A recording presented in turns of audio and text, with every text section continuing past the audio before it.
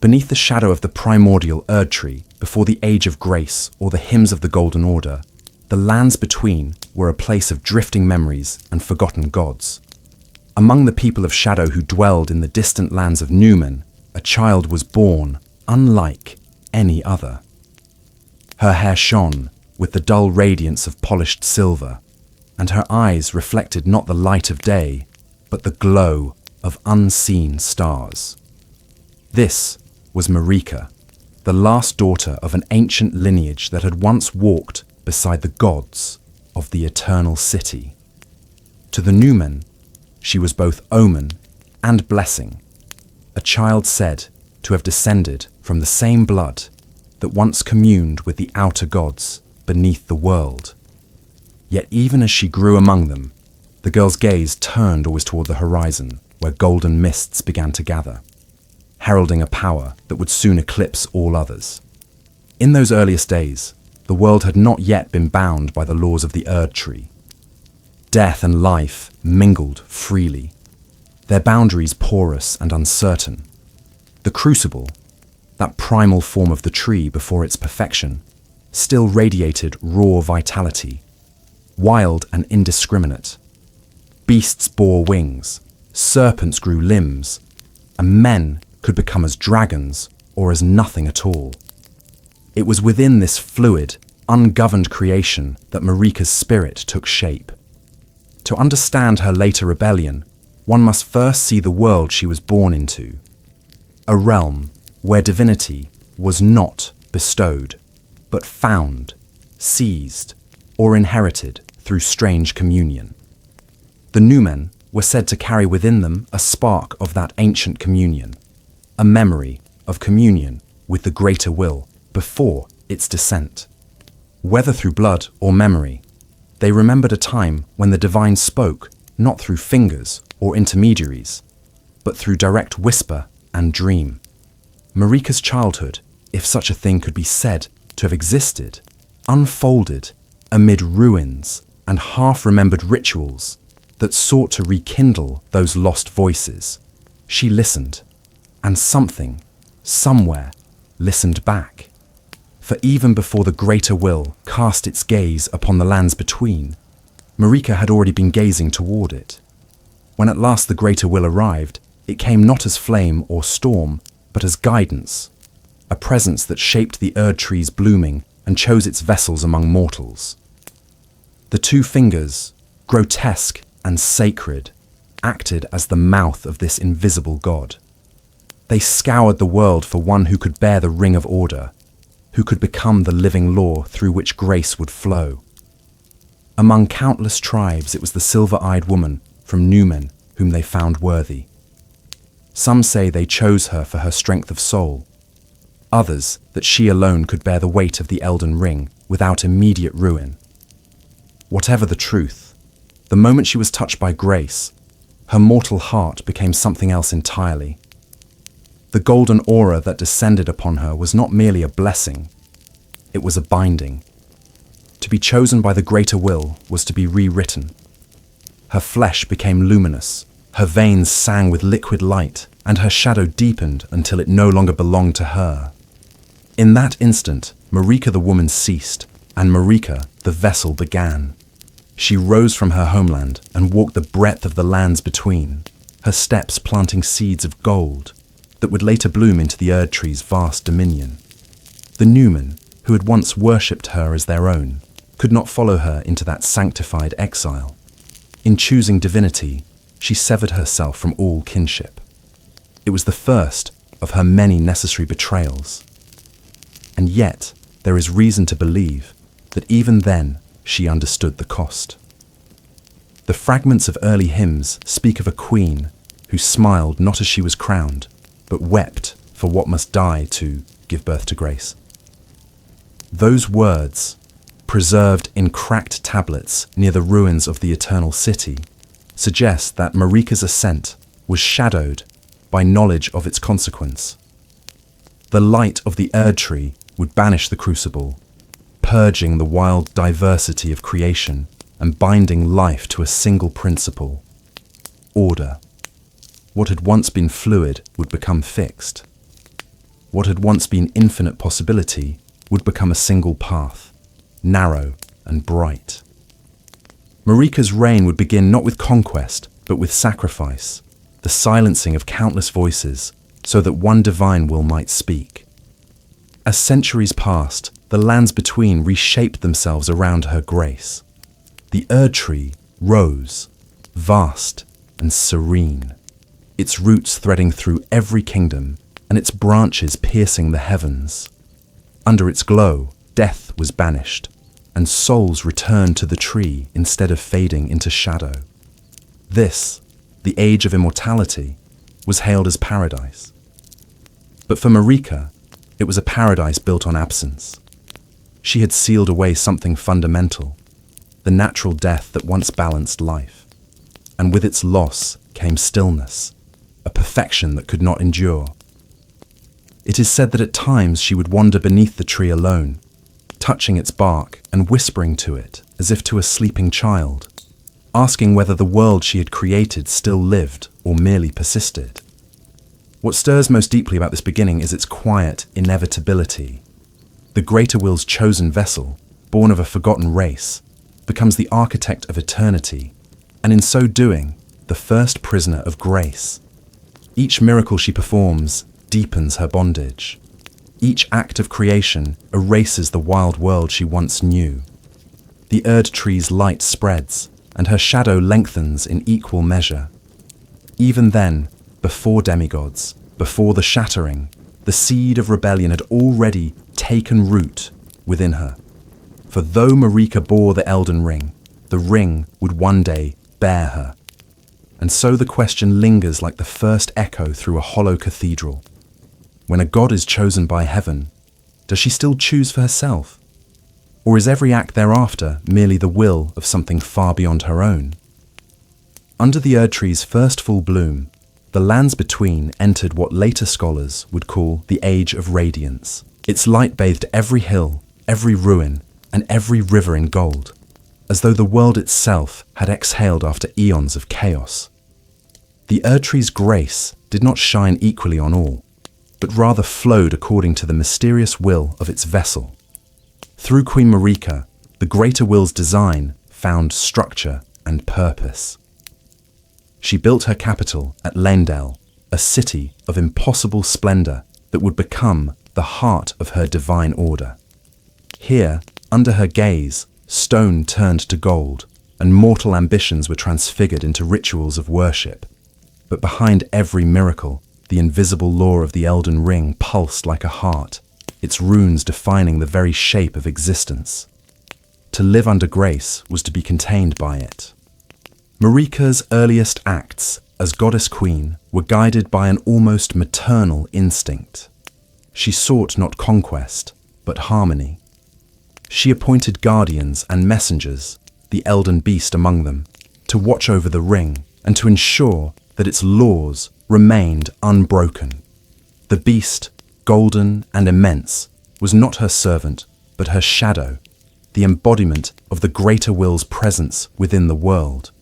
Together, they created what would become known as the Golden Order, an intricate system of faith, hierarchy, and metaphysical law binding gods, men, and beasts under one radiant truth. Life would flow into the Erd Tree, and from it return anew. Death itself would no longer claim dominion. And yet, to erase death is to invite another kind of decay.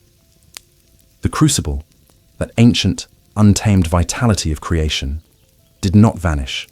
It merely recoiled, buried beneath the growing roots of the tree. There, deep within the earth, its remnants continued to writhe, giving rise to the crucible knights, warriors infused with the primal essence of life before the Erd Tree's perfection. They bore wings, tails, and scales, markings of a time when existence itself was still becoming. To the Golden Order, such forms were abominations, echoes of a chaotic age that had no place in a world defined by symmetry and law.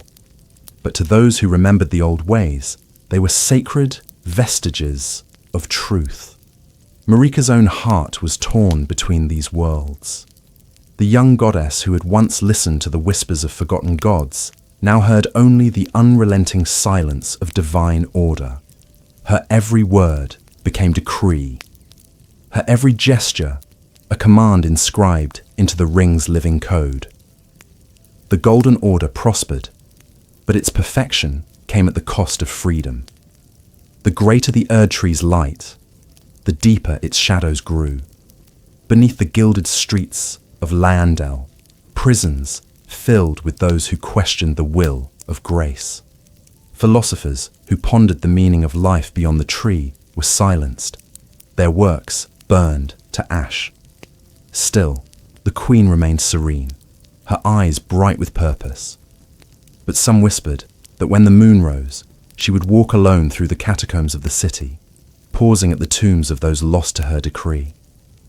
The first great challenge to Marika's reign came, not from rebellion, but from the natural order she had undone. For in banishing death, she had unbalanced the world. Souls that should have passed on lingered. Spirits wandered the earth, half living, half forgotten. Ghost flame burned in the hands of those denied rest, and ancient heroes refused to fade. It was then that Marika turned to one who would later become her first consort, Godfrey, the warrior without peer.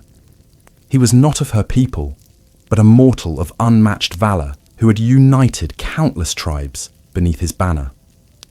To him, she offered more than grace. She offered purpose. As her consort and first Elden Lord, he would bring order to the warring lands and expand the reach of the Erdtree's light. Their union was one of divine necessity and genuine admiration. Where Marika was contemplative and burdened by cosmic duty, Godfrey was grounded, fierce, and utterly devoted. Together, they forged an empire.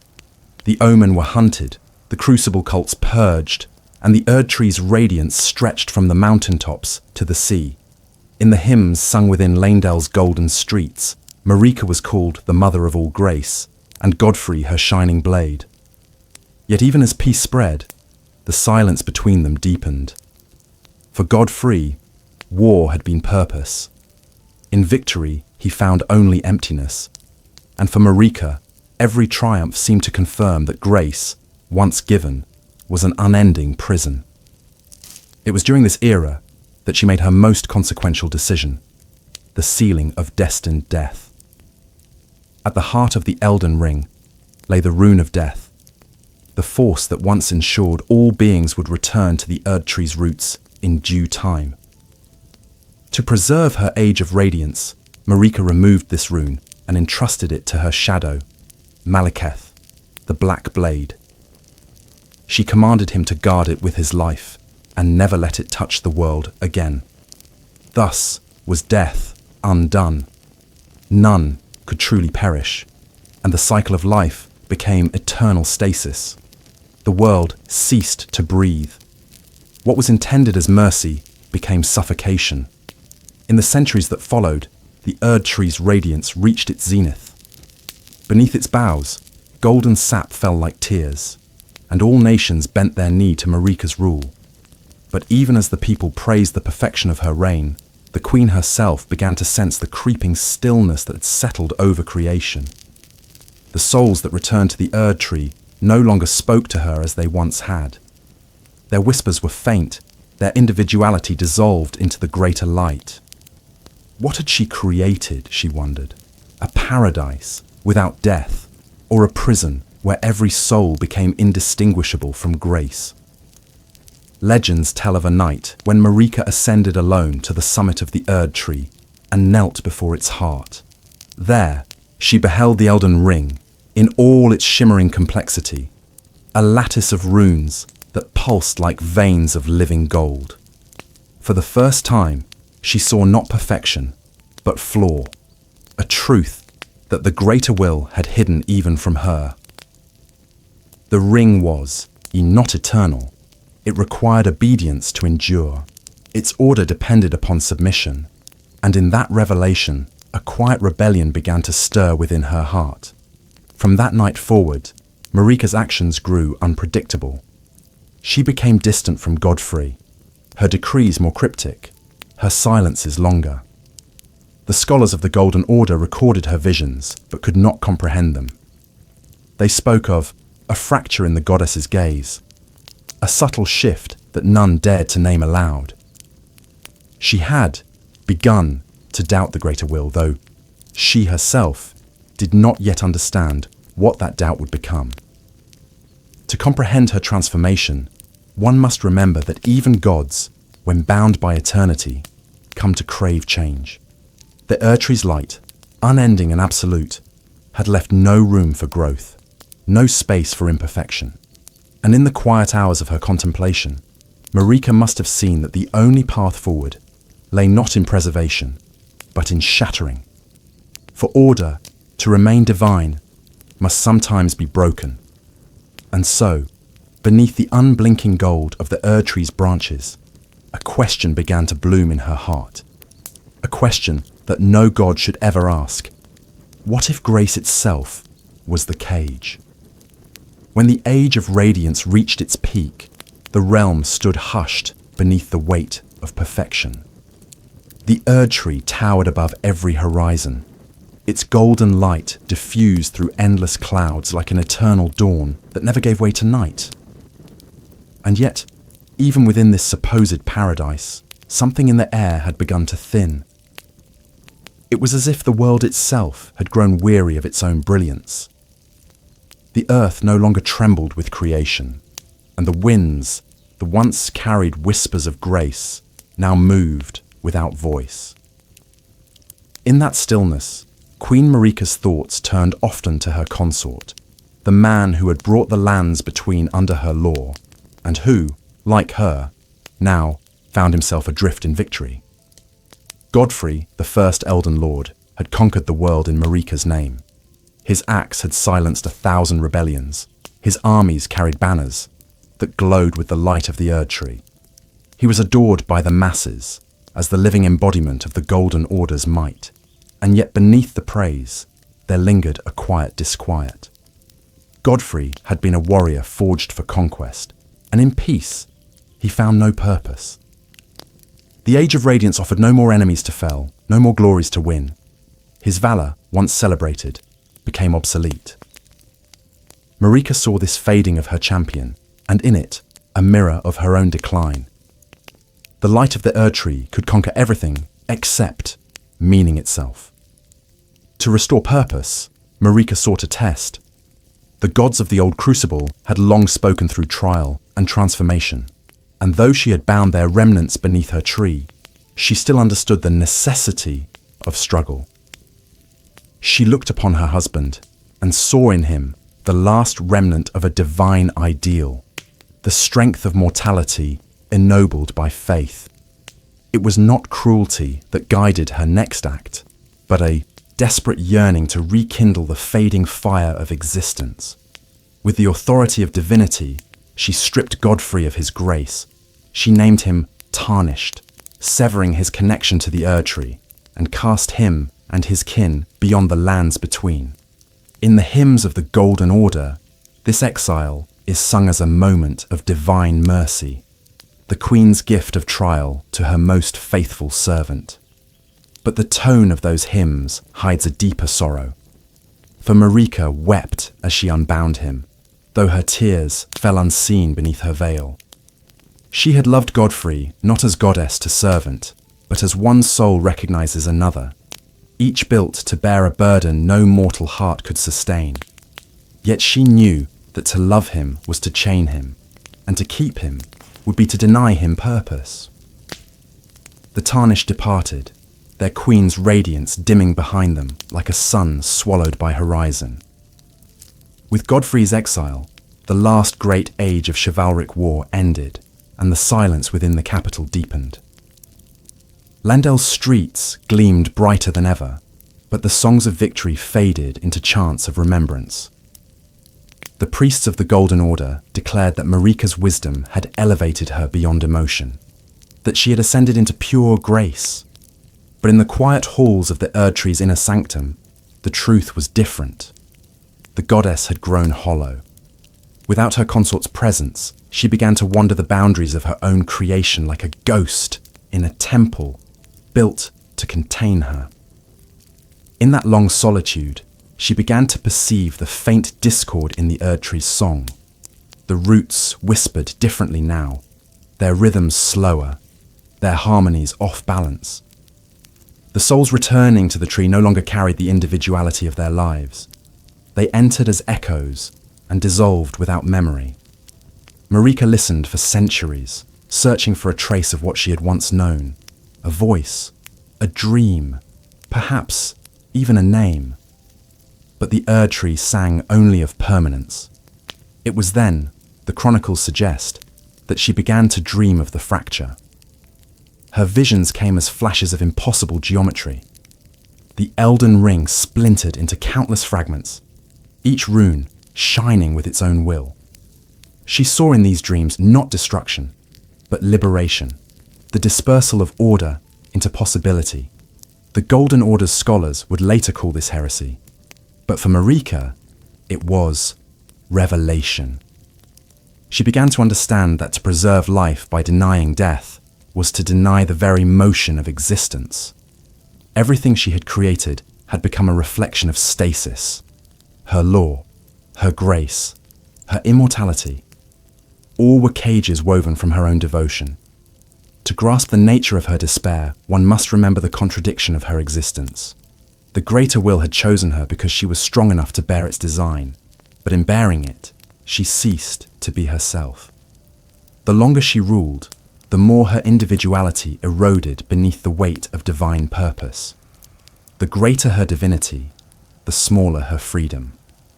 What mortal historians call Marika's fall was not a sudden act of rebellion, but the slow reclamation of self after millennia of divine obedience.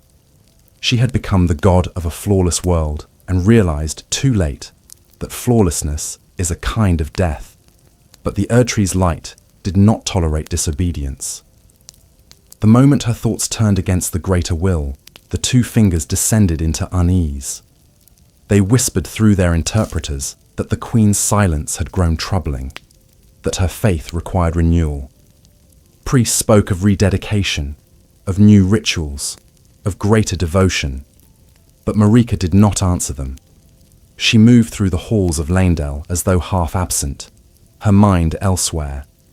Some accounts claim that the Erdtree itself dimmed when she passed beneath it, its golden leaves paling for an instant as though unwilling to meet her eyes. During this time, the world beyond the capital began to fracture in small but telling ways. The dragons, who had once ruled the skies before the Age of Grace, stirred from their slumber. The Carian sorcerers, distant in their moonlit halls, began to question the supremacy of the Erdtree's light. And deep beneath the ground, in the hidden city of Nox, echoes of the Eternal's old faith began to stir once more. The order that had once united the lands between was beginning to unravel, though few dared to speak of it. Marika's counselors urged her to take another consort, to renew the divine lineage and restore balance to the realm. They whispered of champions, scholars, even demigods born of her own line. But she ignored them, her thoughts fixed on the horizon. It was during one of her wanderings, beyond Leyndell, that she first encountered the red-haired champion who would alter the course of eternity, Radagon of the Golden Order. He came from the far edges of her empire, a warrior priest whose brilliance in battle was matched only by his devotion to the faith she herself had begun to question. Their meeting remains shrouded in mystery. Some claim that Radagon was her creation, a reflection of her unyielding will given flesh. Others suggest he was chosen by the greater will to correct her growing defiance. Whatever his origin, Marika saw in him a strange mirror of her own divided nature, a being both of order and rebellion, of creation and destruction. The two became inseparable, and yet their bond was not one of passion, but of necessity. For in him, Marika found the means to understand herself, and in her, Radagon found the divine purpose he was born to serve. Their union marked the beginning of a new paradox, the merging of two beings into one soul divided. In time, Radagon would become her other half, her reflection, her undoing. But for now, their bond brought renewal to the fading realm. Together, they forged a second age of the Golden Order, one built not on conquest, but on belief. Lanedel's streets once again filled with song, and the Erd tree's light seemed to brighten. Yet beneath this revival, the fracture widened. For though Radagon served grace with fervour, Marika's faith had already begun to fade beyond repair. And so, as the people sang praises of unity and the Erd tree glowed brighter than ever, the Queen looked to the heavens and felt only distance. For she had begun to understand that divinity, in its perfection, leaves no room for love, and that the only truth worth seeking might be found in imperfection itself. In the years that followed, a strange harmony fell over the lands between, a fragile peace woven from contradiction. Marika, radiant yet withdrawn, presided as divine sovereign, while at her side stood Radagon, the red-haired champion whose presence stirred the realm into renewal. To the faithful, their union seemed the perfect reflection of grace itself. Gold and flame intertwined, the symbol of divine balance. Yet beneath the surface, that balance trembled. For though they were seen as two, their essence was one, and that truth would one day undo the very foundation of the world. No mortal alive could comprehend the nature of their bond. In the earliest inscriptions found beneath Lanedel, the two fingers are said to have declared, "Radagon is Marika." Scholars of the Golden Order debated this for centuries, unable to decide whether it was metaphor, revelation, or blasphemy. But the deeper meaning lay in the paradox of divinity itself. The greater will had split one soul into two bodies, a god divided against itself, so that it might contain both obedience and doubt. Through Radagon, the will sought to correct Marika's growing dissonance, to bind her rebellion in the shape of her own reflection. Through Marika, that rebellion would slowly infect the order meant to contain it. Radagon was a being of light and discipline. His hair, like burning sunset, was said to blaze during battle. He spoke in riddles of unity, of faith, of the perfection that came through suffering. Marika found in him a mirror of her former self, a creature wholly devoted to the divine plan she had begun to question. She loved him, not as one loves another, but as one might love a memory of who they once were.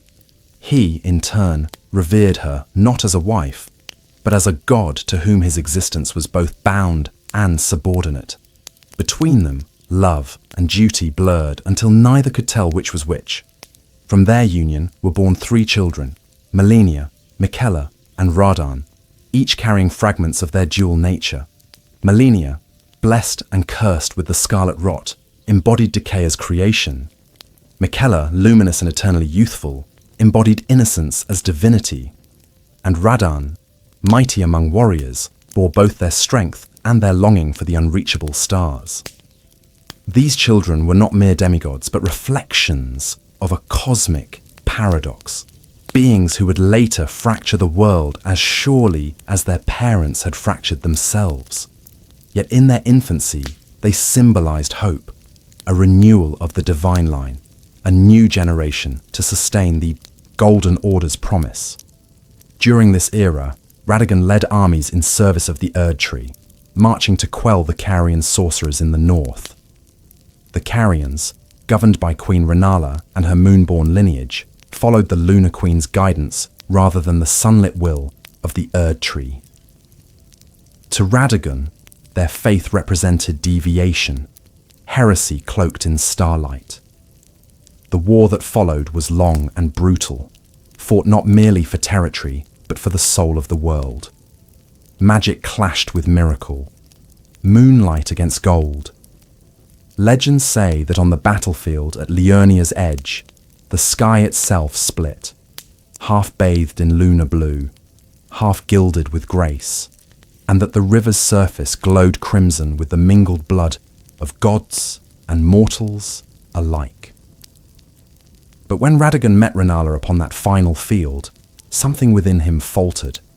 Her wisdom and sorrow mirrored something familiar, perhaps an echo of Marika's fading faith. Instead of striking her down, he laid aside his blade. The two became bound by a different kind of union, one of mutual recognition between two deities of fading light. He married her, and for a time, the golden and lunar faiths were reconciled. To the Golden Order, it was an age of divine diplomacy. To Marika, it was abandonment. The man who was her reflection had strayed beyond her reach, and in doing so, left her to confront the part of herself that could no longer believe. While Radagon fathered children with Renala, Rani, Rykard, and others, Marika ruled alone, her silence deepening into melancholy. The people whispered that she had withdrawn from the Erd Tree's heart, no longer walking among her subjects. The priests interpreted her solitude as divine contemplation, but those closest to her knew it was doubt. She watched from her throne as her reflection lived another life, fathered other gods, and spread the light of the order she herself had begun to see as a cage. In this duplicity, the seeds of the shattering were already sown. When at last Radagon returned, called by grace to Leyndell, he found Marika changed beyond recognition. The goddess he had left behind had grown cold, her eyes no longer reflecting the light of the Erd Tree, but its absence. Their reunion was marked not by tenderness, but by silence. Some say they spoke no words at all, that when he entered her sanctum, they simply stared into one another's eyes, until the air itself thickened with divinity, and then they merged. The queen and her reflection, the god and his vessel, fused into one being once more. In that moment, the Golden Order regained its completeness, but at a cost neither could comprehend.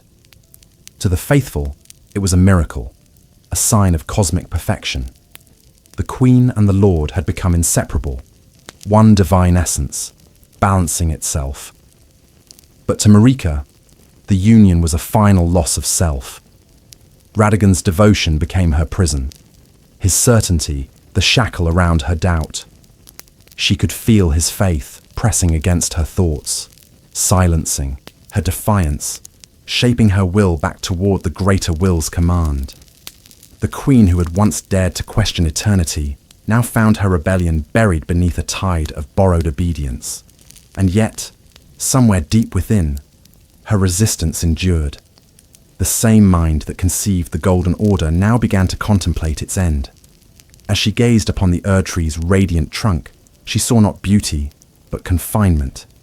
Its roots bound the world, its light erased shadow. In her heart, she began to conceive the impossible, to unmake what she had made, to tear the divine law from its source. But for such an act, she would need a wound deep enough to pierce divinity itself. That wound would come through betrayal, her own, and that of those who loved her. Maliketh still guarded destined death, the fragment of the ring that could slay even gods. Marika alone knew where it lay hidden, sealed by her command. To undo eternity, she would need to reclaim it. But to do so was to invite chaos back into creation, to risk unmaking everything she had built. Her silence grew heavier. Her attendants whispered of strange dreams, of the goddess weeping in her sleep, of words spoken to no one. What is grace, if not a gilded shroud? In those dreams, she must have glimpsed the future, the shattering, the wars of her children, the fall of her beloved order. And yet she did not turn away. She had come to understand that eternity without change was not salvation, but rot. That divinity itself could decay if left untested. Somewhere in the unlit reaches of her mind, the thought took root. Perhaps destruction was another form of mercy. As the Erdtree's golden leaves drifted down like slow rain over Lanedell, the realm continued to sing hymns of unity, unaware that its god had already begun to dismantle heaven from within. And in that quiet rebellion, the first cracks appeared in eternity. Long before the shattering, before the Erdtree became a monument to silence, there stood at Marika's side a single guardian whose loyalty was beyond question. Malekith, her half-brother, her shadow, and the keeper of destined death, was the blade she trusted more than any mortal army or celestial envoy. Born of the same Numen blood, yet forged in darkness, Malekith's very being was tied to hers. Where she radiated grace, he carried its reflection. Unyielding duty, boundless devotion, and an understanding that his life would never be his own. To speak of Queen Marika without Malekith is to miss the quiet tragedy that haunted her reign. For every act of divine creation demanded a shadow to bear its consequence, and Malekith bore them all. When Marika first sealed away the rune of death, she did not destroy it. Such a law could not be erased, only hidden. She tore it from the Elden Ring with her own divine hands and entrusted it to her brother, commanding that he keep it sealed for all time. In his chest burned a fragment of that power, caged but never dormant. Through Malekith, death lived as a subdued echo, still potent, still patient. From that moment on, he became both sword and seal, his very breath a prayer of containment. None could die true deaths, and even the gods would endure without end. But it was this defiance of death that slowly poisoned the world Marika sought to perfect. Malekith obeyed without question. His life became a pilgrimage of solitude, guarding the sanctum where destined death was bound. He built temples not for worship, but for vigilance, their stones carved with runes of negation. His black blades, warriors devoted to the same purpose, swore eternal fealty to his charge. Theirs was a creed of stillness and silence. No death, no rest, no deviation. To them, loyalty meant immobility, and service meant the annihilation of self. In time, their discipline turned to despair. The rune they guarded whispered through dreams, calling them to doubt, promising release. Those who succumbed became shades. Phantoms stripped of purpose, wandering between life and nothingness. Malekith slew them all with his own hand, weeping after each strike. Marika watched from afar. Though she never broke her vow of secrecy, she felt the consequence of what she had done to her brother. In him, she saw the reflection of her own imprisonment. A god tasked with maintaining a law that slowly erased his soul. There were nights when she would summon him to Lanedell, and they would stand together beneath the Erdtree, saying nothing. He would kneel, head bowed, awaiting command. She would place her hand upon his helm and whisper his name like a prayer.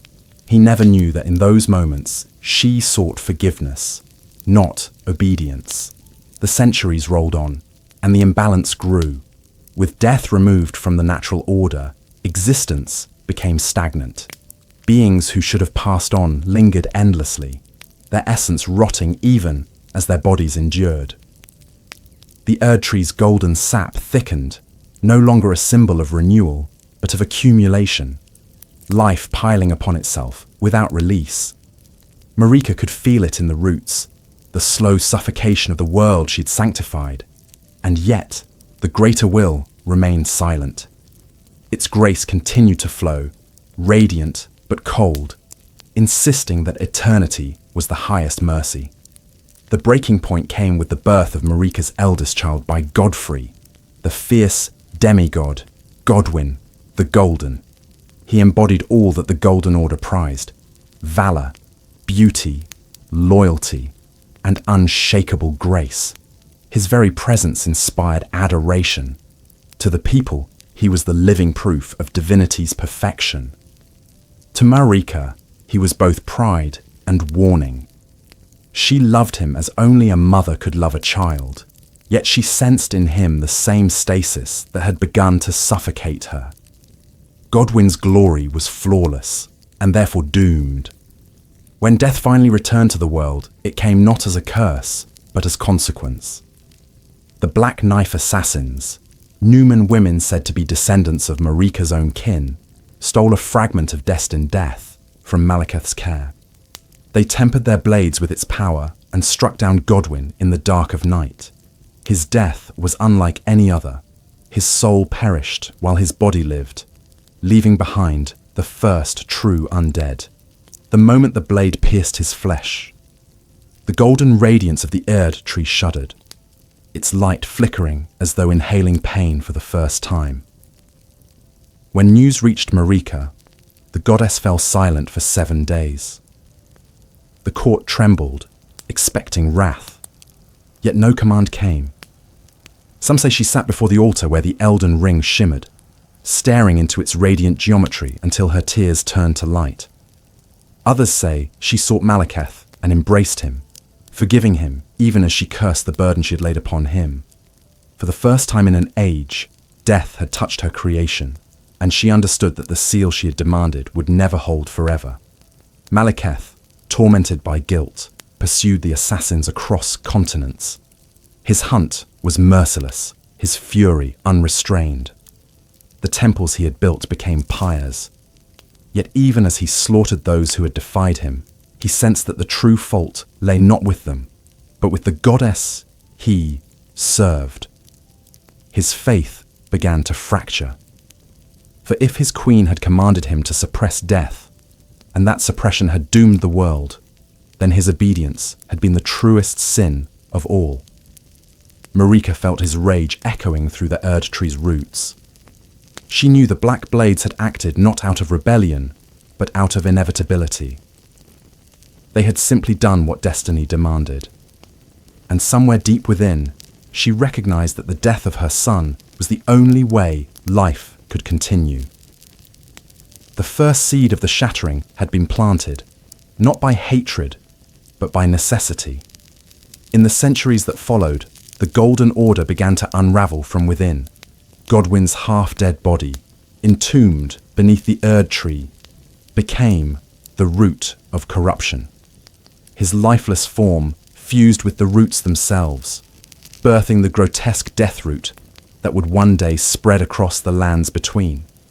Priests called it blasphemy, but Marika saw it as truth made visible. Her perfect world was rotting, and the decay was divine. She returned once more to the Elden Ring, gazing into its whirling sigils. For the first time, she raised her hand not in worship, but in defiance. And though no mortal witnessed it, the goddess struck the ring itself. The sound was like the shattering of all creation, the echo of rebellion echoing through eternity. The Erd tree trembled, its branches weeping molten gold, and the Elden Beast stirred in pain. That act, her first true sin against the greater will, did not destroy the ring, but it fractured its perfect harmony. And in that fracture, Marika found clarity. She realized that divinity had become tyranny, that order had consumed life itself. To preserve creation, she would have to undo the god she had been made to be, but such an act could not be accomplished alone. Her other half, Radagon, still prayed in ignorance, believing himself servant to the same grace she now sought to destroy. Their souls were bound, their will intertwined, yet her rebellion had become hers alone. She could not strike the final blow while bound to his faith, so she began to weave a secret plan, one that would unmake the world without the greater will's knowing. It began with whispers to her shadow, with questions Malekith dared not answer aloud. If death were freed, she asked him, would you still guard me? And though his loyalty warred with his fear, he bowed his head and said, until the end, my queen. Thus, in the shadow of grief and the silence of forbidden questions, the goddess who once sealed death began to summon it back. The shattering had not yet come, but its music had begun to play. softly, like a funeral dirge no one else could hear. The day Marika shattered the Elden Ring, the heavens themselves seemed to recoil. It was not an act of rage, nor even of defiance. It was something quieter, heavier, like the sound of a heart breaking after too many centuries of silence. The sacred geometry that had governed all life within the lands between fractured, its golden runes scattering through the air like shards of dying light. The Elden Beast, the living manifestation of the greater will's law, roared in pain somewhere deep within the roots of the Erd tree. And through that wound, the world changed forever. To the faithful, the moment was blasphemy without precedent. The Golden Order's priests fell to their knees, unable to comprehend what they had witnessed. The two fingers convulsed within their sanctums, their gestures of divine communication reduced to incoherent spasms. The sky dimmed. The light of grace flickered, not extinguished, but no longer whole. And at the heart of it all stood Marika, her hands trembling, her eyes reflecting the broken light of eternity. For the first time since her ascension, she felt utterly alone. Radagon, bound to her as the other half of her divine essence, felt the fracture as though it were his own sin. The pain drew him to the heart of the Erd tree, where he beheld what she had done. What followed was neither reconciliation nor war, but something between them, a collision of will and sorrow. Marika stood before the shattered altar, the fragments of the Elden Ring orbiting around her like distant moons. She looked upon Radagon not with hatred, but with a deep, mournful recognition. He was her reflection, her mistake, her restraint made flesh. And he, seeing the ruin she had wrought, could only fall to his knees and whisper her name. In some versions of the hymn that commemorates this moment, it is said that Radagon attempted to repair the ring, piecing its scattered fragments back into shape. His hands bled gold as he tried to restore what she had destroyed, but each time he neared completion, the runes would recoil, as if the law itself rejected his devotion. In others, it is said that Marika struck him down, her sorrow turned to fury, unable to bear the sight of her own obedience reflected in his eyes. But in all tellings, one truth remains. From that day forth, the two were one body bound to the Erd tree, Marika's form crucified within its heart, her limbs spread in eternal suspension, and Radagon's spirit fused within her, ceaselessly laboring to mend what she had broken. Their punishment was not death, for death had no dominion. It was imprisonment within eternity, the very fate Marika had sought to escape. The greater will, distant and unseen, had no need to descend in wrath. Its silence was judgment enough. The two fingers, its instruments, declared that the goddess had been confined as both penance and example, that her suffering would preserve the order she had defied. But in truth, that order was already unraveling. The Golden Order, without its goddess, became a kingdom without a heart. The Erd tree's light continued to shine, but its radiance no longer reached every corner of the world. Beyond Leyndell, darkness began to reclaim the edges of the realm. The gods, who had once ruled beneath Marika's grace, turned upon one another. Her children, demigods, born of divine lineage and mortal pride, each claimed fragments of the shattered ring, declaring themselves rightful heirs to her broken throne. Godric fortified his kingdom in Stormvale, wrapping his body in stolen limbs to feign godhood. Renala, abandoned by Radagon, withdrew into madness, her heart encased in a golden egg. Ranni, her daughter, vanished into the night, pursuing the cold light of the moon. And far to the west, the red-maned General Radagon held the stars, in check through sheer will, refusing to let the heavens move while his mother's fate remained unavenged. In this chaos, the world began to remember death. The black knives' cursed blades, still carrying the faint echo of destined death, spread their influence through the land. The death root that had sprung from Godwyn's corpse continued to grow, corrupting earth and spirit alike. Graves began to fill once more, and the people, once sheltered under the false eternity of the Erdtree, were forced to confront the truth of mortality. For some, it was terror. For others, it was freedom. And still, Marika endured. Bound within the Erdtree's luminous prison, her consciousness drifted between wakefulness and dream. Sometimes she saw Radagon's face through the haze, his expression locked in eternal repentance. Other times, she saw her children at war, their ambitions tearing apart the fragile balance of the world she'd created. She wanted to call to them, to warn them, but her voice had been sealed by grace. The only sound that escaped her lips was the faint echo of a sob, indistinguishable from the wind that rustled through the tree's branches.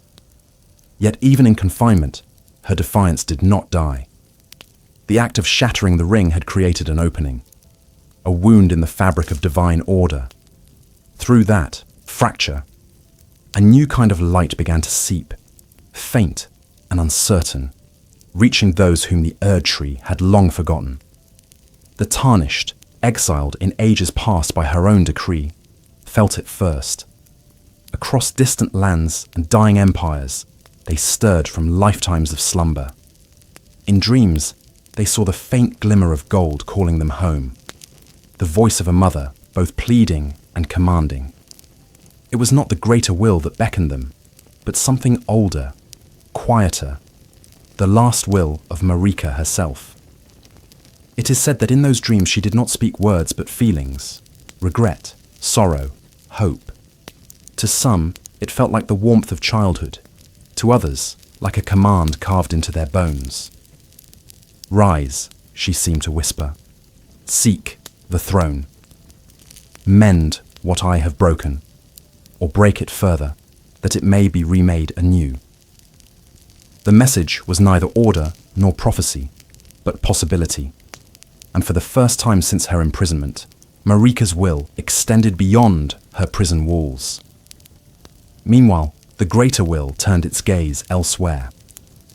Perhaps it had grown weary of its errant vessel, or perhaps it simply waited for the world to correct itself. The two fingers, ever faithful, proclaimed that the order would soon be restored, that a new Elden Lord would rise to reunite the fragments. But their gestures had grown frantic, their silence between movements longer. Even they seemed uncertain whether the God they served still listened. As centuries blurred into myth, the Erdtree became both sanctuary and tomb. Its roots wound deep into the lands below, feeding upon death while shining with light above. The faithful still prayed to Marika, never realizing their goddess hung crucified within the tree they worshipped. The priests called her eternal, unchanging, the embodiment of divine order. But her stillness was not serenity. It was resistance. Every moment she remained bound, she tested the limits of her cage. There are whispers among the Tarnished that when the Erdtree's shadow falls long across the land, one can hear a faint cracking within its heart. Not the creak of wood, but the slow, inevitable splintering of faith. Some say it is the sound of Radagon's futile labor as he tries once more to mend the broken ring. Others believe it is Marika herself, still striking at the chains that hold her, waiting for the day when mortal hands will finish what she began. For even bound to the tree, her will endures. The goddess who shattered eternity remains alive, and in the silence of the Erdtree's golden chambers, she dreams. Not of peace, but of freedom. And in that dream, the first stirrings of destiny awaken once more, carried on a whisper that even gods cannot silence. The world must be broken to be made whole again. In the wake of Marika's shattering, the world became a mirror of her broken will. The laws that had once bound heaven and earth together splintered into fragments of ambition, each reflecting only a part of the divine truth that once was whole. across the lands between, the demigods, her children and heirs, rose from the silence of grace to claim what remained of their mother's inheritance. None knew the full purpose of the Elden Ring, yet each felt its absence like a wound that would not close. The realm that had once sung in harmony beneath the Erd tree now echoed with the clamour of rival gods seeking to fill the void. Marika's crucifixion was not spoken of openly. To the common faithful, she was still divine, still seated in glory within the heart of the tree. But the truth spread like rumour through the ranks of those who could hear the faint tremor of divinity. The priests, the scholars, the tarnished touched by grace. They whispered that the goddess was gone, that her will had shattered along with the ring, and that the age of order had come to an end. In the vacuum of that silence, her children began to shape the world after their own image, each believing themselves the rightful continuation of her dream. It began with Godric, the last scion of the golden lineage. He had inherited little of his forefather Godfrey's valour, and even less of Marika's divinity, yet ambition burned in him brighter than any grace. When the Erdi ceased to speak, Godric took the silence as opportunity.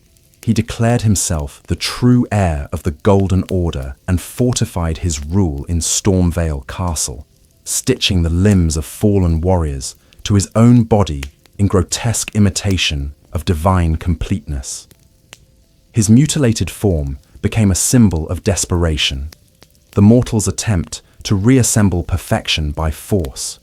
His madness was pitiable, but his intent prophetic. In a world where the goddess herself had been bound, every being sought new ways to approximate divinity. Far to the north, in the Academy of Raya Lucaria, Queen Renala mourned the loss of Radagon, who had been reclaimed by Marika's fractured divinity. Her mind, once the envy of scholars, broke under the weight of absence. She retreated into the Grand Library and sealed herself within a cocoon of magic, cradling the amber egg that housed her unborn hope. Around her, the Academy fell into disarray. Scholars abandoned study for devotion, forming cults around the remnants of her lunar power. The moonlit halls that had once echoed with the debate of philosophers became silent mausoleums of obsession. Renala's daughter, Rani, watched her mother's decline with quiet detachment. The half-moon blood that flowed in her veins carried both the logic of sorcery and the seed of rebellion. She had long seen what her mother refused to admit, that the order of the Erd Tree and the faith of the moon were both prisons of light, different faces of the same celestial tyranny. When the Elden Ring shattered, Rani saw not tragedy, but opportunity. She renounced the greater will and sought another path, one that led through shadow rather than gold. In secret, she communed with the ancient spirits of the stars, and with one of the most forbidden of all outer beings, the dark moon itself. In this communion, she found revelation. The greater will had imposed its order through Marika, but beyond its reach lay other truths, colder and older than the light of grace. The moon, the void, the night. These were not the absence of order, but its counterpart, the freedom of unknowing. And so, Rani made her decision. She would slay her own flesh, severing her soul from the control of the greater will, and in doing so, she would become a being beyond its dominion. The Night of the Black Knives, long believed to be a tale of vengeance, was also her creation, a ritual meant to awaken the possibility of self-determination in a world enslaved by cosmic law. While Rani vanished into myth, another of Marika's children rose to prominence in the southern lands, Rykard, Lord of Blasphemy. A scholar once devoted to the principles of the Golden Order, he had come to see in his mother's imprisonment the ultimate hypocrisy of divine law. If gods may bleed, he declared, then their blood should feed the hungry. He gathered exiles, heretics, and serpent worshippers beneath the burning peaks of Matgelmir, where he conducted his terrible communion. There, he consumed the great serpent, melding his body and soul with the endless hunger of the creature. In devouring the serpent, Rykard believed he had devoured the very hierarchy of the cosmos, freeing himself from the cycle of order and servitude. His followers became zealots of consumption, believing that to eat the gods was to surpass them. Further still to the west, a different kind of divinity awoke. Malenia, daughter of Marika and Radagon, rose from slumber, clad in red rot, her flesh both divine and diseased. She was a goddess born of paradox, grace turned inward, perfection decaying from within. Her brother Miquella, pure and eternally youthful, served as her counterpart, a god of eternal growth, untouched by corruption, yet incapable of completing his own divinity. Together, they dreamed of a new order, one freed from both rot and rigidity, but the world was not ready for such balance. When Miquella fell into slumber beneath his halig tree, Malenia alone bore their vision forward, her rot spreading like a slow and sacred plague. It was inevitable that these divine ambitions would collide. Each demigod, bearing a fragment of the shattered ring, saw themselves as the destined heir to the throne. And so began the wars that would define the age, the demigod wars, the age of endless blood. No longer did the Erdtree's golden light fall equally upon all. Its radiance favoured no one, and thus each god sought to claim it by force. Armies clashed across the plains of Altus. Magic scorched the skies over Leonia. The waters of Caelid turned red with rot. And through it all, the Erdtree stood silent, its golden glow unwavering but empty, as if watching the collapse of its own creation, without judgment or sorrow. In the midst of the carnage, the faith of the common people crumbled. Priests who had once preached the perfection of grace now questioned whether their goddess still lived. Some turned to worship her children. Others turned to new gods rising from the chaos, beings born not of divine sanction, but of mortal desperation. The frenzied flame, the formless mother, and other nameless powers began to whisper from the cracks in reality, calling to those who had been abandoned by the light. The more the world fractured, the more voices there were to answer. And yet, even as the demigods waged war, a deeper silence persisted. Within the Erdtree's luminous heart, Marika remained unmoving, her body crucified, her mind drifting between consciousness and memory. Some say she watched the wars unfold through Radagon's eyes, feeling each divine death as another wound upon her own soul. Others believe she slept through it all, dreaming of a time when the world had been whole. But if she dreamed, her dream was not peace, it was return. She had broken the ring so that the world might remember imperfection, yet now it bled beyond recognition. From the ruins of grace rose something new. Choice. Each demigod represented a fragment of Marika's divided soul, ambition, rebellion, decay, love, pride, and their wars became the theatre through which the world decided what kind of order might follow. For the first time, the lands between were truly free, and in that freedom lay ruin. It was said that when the night was still, one could hear faint weeping from within the Erdtree's heart, not of sorrow, but of acceptance. For the goddess who had shattered eternity must have known that creation often requires destruction. And as her children tore the world apart in her absence, she waited, not for forgiveness, but for the faint glimmer of something that even gods must one day hope for: renewal. When the demigod wars reached their crescendo, the lands of Caelid became their crucible. Once fertile, the region turned crimson beneath a sky that refused to clear. Here, beneath clouds choked with ash and decay, Marika's daughter Malenia rose, as both savior and scourge, the living embodiment of contradiction. To her soldiers, she was the unyielding blade of grace, a warrior whose every strike shimmered with divine light. To her enemies, she was the rot incarnate, a curse that devoured both flesh and soul. And though few understood the nature of her power, all who saw her in battle knew one thing. She was the most terrible beauty the Erd Tree had ever birthed. Malenia's origin was both miracle and blight. Born of Marika and Radagon, she entered the world without eyes, her veins already tainted by the scarlet rot, a corruption that festered deep within her divine flesh. Where others might have perished, she endured, for her will burned brighter than any disease. In her brother Miquella, she found purpose. He alone could temper her rot, and through him, she dreamed of a world freed from the tyranny of both perfection and decay. Miquella's Haligtree was to be that haven, a sanctuary where all could live beyond the reach of the greater will.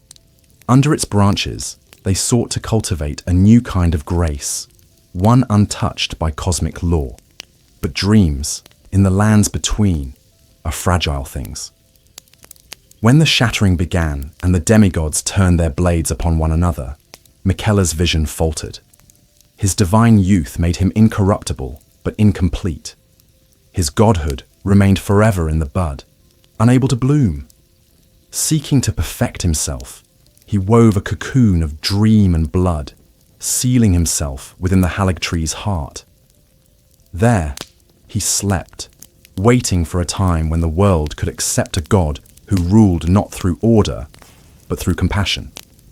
Malenia swore to guard his slumber with her life. To her, Miquella was not merely a brother, but salvation itself, the only being who could make her suffering meaningful. Yet the world had no mercy to give. Word of Miquella's divinity spread, and with it came greed. Demigods and champions alike sought to claim the Haligtree, believing that whoever possessed Miquella's body could command a new age of grace. Malenia met them all in battle. Clad in armor that gleamed like molten gold and crimson, she fought with the calm of one who has accepted both glory and death. The rot within her burned ever brighter, each wound she sustained blooming into scarlet petals that consumed her foes. For every limb she lost, new strength grew in its place. She was a goddess of persistence, a paradox of decay turned endurance. Among her countless foes, one name stands apart: General Radagon, her half-brother, the Red Man champion who had halted the movement of the stars. Theirs was not a war of conquest, but of inevitability, the unyielding force of rot against the immovable will of gravity. When they met upon the plains of Caelid, the very ground trembled beneath the weight of their divinity. Their armies clashed for 7 days and nights, and each blow they exchanged reshaped the land. Rivers dried to dust, mountains sank into molten fields, and the air grew thick with the stench of burning souls. On the final day, when both armies lay in ruin, Malenia unleashed the full measure of her rot. In a single breath, the crimson bloom erupted from her body, consuming everything around her in a tide of death and beauty. Radagon, though godlike in his strength, could not withstand it. His mind shattered, his form twisted, and his consciousness dissolved into madness. The scarlet rot had won, not through domination, but through transformation. The field became a sea of red flowers, their petals whispering softly in the wind like mournful prayers. And at their center stood Malenia, her armor corroded, her body frail, but her will unbroken. She whispered only one word as she collapsed: brother. The bloom of Caelid marked a turning point in the demigod wars. The gods themselves had begun to fall, not through mortal rebellion, but through the burden of their own contradictions. Malenia's victory was Pyrrhic. She had defended her brother's dream, but destroyed everything that could have made it real. The rot she carried spread far beyond Caelid, seeping into the soil, the beasts, and the hearts of those who survived. Priests of the Golden Order called it blasphemy, the antithesis of grace. But among the desperate and the dying, whispers began to spread that the Scarlet Goddess offered a truth the Erdtree had long denied, that even decay could be divine. The worship of the Scarlet Rot began in secret. The afflicted, once shunned and burned, gathered beneath the shadow of the Halig tree. They prayed not for cure, but for transcendence through their corruption. In Malenia's withering form, they saw the mirror of their own suffering, the idea that imperfection could itself become a kind of grace. To them, the bloom of rot was not disease, but revelation. The Erdtree offered eternity without change. The rot offered change without end. In its slow, creeping decay, they found a strange and terrible hope. Meanwhile, deep within the Halig tree, Miquella's cocoon remained sealed. He did not awaken. His sister's faith endured, but even she could not see that his body had been stolen, torn from its cradle by another god who saw in his divinity a tool for his own transcendence. Mohg, Lord of Blood, the twin of Morgott, an inheritor of the formless mother's blessing, had claimed Miquella for his dark communion. From beneath the ground, he whispered promises to his captive god, pledging to make him a true Empyrean, to free him from the stagnation of grace. But the Halig tree above withered without its heart, its sap turning pale and bitter. Malenia, sensing the loss, wandered into silence. As the centuries passed, Caelid's scarlet fields hardened into bone and dust. The once golden lands of Marika's empire had become a graveyard of gods, their legacies twisted by the same hunger that had driven them. Yet among all the tales of that time, none endured like the story of Malenia.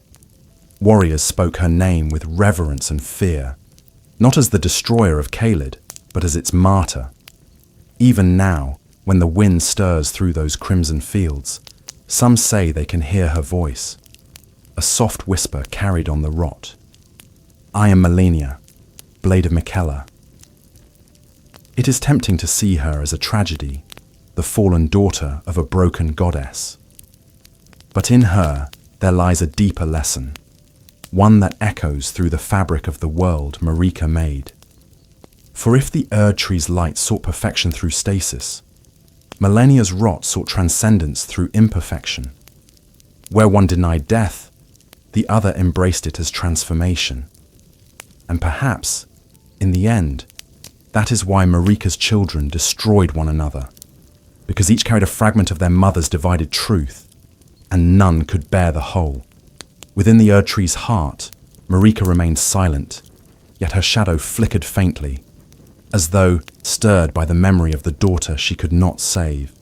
If gods dream, perhaps she dreamed then of a field of scarlet petals beneath a golden sky, where life and death mingled once more. And if she wept, her tears would have fallen unseen, absorbed into the roots that once promised eternity, but now tasted only rot. For in the bloom of Caelid, the world learned what the goddess had always known, that divinity, once fractured, cannot be mended, only reborn. And from the soil of ruin, the next age was already waiting to rise. While the lands between burned with divine war and rot bloomed like a crimson hymn to despair, another god worked in silence beneath the surface of the world. His name was Mohg, twin brother to Morgott, both born of Marika's blood and cursed as omens. Where Morgott clung to his faith and fought to preserve the crumbling Golden Order, Mohg turned away from grace entirely, seeking instead the embrace of something older and more primal. In his exile beneath the earth, he found communion with a power that the Erdtree itself feared, the formless mother, the god of blood, an unending desire. From her whispers came his ascension, and from his ascension came the birth of a new heresy, the dynasty of blood. Mohg had lived his early centuries in shadow, shunned by the priests who saw in his horns and monstrous visage the impurity of the crucible, that forbidden remnant of creation predating grace. The omens were hunted, shackled, and hidden beneath Lanedell, their cries echoing in the catacombs while the sunlight of the Erd tree blessed the pure above. Morgoth, his twin, accepted this fate and devoted himself to serving the very order that had condemned him. Mohg, however, harboured a hatred too deep for repentance. He watched the Golden Order's decay with fascination and longing. In its collapse, he saw opportunity, not for revenge, but for rebirth. In the endless caverns below the capital, Mohg discovered altars that had not been touched since the dawn of the world. These were the shrines of forgotten gods, beings whose dominion had ended when the greater will claimed the sky. Among them, one presence still lingered, a voice without body, a will without form.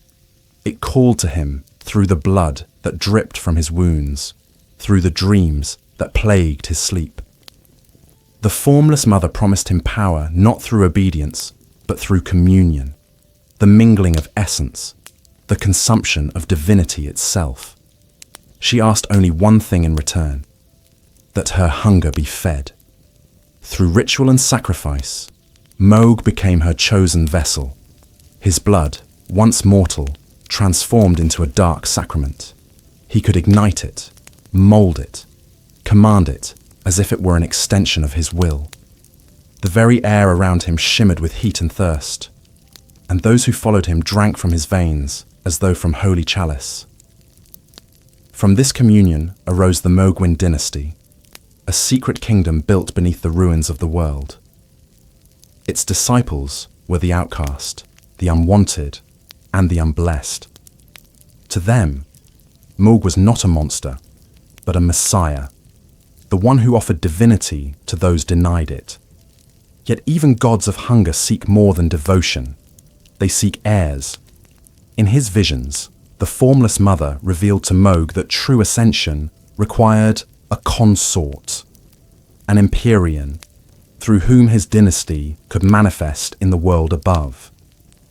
He searched for centuries until at last he found the perfect vessel, Miquella, the eternal child of Marika, sleeping within the Haligtree. Miquella, untouched by corruption, yet bound by the laws of grace he had tried to escape. To Mohg, he was purity incarnate, the ideal canvas upon which to write his godhood. The abduction of Miquella is told in hushed tones, for few witnessed it, and fewer survived. Under the veil of night, Mohg's followers crept into the Haligtree's heart. They found the cocoon, vast and glimmering, pulsing with a heartbeat that was not quite mortal. With prayers to the formless mother, Mohg broke its seal and lifted the sleeping god into his arms. Those who stood in his way were reduced to silence, some by his blade, others by the crimson flame that devoured their souls.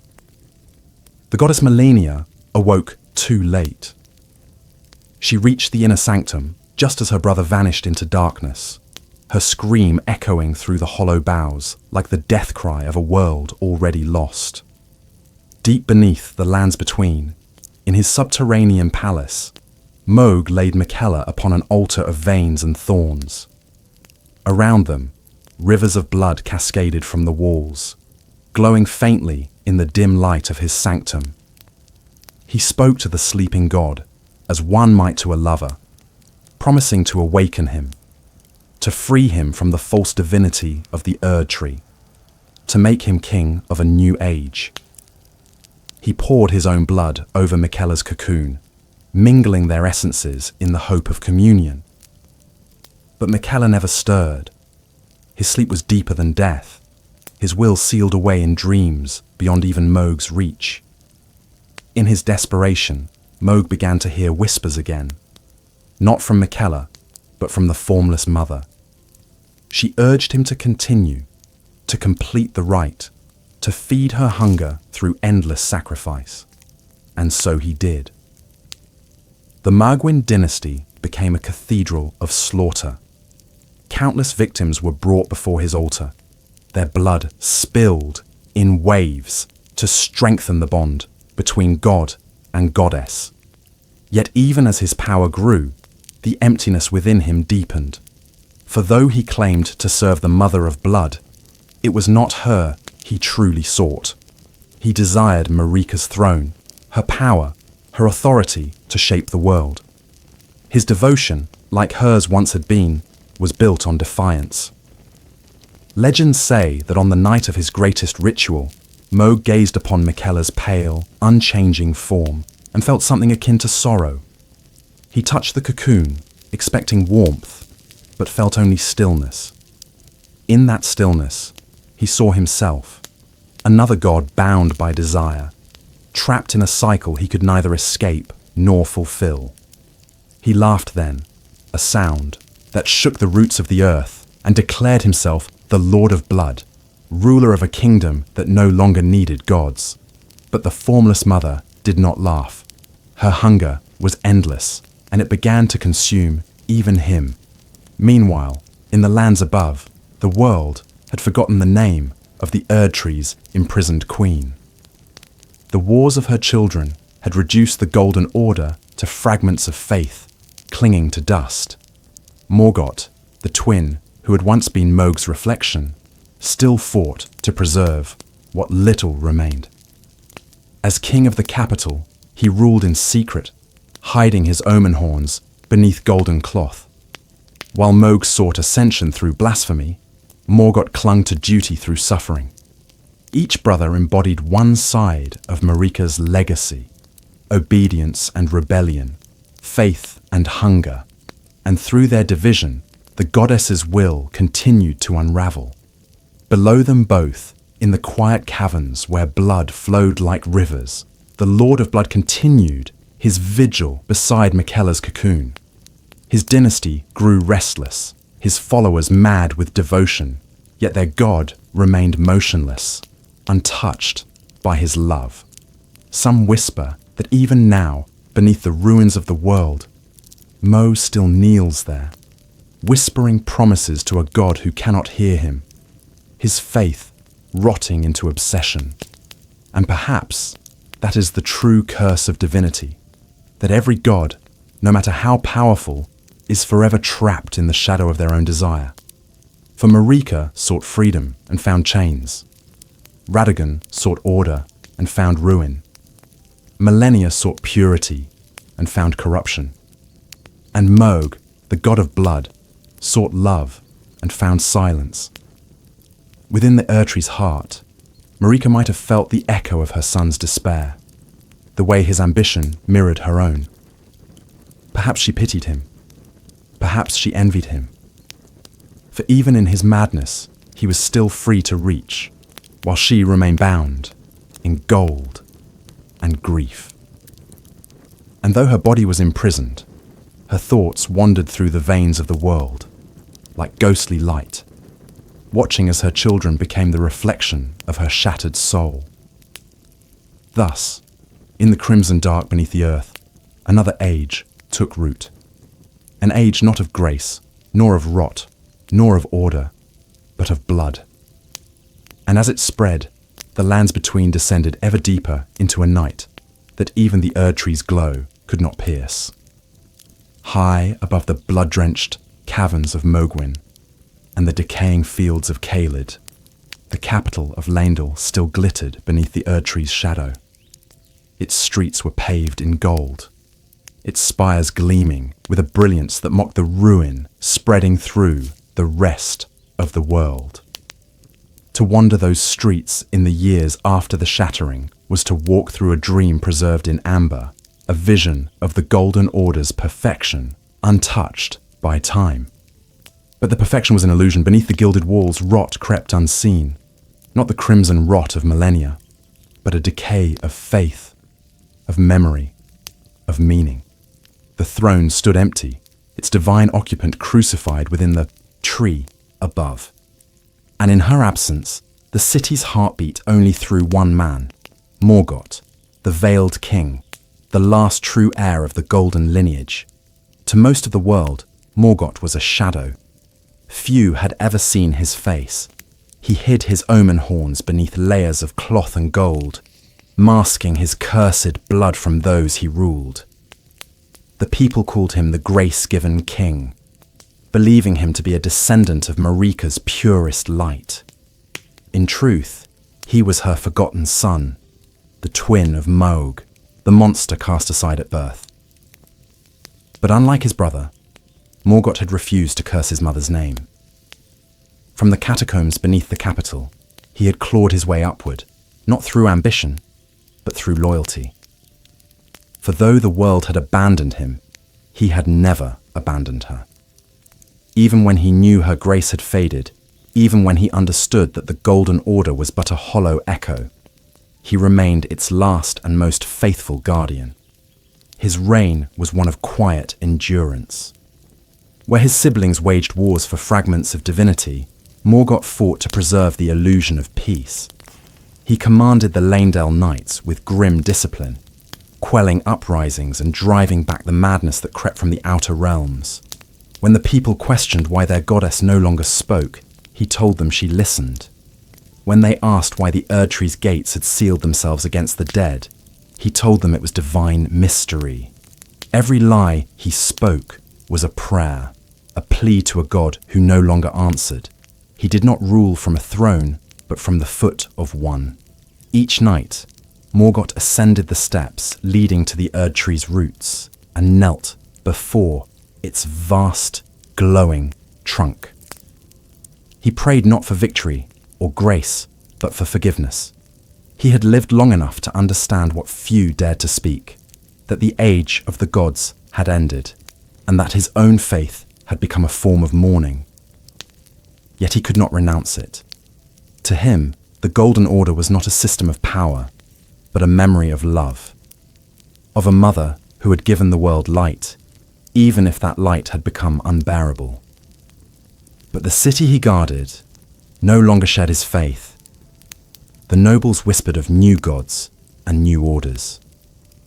The priests argued over which fragments of the Elden Ring were true scripture.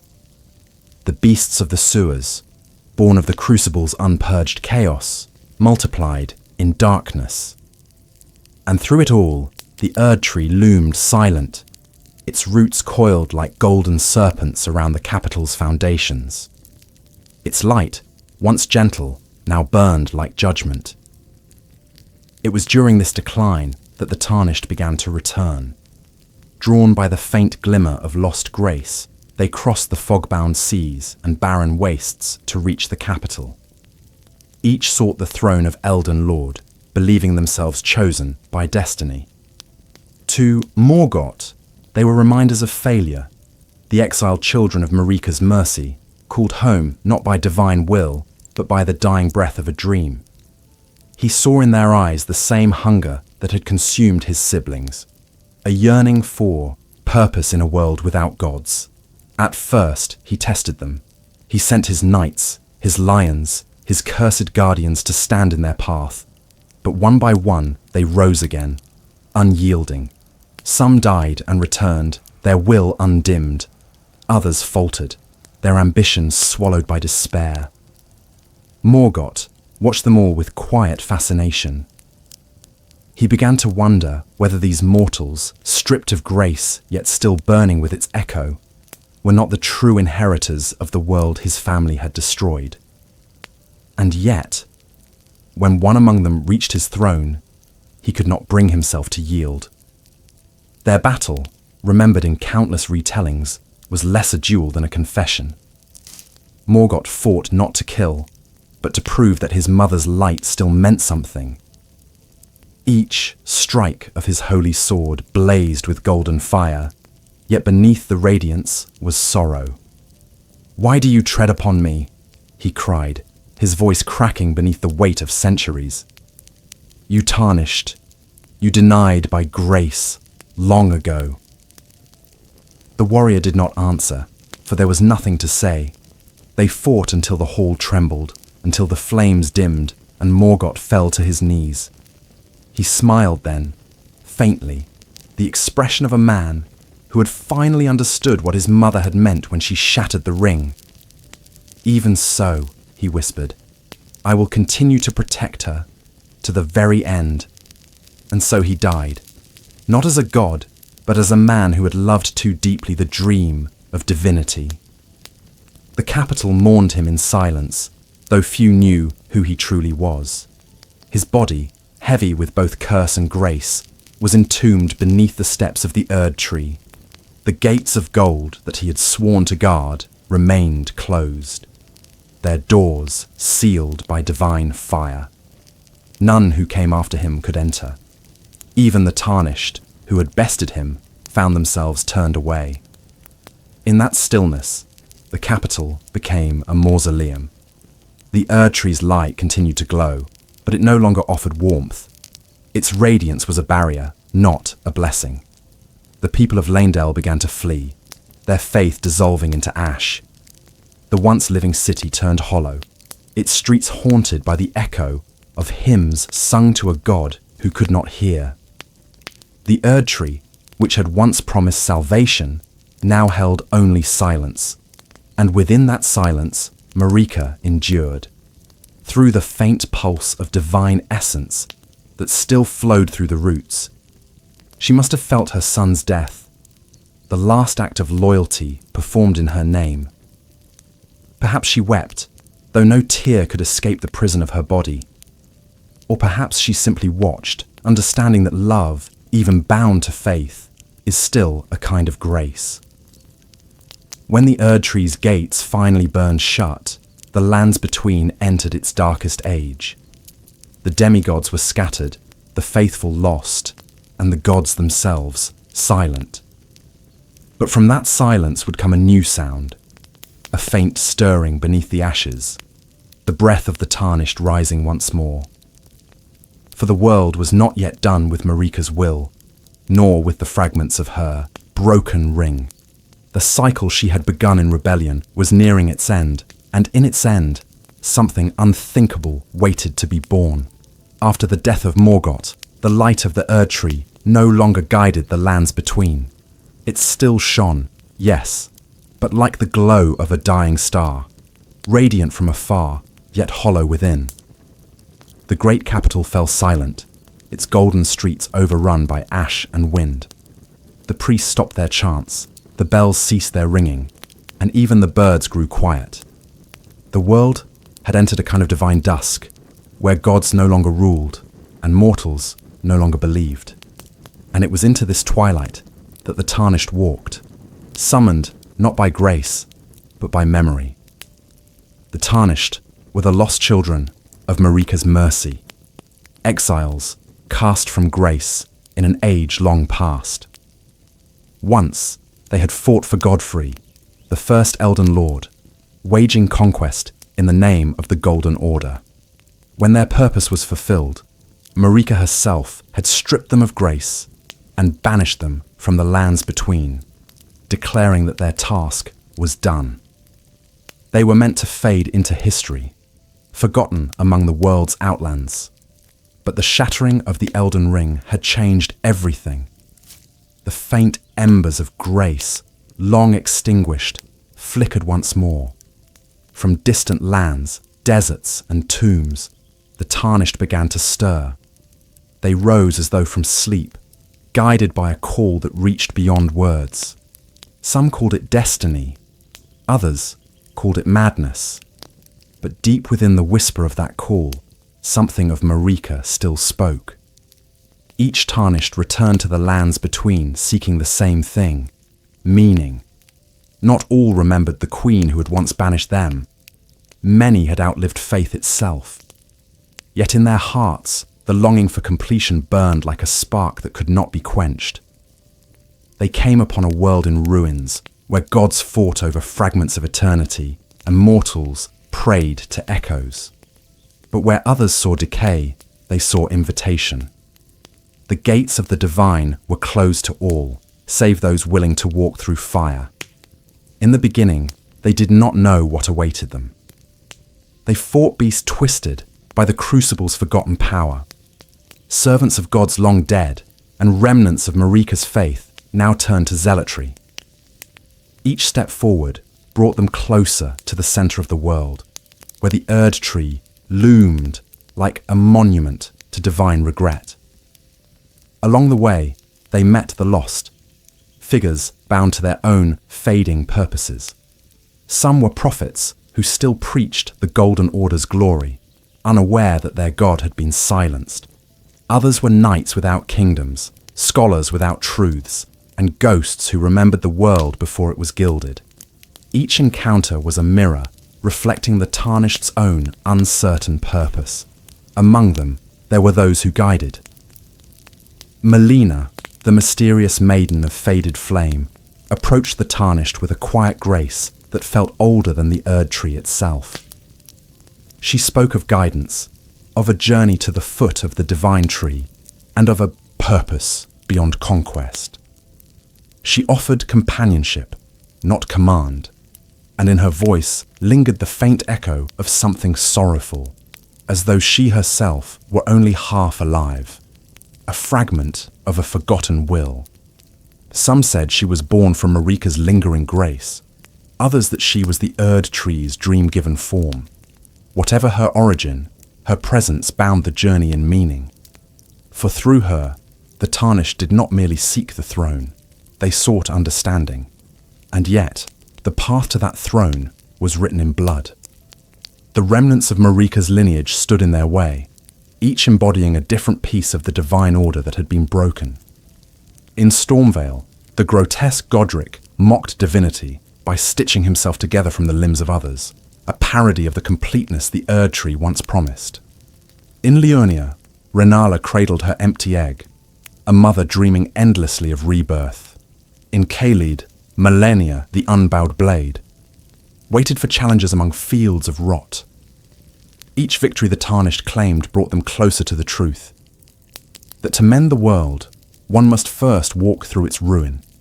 As they journeyed, they gathered fragments of grace, small embers of light that drifted like lost souls. Each flicker revealed a memory, a glimpse of the world as it once was. Marika's first blessing, the laughter of Godfrey's armies, the hymns sung beneath the Erd tree's boughs. The Tarnished did not merely collect power, they collected history. Through them, the goddess's story began to unfold anew, told not by scripture or decree, but through scars and echoes. When they finally reached the foot of the Erd tree, they found its gates sealed by divine fire. The golden flames danced like walls of judgment, forbidding entry even to those chosen by grace. It was then that the Tarnished understood what Morgoth had died protecting. Not a kingdom, but a wound. The Erd tree was not a sanctuary, but a tomb. Behind its shining bark lay the crucified form of Marika herself, bound for her rebellion, her divinity transmuted into punishment. To pass within would mean to confront the truth that all faiths had been built to deny, that even gods can fall. Denied entry, the Tarnished wandered the ruins of the capital, seeking another path. In their search, they found ashes, echoes of the dead who had once served the Golden Order. From these ashes rose spectral voices, faint and grieving, recounting their devotion to the goddess who had abandoned them. She was mercy, one whispered, and we were unworthy. Another voice followed. She was light, and it blinded us. Each fragment of remembrance deepened the Tarnished's understanding. The Erd tree had not merely imprisoned Marika, it had preserved her suffering, turning it into the world's last source of power. But something within that light still called to them, a pulse, rhythmic and insistent, like the heartbeat of a being that refused to die. It was as though the goddess's will had become the rhythm of the world itself, faint yet enduring, guiding those who dared to listen.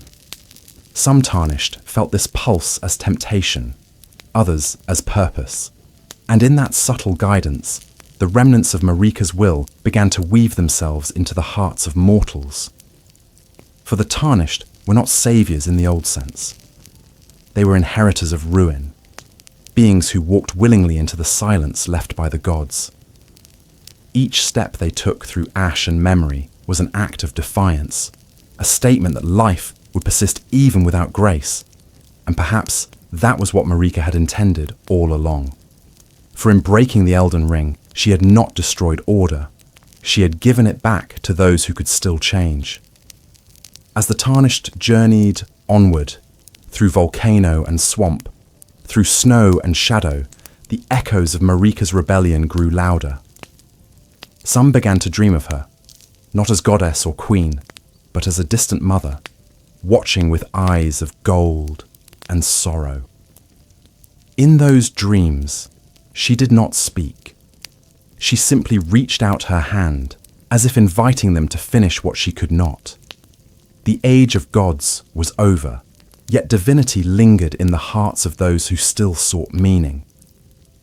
And as the Tarnished continued their pilgrimage toward the Erdtree's silent heart, one question burned brighter than all others. Was it restoration they sought, or release? In the silent shadow of Laendel's ruin, where the golden light had grown pale, and the air smelled of old ash and withered leaves, the Tarnished began their descent beneath the Erdtree. It was there, in the labyrinth of roots and forgotten tombs, that the truth of divinity began to unravel. The light above had always promised elevation, grace descending from heaven, order bestowed upon the undeserving. But here, beneath the surface, there was only the heavy pulse of the earth, the slow rhythm of decay and remembrance. The Tarnished walked not toward the divine, but into it, descending through the veins of a god whose body had become the foundation of the world. The path was not one of grandeur. There were no golden gates or sacred hymns, only tunnels lined with roots that pulsed faintly with amber light, like arteries still alive beneath dead flesh. These were the roots of the Erdtree, but they were also the veins of Marika herself. Every step forward was a step deeper into her memory, into the centuries of silence that had passed since she had shattered the Elden Ring. The Tarnished could almost feel her presence in the air, like a whisper beneath the heartbeat of the world.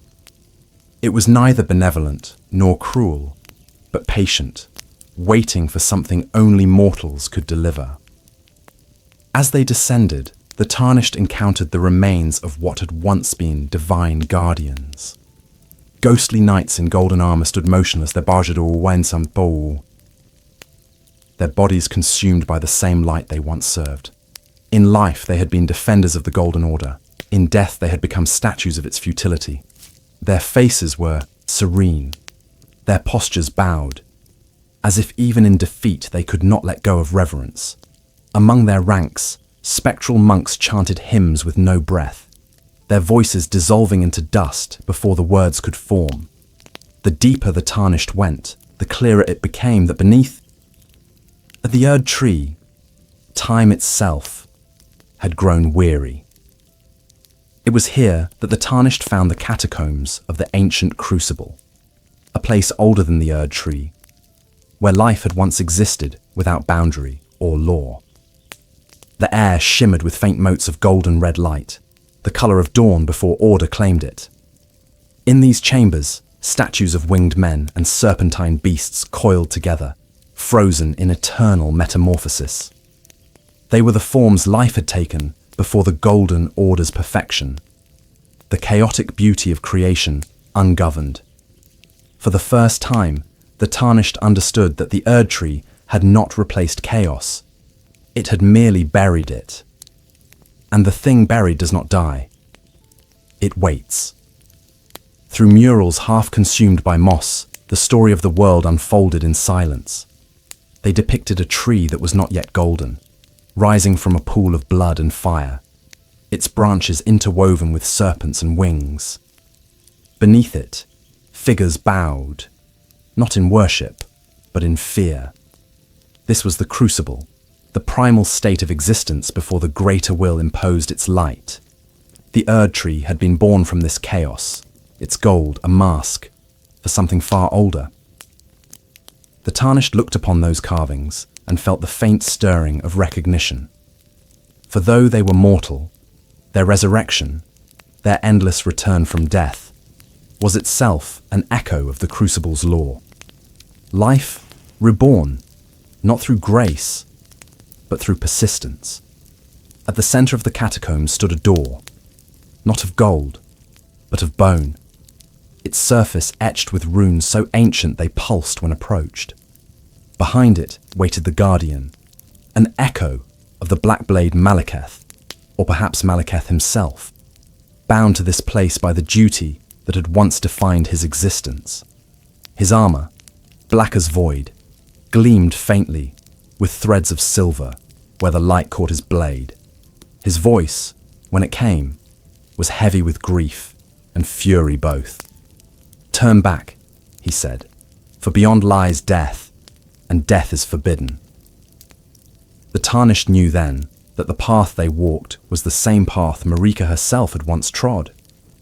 Malekith had been her protector, her shadow, and even in her rebellion, he had remained bound to her command. He was the keeper of destined death, the fragment of the Elden Ring that she had torn away to preserve eternity. To face him was to face the very law that had governed the gods. There was no malice in his resistance, only sorrow. His strikes carried the weight of devotion, his movements the discipline of one who had lived too long for a cause already undone. Their battle was not merely of strength, but of meaning. Each clash of steel and flame echoed through the hollow veins of the Erd tree. The Tarnished fought not to kill, but to reclaim the right of all beings, to end, to rest, to die as they chose.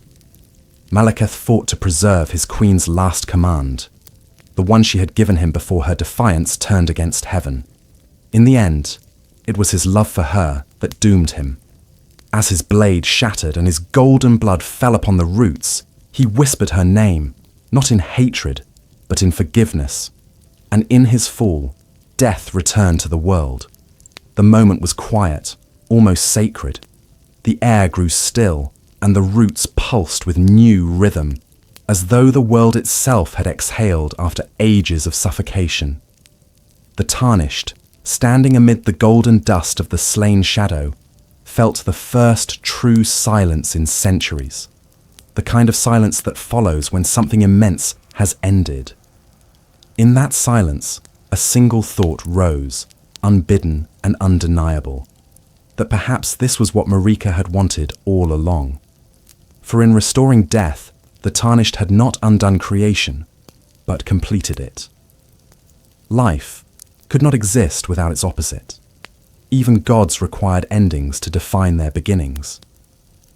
Through Malekith's fall, Marika's rebellion reached its fulfillment, though her body still hung bound above. The laws that had kept the world in stasis began to crack. The Erd tree's golden glow flickered, its light no longer eternal, but trembling with mortal fragility. And through those cracks, something new began to seep, a faint, dark shimmer, not of corruption but of possibility. When the Tarnished stepped through the door Malekith had guarded, they entered the sanctum of Marika's punishment. The walls pulsed with golden veins, each beat echoing her imprisoned heart. In the center stood the crucified form of the goddess herself, her body stretched within the Erd tree's hollow heart, her arms fused with its branches, her hair flowing downward like molten sunlight. Her face was serene, yet her eyes, half open, gleamed with unshed tears. Beneath her form, the fragments of the Elden Ring still turned, incomplete, orbiting one another like broken stars. The Tarnished knelt, not in worship, but in recognition. Here was the truth of all faith, that gods are not eternal, but bound by their own creations. Marika's silence was not defeat, it was endurance. She had shattered the ring not out of rage, but out of love, for the world, for freedom, for imperfection itself. She had broken eternity so that something new might one day be born from its shards. And now, standing before her, the Tarnished understood what the journey had been leading to. It was not merely the restoration of order, nor the seizure of divinity. It was the completion of a cycle that had begun when a young Numen girl first gazed into the light of a god she would one day defy. The Erd tree's light dimmed, and for the first time in an age, the world seemed to breathe. But still, a question lingered in the air, a question that even Marika's silence could not answer. If the world was to be remade, whose will would shape it this time? The goddess had broken her chains, but in doing so had left the throne empty, and as the Tarnished stood beneath her, gazing up into the faintly glowing fragments of the Elden Ring, they could feel its pull, the same pull that had drawn gods and mortals alike since the dawn of creation. To claim the throne was to decide the future of the world. To sit upon it was to inherit her burden. And so, the silence of the Erd tree was not an ending, but an invitation. The chamber beneath the Erd tree did not echo with triumph. It pulsed instead with the quiet unease that follows revelation, the stillness before creation reshapes itself once more.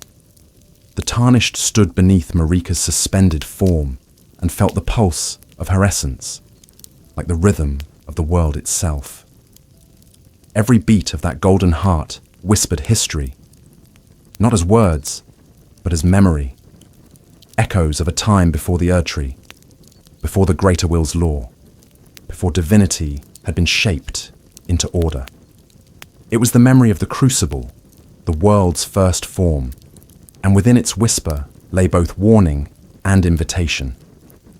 The crucible had always lingered beneath the surface, in the roots and rivers, in the wild, unformed places where grace had never fully taken hold.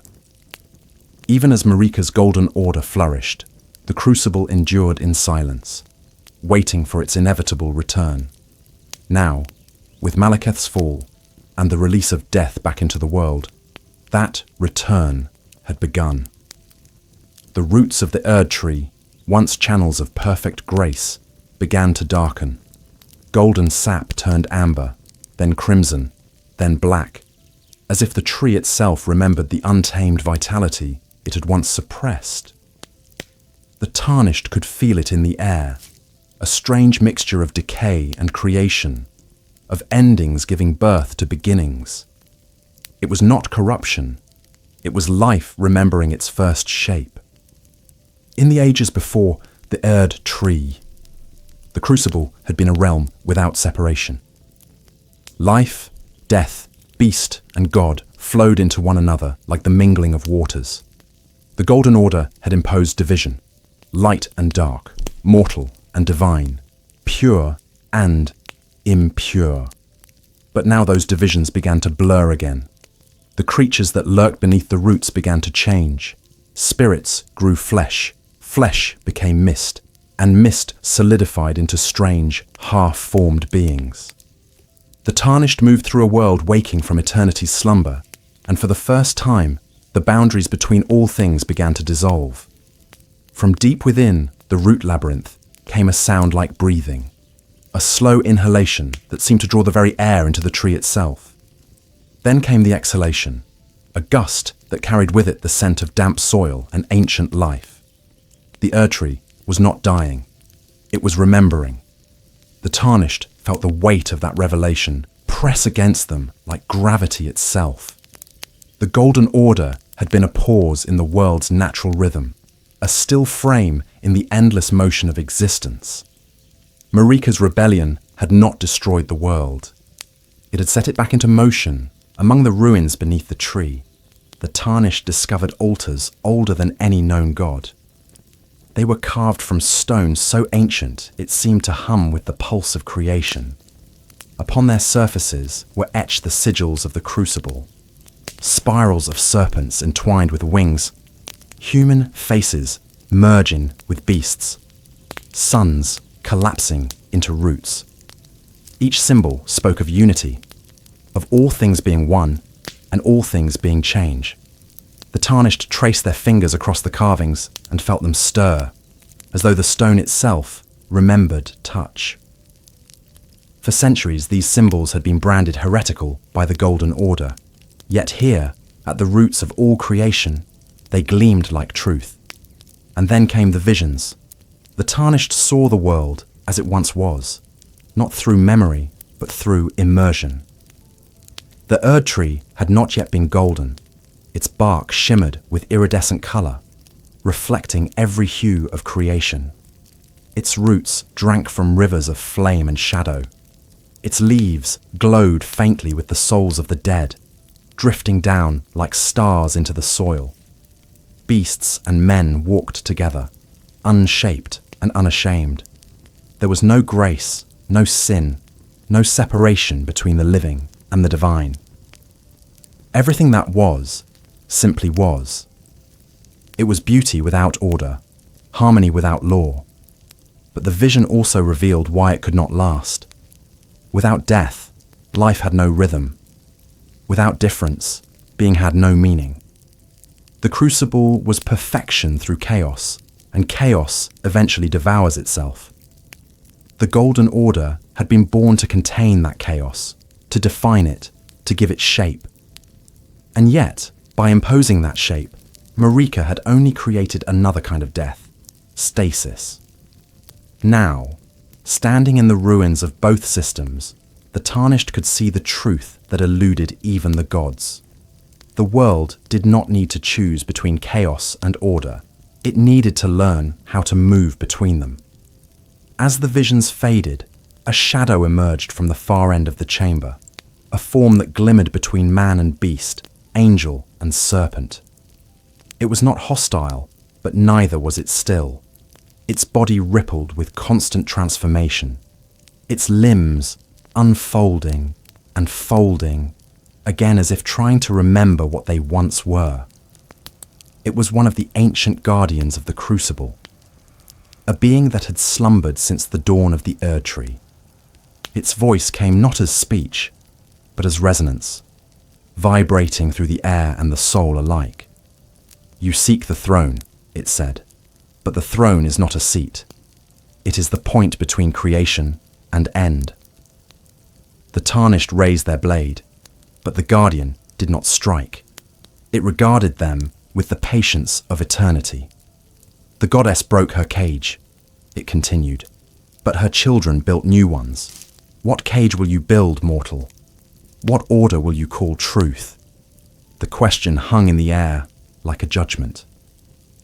And the creature lowered its head and stepped aside, vanishing into the dark as though it had never been. Its departure left behind a silence that seemed deeper than sound, a silence filled with choice. Beyond the chamber lay the great root, a vast column of amber and black pulsing with veins of light. This was the lifeline of the Erd tree, the conduit through which Marika's essence still flowed. The Tarnished placed a hand upon it, and in that moment, they felt the totality of the world surge through them. The sorrow of the dead, the longing of the living, the dreams of gods who had forgotten how to wake. It was overwhelming, and for a moment, they thought they might be consumed by it. But then came a flicker, faint yet unmistakable, a voice. It was not a command nor a prophecy, but a whisper soft as breath. "Do not restore me," it said. "Remember me."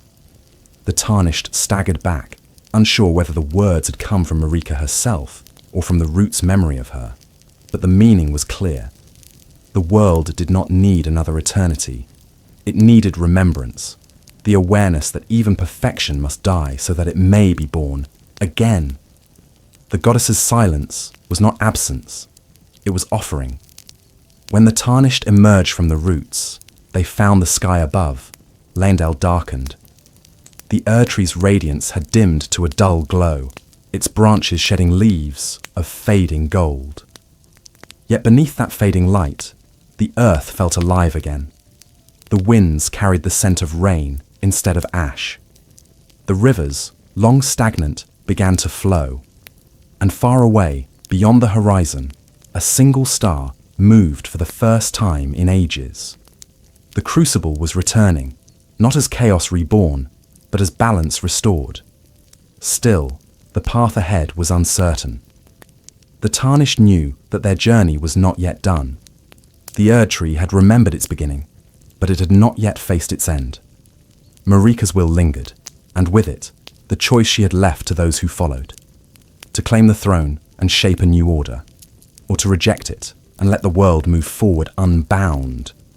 As the Tarnished looked once more toward the Erdtree's heart, where her body hung suspended between divinity and ruin, the question echoed again, not as judgment, but as possibility.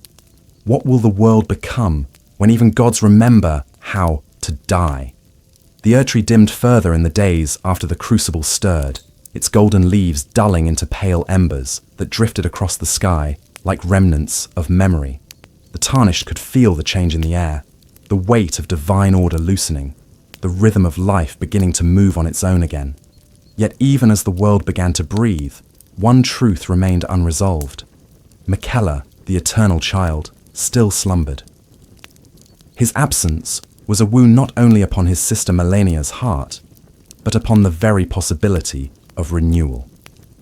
For though the goddess had shattered eternity, her youngest son had sought to heal it in his own way, crafting a dream of grace unbound. To understand what must come next, the Tarnished would have to walk through that dream. The path to Mikella's resting place lay hidden beyond the living roots of the Haligtree, which had long since withered into pale husks. The Tarnished journeyed through its hollow boughs, where sunlight filtered through like dimmed candlelight. Beneath the silence, they heard faint whispers, the echoes of those who had sought refuge there in centuries past. Pilgrims who believed the Haligtree was salvation made manifest. They had come seeking cure from rot, from sin, from the weight of grace itself. But the tree had offered no mercy. It had grown brittle, its sap thin, its promise unfulfilled. The only thing that remained alive within its hollow heart was the dream of the god who had built it. In the deepest chamber, beneath the cracked trunk of the Haligtree, lay Mikella's cocoon, a vast chrysalis of amber and blood, pulsing faintly with light that was neither gold nor scarlet, but something between. It shimmered with the calm of an untouched dawn, the light of a world that had never known pain. To gaze upon it was to feel both longing and dread.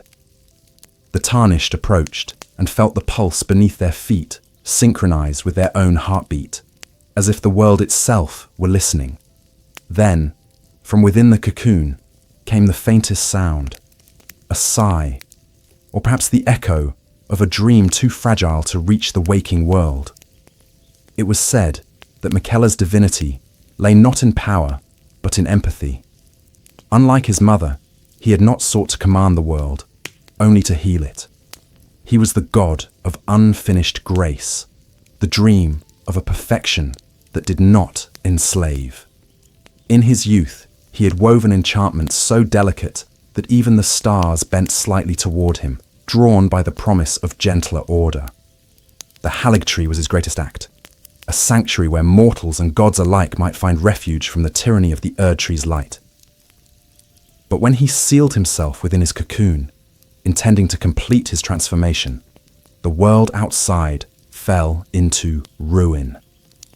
His sister's rot devoured half the land, his followers despaired, and his dream was stolen. Mohg, the Lord of Blood, had taken Mikella's sleeping body from this sanctum long ago, carrying it into the dark beneath the earth. There, he had built his dynasty around the god's still form, bathing it in sacrificial blood, praying for communion that would never come. To the Tarnished, this knowledge was not mere history, it was instruction. If the world was to be remade, Mikella's dream could not remain imprisoned in the underworld. The path forward led into darkness once more. The Tarnished left the hollow Haligtree and descended through the Scarlet Lands, where the air itself tasted of iron and the rivers flowed like veins. The entrance to Mohgwyn Palace lay hidden within that cursed mire, a gateway of stone carved with runes of blood. Beyond it, the air grew thick, humid with sacrifice. Torches burned crimson, and the walls seemed to pulse with slow life. The Tarnished walked through chambers lined with statues of gods defaced and broken, their marble faces stained with red handprints. Each step deeper into the palace felt like walking through the body of a living creature. At the heart of that cathedral of corruption, beneath arches woven from human bone, the Tarnished saw it. Miquella's cocoon, suspended once more, draped in crimson and surrounded by the chanting of Mo's followers. The god of blood knelt before it, his horns glistening in the dim light, his hands outstretched as if in supplication. His eyes were wild with devotion. He spoke softly to the sleeping god, his words a mixture of love and pleading. "Awaken, my lord," he whispered. "Become my kin, my equal, my eternity." But Miquella did not stir. He had not stirred for ages. The dream remained sealed. The Tarnished watched as Mohg turned, sensing their presence. His expression was not anger, but weary amusement, the kind of smile one gives to a ghost who has come too late. "You would claim the throne," he said, his voice echoing through the blood-soaked chamber. "But the throne you seek is already promised. He will awaken soon, and together we shall usher in an age of crimson grace." The words carried both conviction and despair. Mohg was not deluded, he was desperate. His love for Miquella had become hunger, his worship a chain he could no longer break. Their battle was inevitable. The Tarnished faced him amid rivers of blood, his power swelling with every drop spilled. Flames of scarlet erupted from his blade, each one screaming with the voices of his sacrifices. Yet through the fury of his attacks, there lingered a strange tenderness. He called upon Miquella's name even as he struck, begging forgiveness for every wound he dealt. To defeat him was to destroy not merely a god, but a man who had built his entire existence upon longing. When at last he fell, his blood pooled around the cocoon, and for a moment it seemed to pulse in response. The Tarnished approached the sleeping god. The air around the cocoon shimmered faintly, and then a voice, soft, clear, and childlike, filled the chamber. "Do not wake me," it said. "The dream is not yet ready." The Tarnished froze, uncertain whether the words had been real, or merely the echo of Miquella's divine will. The light within the cocoon dimmed again, steady and peaceful. For all Mo's ambition, for all the blood that had been spilled, Miquella had not changed. His dream remained untouched by violence. In that silence, the Tarnished understood. Miquella's perfection was not the world's answer. It was its reprieve. He slept not to abandon the world, but to protect it from himself. His dream was a possibility that could not yet be born, not until the world above had learned to live without worship. He would wake only when gods were no longer needed. The Tarnished turned away from the cocoon. Behind them, the rivers of blood began to dry, their colour fading into black. Mohg's dynasty crumbled to dust, and as they ascended once more toward the world above, they felt the faint brush of a breeze, a wind that carried neither grace nor corruption, but the calm of a world pausing between breaths. Above, the Erd tree flickered faintly against the darkened sky. Its light no longer commanded, nor did it condemn. It simply existed, like the faint glow of memory lingering at the edge of sleep. Marika's rebellion, Miquella's dream, the Tarnished's journey, all of it had become one continuous movement, the slow awakening of a world learning to live without perfection. And yet, the question still lingered. The world had been freed, but from what, and toward what?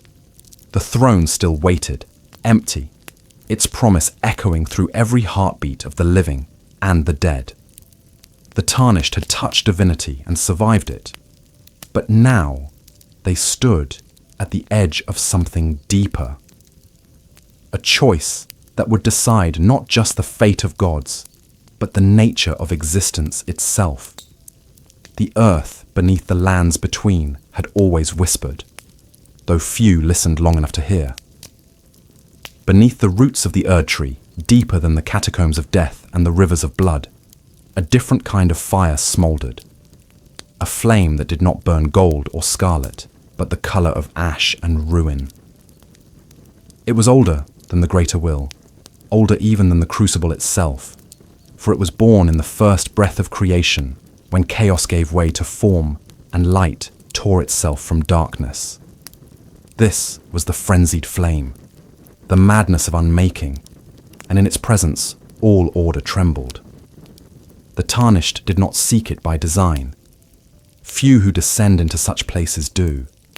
The path that led there began as a whisper in dreams, a warmth behind the eyes that grew stronger with each step, taken toward the Erd tree's heart.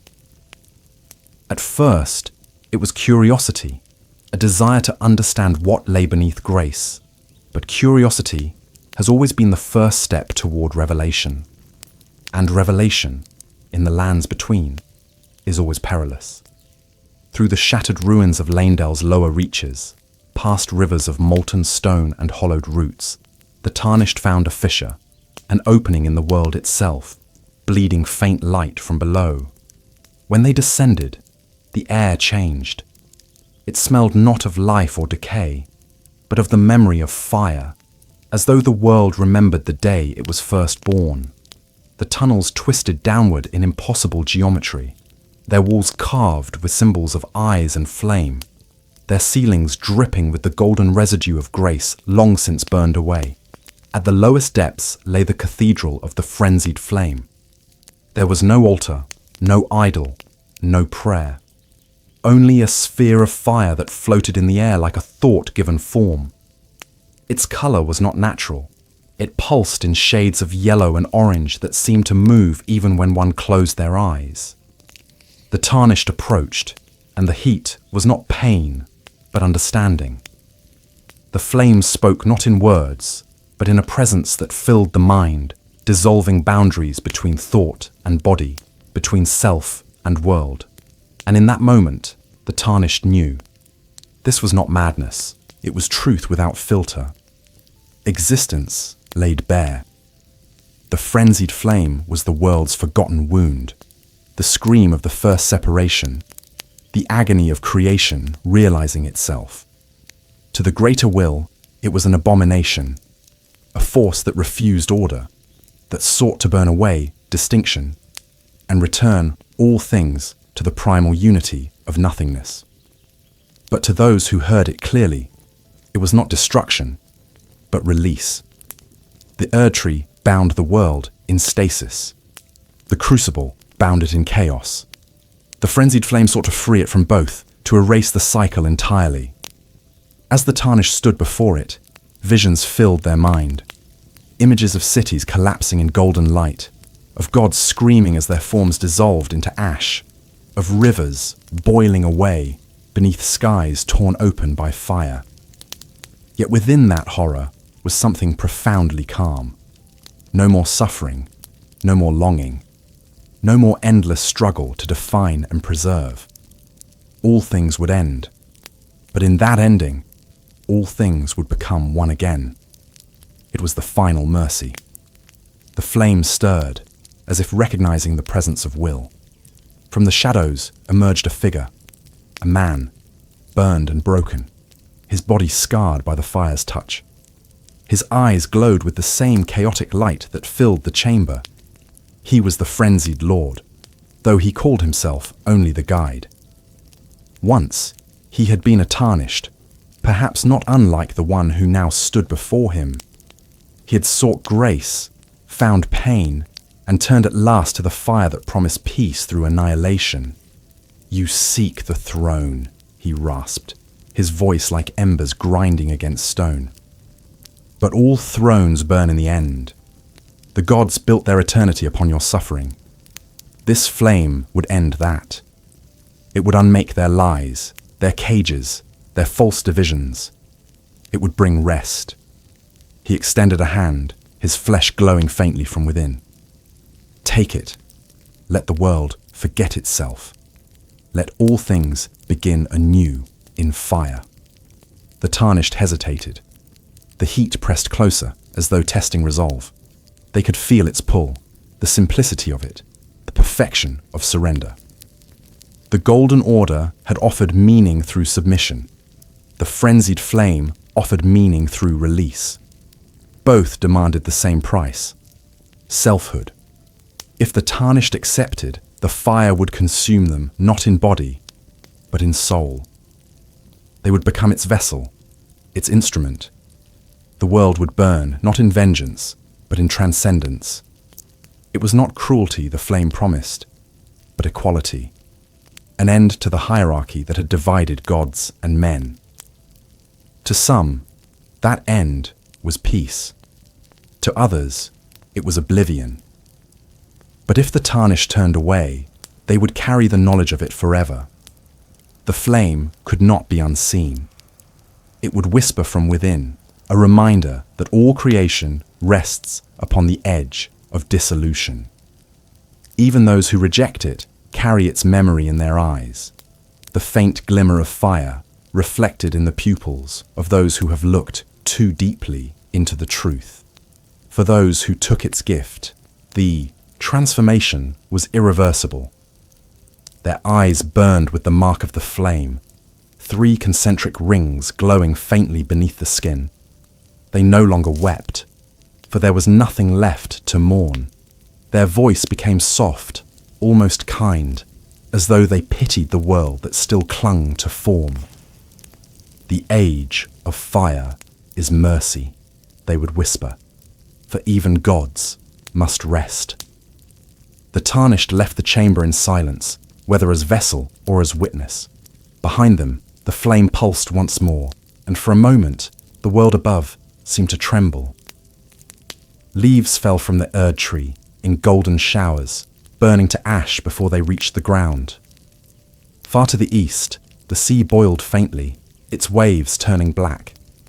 The stars shifted in their courses, as if the heavens themselves feared to look upon the thing that stirred beneath the roots of creation. And yet, even in the face of that fire, life persisted. The winds still moved. The soil still held seed. The breath of Marika's broken will still fluttered faintly in the air. The frenzied flame had not yet consumed the world, but its presence had changed it. The promise of renewal through destruction now existed, and existence itself could no longer pretend to purity. As the Tarnished gazed once more toward the Erd tree, they saw it differently. Its gold no longer seemed eternal. It flickered like a candle in the dark. Its silence no longer felt divine, but fragile. For beneath its roots, another god had awakened, not of grace or rot or blood, but of fire. And this god did not command. It invited. The world now balanced upon 3 forces: remembrance, dream, and flame. Marika's will, Miquella's hope, and the frenzied truth. The Tarnished stood between them, mortal and eternal both, the pivot upon which the next age would turn. And somewhere deep within the Erd tree, bound yet aware, Marika must have felt it too, the stirring of the fire she had spent eternity holding back. Perhaps she smiled then, not in joy, but in resignation, for she had broken the ring to give the world freedom, and freedom always carries the risk of its own undoing. The roots trembled, the sky dimmed, and the world prepared, without knowing, for its next becoming. The golden walls of Leyndell no longer shone. What light remained of the Erd tree cast its glow unevenly now, creating shadows that clung to the marble spires like ghosts of lost divinity. Once, the capital had been the beacon of grace, the heart of the Golden Order's promise. Pilgrims had ascended its steps in reverence, believing each ray of sunlight to be proof that the gods watched over them. Now, the city was quiet. its streets carpeted in dust and the husks of statues crumbling into powder. The Erd tree loomed above, vast and silent, its radiance dimming with every passing day. The Tarnished walked among the ruins, feeling the echo of the past in every stone. The wind that whispered through the city's arches carried the hymns of forgotten ages, faint and distorted, as, though even memory struggled to recall the shape of faith, the throne of the Elden Lord still waited within the great hall of the Erd tree's base, untouched since Morgoth's death. The golden seat was encrusted with roots that had grown through it, threads of bark and bone fusing into the very symbol of power itself. The throne was no longer a place for kings. It had become an altar of judgment, and beneath that altar, something moved. The Tarnished descended into the catacombs beneath Lendel, where the city's forgotten roots intertwined with the veins of the world. The air there was heavy, thick with a scent that was neither decay nor life, but something between. It was the smell of eternity, stale and unchanging. The walls gleamed faintly with golden residue, like the last traces of light trapped in stone. And in that dimness, the Tarnished began to see forms, faces carved into the rock, their expressions frozen in agony and devotion. These were not mere decorations. They were remnants of souls, the citizens of Lendel who had sought union with the Erd tree. They had prayed for eternity, and eternity had answered by absorbing them whole. This was the truth beneath the capital's glory. The Erd tree's light had not simply blessed, it had consumed. Every act of faith, every offering of devotion had been swallowed into its roots, feeding a divinity that demanded worship as nourishment. The Golden Order had been built upon sacrifice, not salvation. The Tarnished touched the walls and felt the faint hum of countless voices, their prayers looping endlessly without answer. The Erd tree had silenced even its believers. At the lowest level of the catacombs, the Tarnished found the shadow, the remnant of something that had been forgotten even by the gods. It took no shape, yet it filled the space with a presence that bent light and sound. It was the reflection of the Erd tree cast upon the void, the darkness that mirrored its light. When the Tarnished stepped closer, the shadow stirred, and a voice emerged, not from within it, but from behind it, as though the sound travelled backward through time. "You walk in the wake of the goddess," it said. The tone was neither hostile nor kind, but weary, as if it had been waiting for this moment since before the world began. "Do you understand what she became?" The Tarnished did not answer, but the silence was answer enough. The voice continued, slower now, its words echoing through the hollow air. The Erd tree was her bargain. Her chains were made of gold, but they were chains nonetheless. She sought to break them. In doing so, she birthed her own shadow. I am that shadow, the part of Marika that could not be sanctified. And then the form began to take shape. It was not a creature of flesh or light, but a silhouette given gravity. Its eyes burned faintly with dull gold, its outline shifting like smoke. When she shattered the ring, I was cast away. The greater will called me blasphemy, but even gods cannot sever themselves completely. A shadow always remains. The Tarnished realized then that they were not standing before an enemy, but before a truth, the reflection of the goddess herself. This was the aspect of Marika that had been buried with her sin, the part of her that still remembered rebellion not as divine act, but as defiance. The shadow looked upon the Tarnished and seemed to study them, as if seeing through every layer of their being. "You would claim the throne," it murmured. "To what end? To rebuild what she destroyed, or to finish what she began?" The question was sharp, piercing not the ear, but the heart. The Tarnished had no answer yet. The shadow smiled faintly, the gesture carrying both sorrow and pride. "Then you are, as she was. The floor beneath them trembled. The golden veins in the walls began to pulse, as though reacting to the shadow's presence. The Erd tree above had felt it, the stirring of its other half, the memory of the goddess's disobedience. The roots shuddered, dust falling like rain from the ceiling. The shadow turned its face upward, its expression softening. "She still watches," it whispered, "but not as you think. Her prison is not in the tree. It is the tree. Every root, every leaf, every glimmer of light.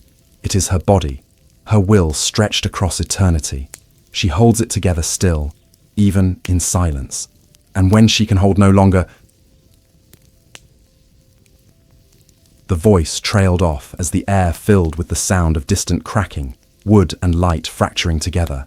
For a moment, the Tarnished thought the world itself might split open, but the tremor passed, leaving only stillness. The shadow stepped closer and placed something in the Tarnished's hand, a fragment of obsidian, smooth and cool, inscribed with a rune that pulsed faintly in the dark. "This is her memory," the shadow said. "The first sin. When the time comes, show it to her, and she will remember what she has become." And then the shadow dissolved, fading into the stone as though it had never been. The chamber fell silent once more, save for the faint hum of the imprisoned voices in the walls. The Tarnished ascended back toward the surface, carrying the fragment like a heartbeat in their palm. Above, the Erd tree's light wavered again, flickering as though in response. The city that had once been the heart of order now stood beneath a sky that no longer knew what to believe.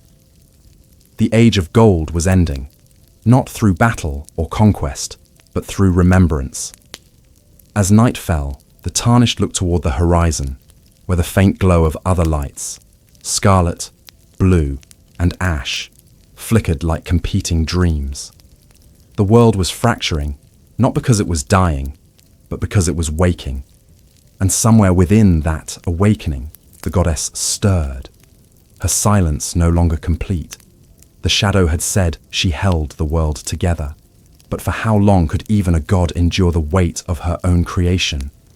When dawn returned to the lands between, it did not arrive as light, but as a tremor.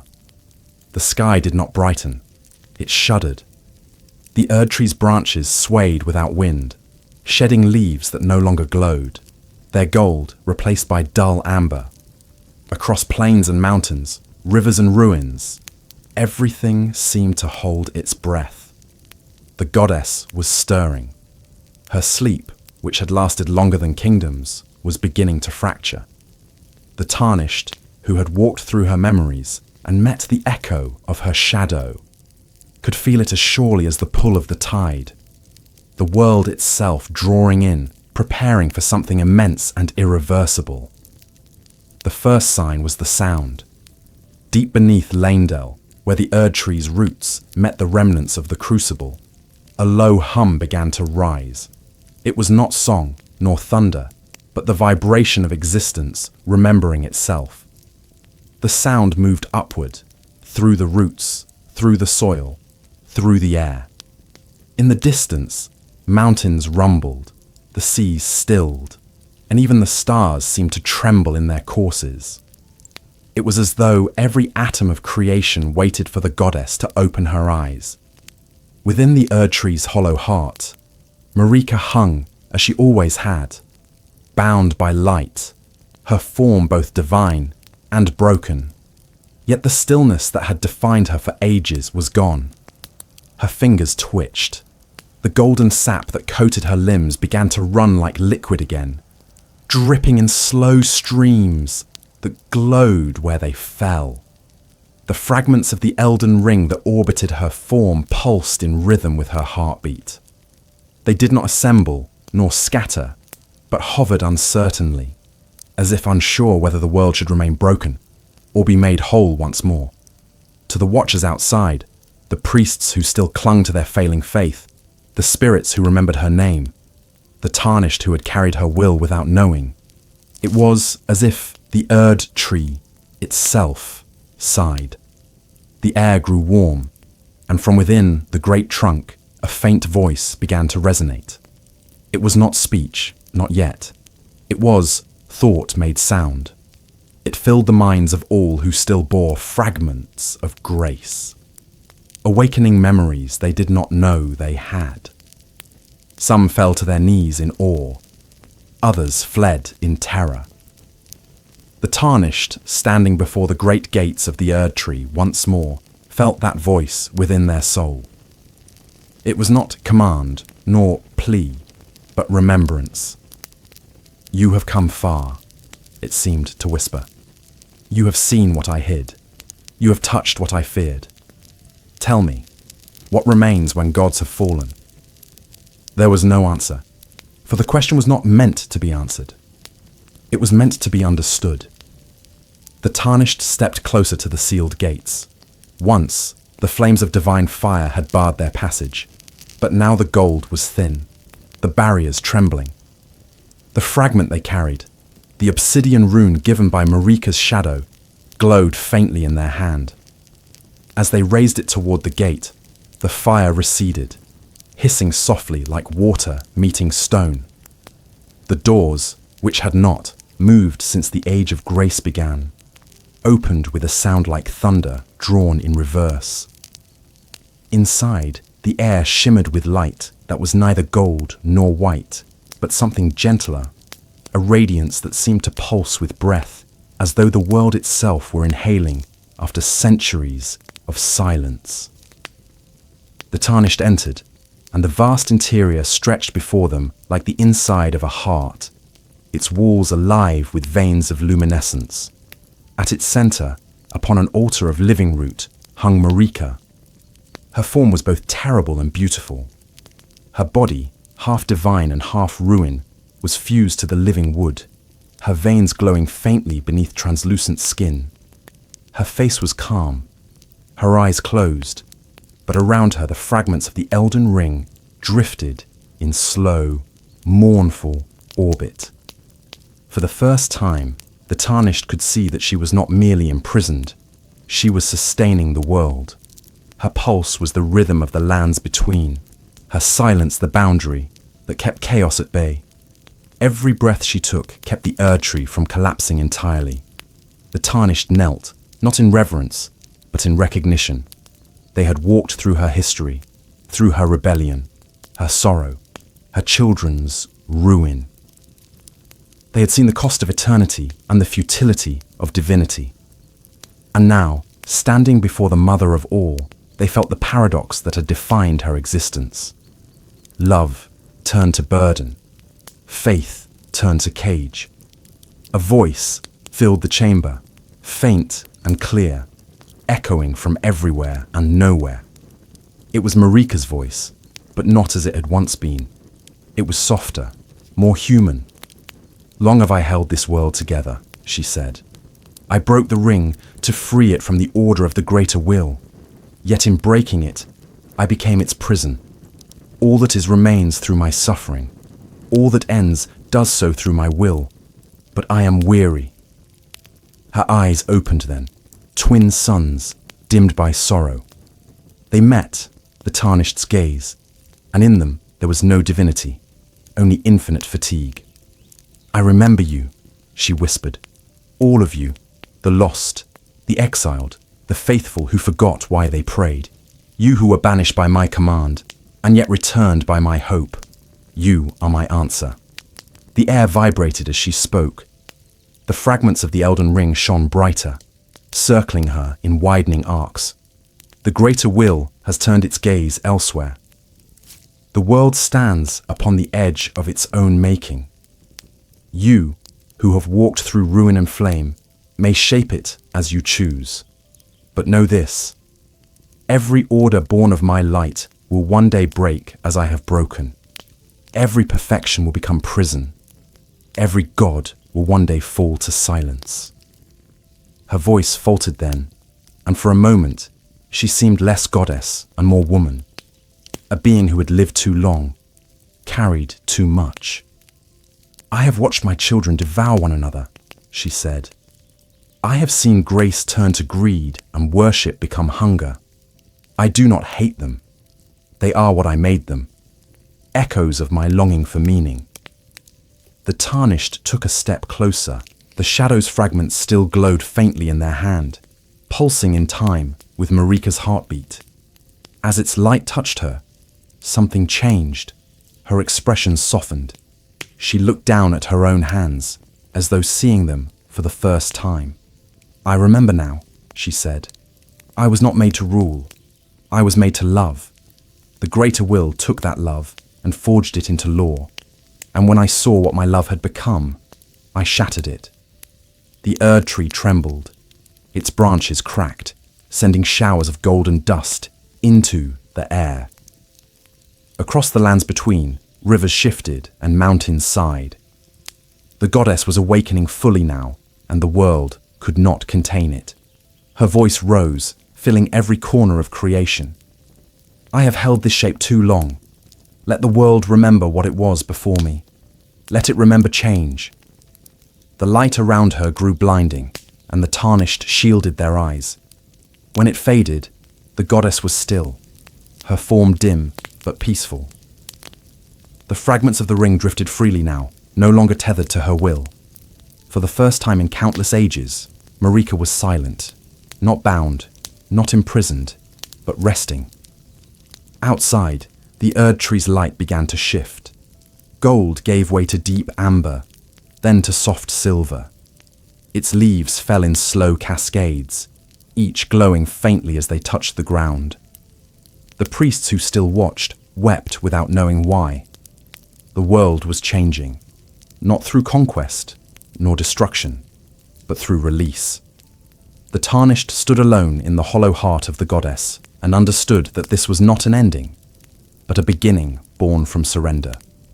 The throne still waited above, the fragments of the ring circling it like moons awaiting alignment. The world had been freed from divine order. What came next would depend not on gods, but on those who still walked beneath their fading light. As the Tarnished turned to leave the chamber, they heard one last whisper, a voice soft as wind through leaves. "Do not make of me another cage." Then the light faded, and the goddess slept. The air that followed Marika's awakening was unlike anything the world had felt before. It carried the weight of endings, yet within it pulsed the unmistakable rhythm of rebirth. Above the hollow chamber, where the goddess now slept, the Erd tree's golden branches glimmered with a dim, silver hue, the last traces of divinity unraveling into twilight. Across the lands between, the people looked toward the sky and felt something they could not name. Some called it deliverance, others the death of the divine. Yet in truth, it was neither. It was the world remembering how to breathe without guidance. The Tarnished emerged from the Erd tree's heart into the ruins of Leyndell, now blanketed in gold dust. Each mote glowed faintly as it fell, illuminating the streets like stars descending to earth. The capital was silent, yet alive in its stillness. Where once sermons had filled the air, now only the wind spoke, carrying the faint scent of sap and ash. The throne of the Elden Lord waited ahead, the same throne that had witnessed the rise and fall of gods. It was no longer radiant. It was bare, cracked with age, yet its presence still demanded reverence. As the Tarnished approached, the fragments of the Elden Ring began to stir. They drifted from the air, drawn to one another by invisible gravity. Each shard shimmered with its own color. Gold for grace, crimson for rot, black for death, silver for the moon, and faint orange for the flame beneath the world. Together, they formed a halo around the throne, their orbit steady but incomplete. The ring, once the embodiment of cosmic order, now waited not for a god, but for a choice. The Tarnished could feel the weight of history pressing against them. Every step up those golden stairs was a step through the ages. The age of Marika's reign, the age of her children's war, The age of flame and rot and ruin. Every god, every dream, every rebellion had led to this single moment. The world had been broken and mended too many times to remember its original shape. Perhaps there had never been one. Perhaps the ring was not meant to be whole. Before the throne, the air shimmered, and a figure appeared, not divine, but familiar. It was the shadow of Marika, the reflection that had once spoken beneath the city. Now it stood revealed in full form, neither light nor darkness, but the place between.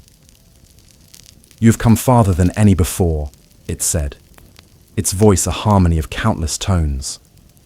"You have seen what was hidden, heard what was silenced. Do you understand now what the ring truly is?"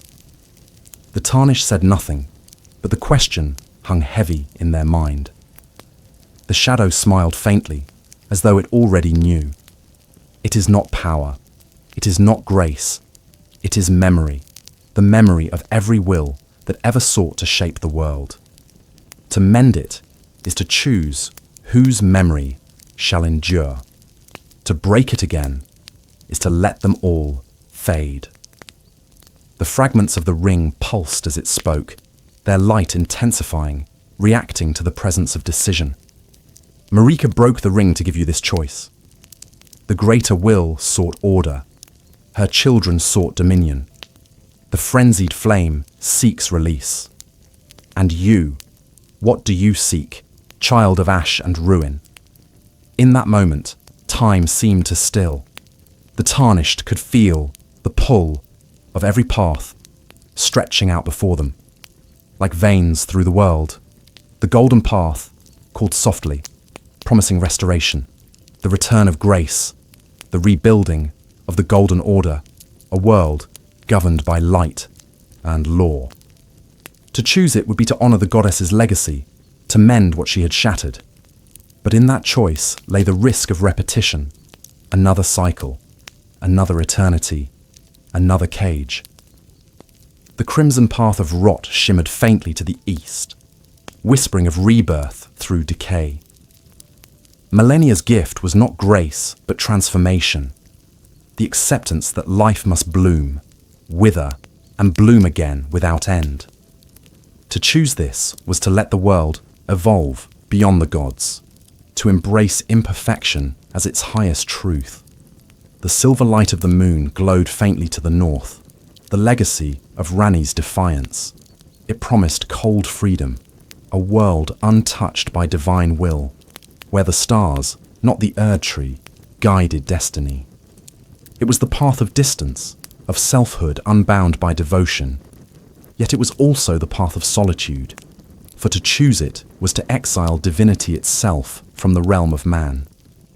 And beneath it all, faint but unignorable, burned the orange pulse of the frenzied flame. It hummed with the promise of peace through annihilation, the unmaking of all distinctions, the end of suffering through the end of being. To embrace it would be to become the god of nothing, the final kindness, or the final cruelty. The Tarnished felt each current pass through them like tides of thought. There was no right choice, for each was a truth, and every truth demanded its price. The shadow's eyes glowed faintly. "Do you see now why she hesitated?" it asked. Marika broke the ring because she understood what it meant to mend it. To choose one path is to deny all others, and even gods are bound by their choices. The Tarnished knelt before the throne. The fragments of the ring pulsed once more, waiting. In their light, the Tarnished saw reflections of every soul they had encountered. Melina, whose quiet guidance carried sorrow deeper than death. Rani, who had chosen freedom over eternity. Malenia, who had turned her rot into purpose. And Marika herself, who had borne the weight of love until it broke her. They were not enemies nor allies. They were facets of the same truth. The shadow stepped closer, its form flickering like a candle at the edge of its flame. "You need not choose now," it said. "Choice is the burden of the living, and the living are never ready for it. But remember this, The world will always follow the shape of the will that claims the throne. If you sit, you must carry the weight of all that came before. The Tarnished raised their head and looked upon the throne. For the first time, it did not seem grand or divine. It was simple stone, worn smooth by the ages, its surface scarred by time. It was not a seat of gods, but of memory. To sit upon it would not make one a ruler, but a witness. Slowly, they reached out their hand. The fragments of the ring drifted closer, their orbit tightening until they circled the Tarnished like stars around a black sun. For a moment, it seemed the world itself held its breath again. And then, without sound, the fragments merged, not into perfection, but into balance. The light that filled the chamber was neither gold nor white, neither chaos nor flame. It was soft, muted, human. The Erd tree trembled once more, but this time it did not crack. Its leaves shimmered faintly, their glow steady, subdued. The sky above Lanedale cleared, revealing stars that had been hidden for centuries. The world did not rejoice, nor did it mourn. It simply was. The Tarnished stood before the throne, feeling the weight of every possibility pressing against them. Marika's voice, faint and distant, lingered in the air. The world will remember what you decide, even if you do not. And as the light faded, leaving only silence, the question returned, the one that had haunted gods and mortals alike since the dawn of time. What is worth saving when eternity itself can no longer bear the cost of being whole? The silence that followed the awakening was not peace. It was anticipation. Across the lands between, every flicker of light seemed to hesitate. Every breeze carried the stillness of something waiting to be remembered. And then, through the hush that hung over the Erd tree's shadowed crown, came a sound that had not been heard in an age. The heavy rhythm of footsteps, deliberate and slow, like the march of an ancient memory, returning to claim its place in the world. From the north, across the scarred fields, and through the ash of 1,000 forgotten wars, he came. His armor was tarnished, his cloak frayed, and his crown dented by centuries of exile. Yet his presence was unmistakable. Godfrey, the first Elden Lord, Marika's first consort, the golden warrior who had once conquered the world in her name, had returned. But he was no longer the god of triumph the people had sung of in their hymns. The man who walked beneath the fading sky carried the weight of all that had been lost, and behind his amber eyes burned not glory, but sorrow. When Marika had broken the Elden Ring, Godfrey had been the first to fall. Cast out from grace, stripped of his title, he had wandered beyond the fog-bound borders of the lands between, leading his tarnished warriors into endless battle across foreign realms. It was said that he would never die until the day grace called him home again. That day had come. The faint golden light that had awakened the Tarnished had stirred him as well, not as conqueror, but as witness to what his queen had become. He came not to reclaim his throne, but to see what was left of her dream. As he entered the capital, his footsteps echoed against the hollow stones. No guards came to challenge him, no priest to bless his return. The city that had once celebrated his victories lay empty, its towers hollow, and its banners faded to pale ghosts of gold. Godfrey looked upon the throne of the Elden Lord and saw what his ambition had wrought. A world that had worshipped strength until it forgot compassion. A kingdom so consumed by the pursuit of order that it had strangled its own soul. At the heart of the Erd tree, the Tarnished felt his presence before seeing him. The air grew dense, the light dimmed, and the faint tremor of the earth beneath their feet spoke of the god of war returning to his rightful ground.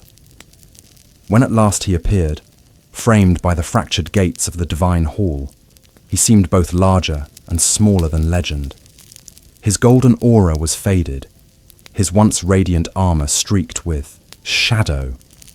But the strength that emanated from him was no less than divine. It was the strength of endurance, of love carried beyond eternity. The Tarnished spoke no greeting, and neither did he. For a long moment, the two simply regarded one another, the last lord of a dying order, and the new bearer of its fragments. Between them stood the throne, the symbol of every promise and betrayal that had defined the age. Godfrey broke the silence first, his voice low and resonant, filled with a melancholy too deep for anger. "I was her first," he said, "her chosen.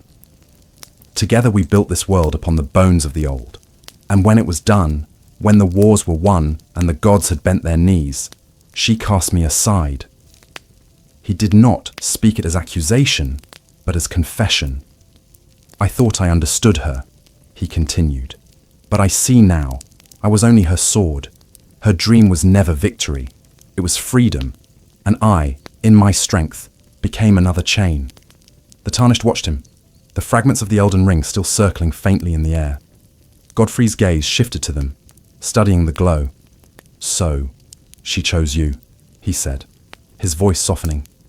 "A nameless one, a soul without grace. Perhaps that is what it should be." He stepped closer, the ground trembling beneath his weight. "But the throne does not pass without trial. If you would inherit her burden, you must prove you understand it. Not with words, with will." And so, the final test began. Their battle was not one of hatred, but of inheritance. Godfrey fought with the strength of ages, his axe sweeping like a force of nature, every strike a memory of conquest reborn. Yet there was something human in his fury, a sorrow that undercut the violence, a mourning for what had been lost. The Tarnished answered not with divinity, but with persistence. They met his might with defiance, their blows carrying not the grace of gods, but the resilience of mortals who had lived and died and lived again.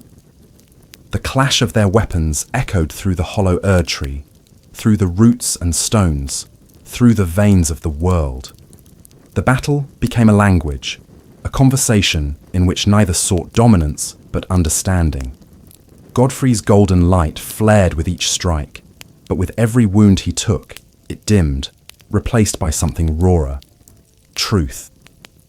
At last, when his strength waned, he cast aside his axe and dropped to one knee. The light in his eyes flickered, and for a moment he looked not like a god, but like a man who had carried too much. "You fight as she once did," he said, smiling faintly. "Without faith, without mercy, only love, hidden in defiance." He reached out, pressing his hand to the ground. The golden light spread from his palm, weaving into the roots beneath them. "Take it," he said, "the last of my grace, the last of the old world. May you bear it better than I." The earth trembled as the light flowed into the Tarnished. It was not strength they received, but memory, a flood of visions. Marika standing beside Godfrey as they built the Golden Order. Her tears the night she sent him away. His endless wanderings through the fog, searching not for glory, but for forgiveness.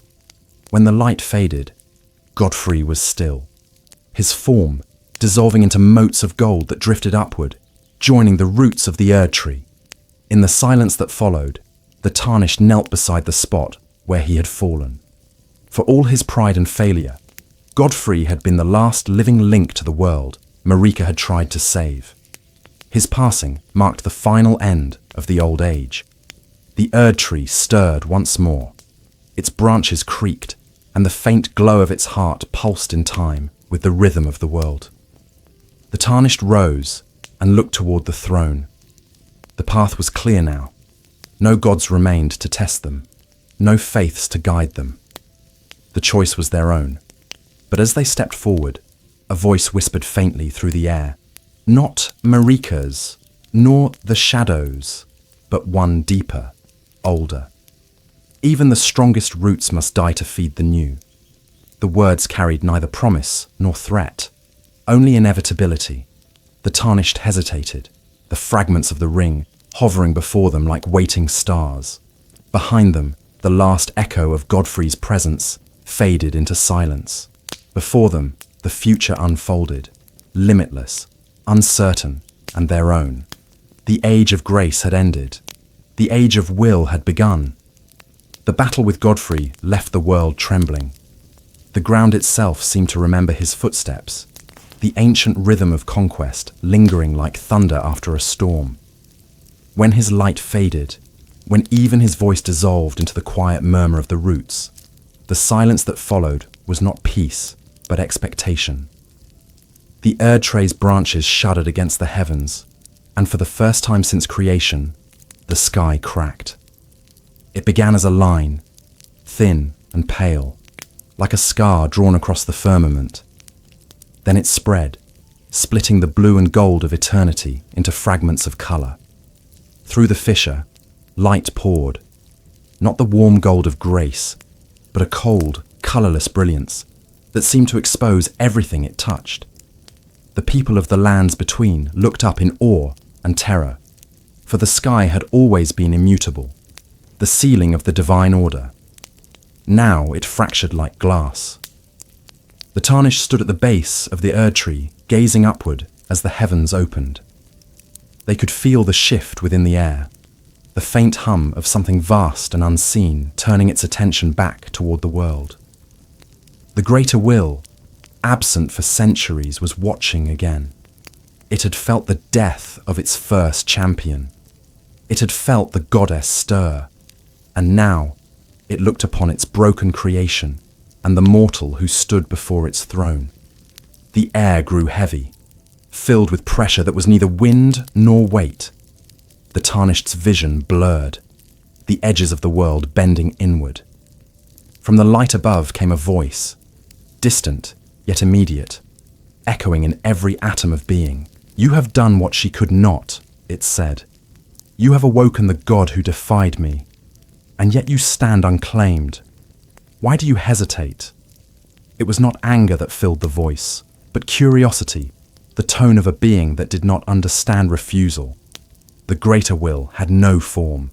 It was not a presence one could see or strike. It existed as truth itself, the pure logic of creation. Its will had shaped gods. Its law had bound the world. To question it was to defy the fabric of existence. And yet here stood one who had done just that, a mortal walking freely between divinity and nothingness. The Tarnished said nothing, though the thought that rose within them was clear. Because your order failed. The silence that followed was long and absolute. The light above dimmed, flickering like a dying flame. When it spoke again, the voice was colder, stripped of its previous curiosity. Then you would claim her sin as your own. You would finish what she began. The ground beneath the Tarnished's feet cracked. The Erdtree's roots groaned as though the world itself were resisting what was to come. The golden leaves that still clung to its branches began to turn black at their edges, curling inward like paper touched by fire. The greater will did not rage. It simply acted. The fissure in the sky widened, and from within it descended light made solid, forming shapes that resembled neither gods nor mortals, but something between, manifestations of pure order, beings without faces, clothed in the light of unmaking. They fell like meteors, striking the earth in pillars of brilliance that shattered stone and scorched the soil to glass. Each was a remnant of the will that had once guided Marika, a thought made flesh, designed to preserve perfection by destroying all that opposed it. The Tarnished raised their blade as the first of them approached. Its body pulsed with symbols older than speech. Each strike it delivered carrying the weight of cosmic law. Every blow said the same thing: submit. But the Tarnished had walked too far, seen too much to bow now.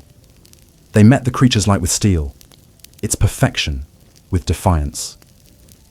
Each strike they gave tore through order itself, scattering fragments of grace into the wind.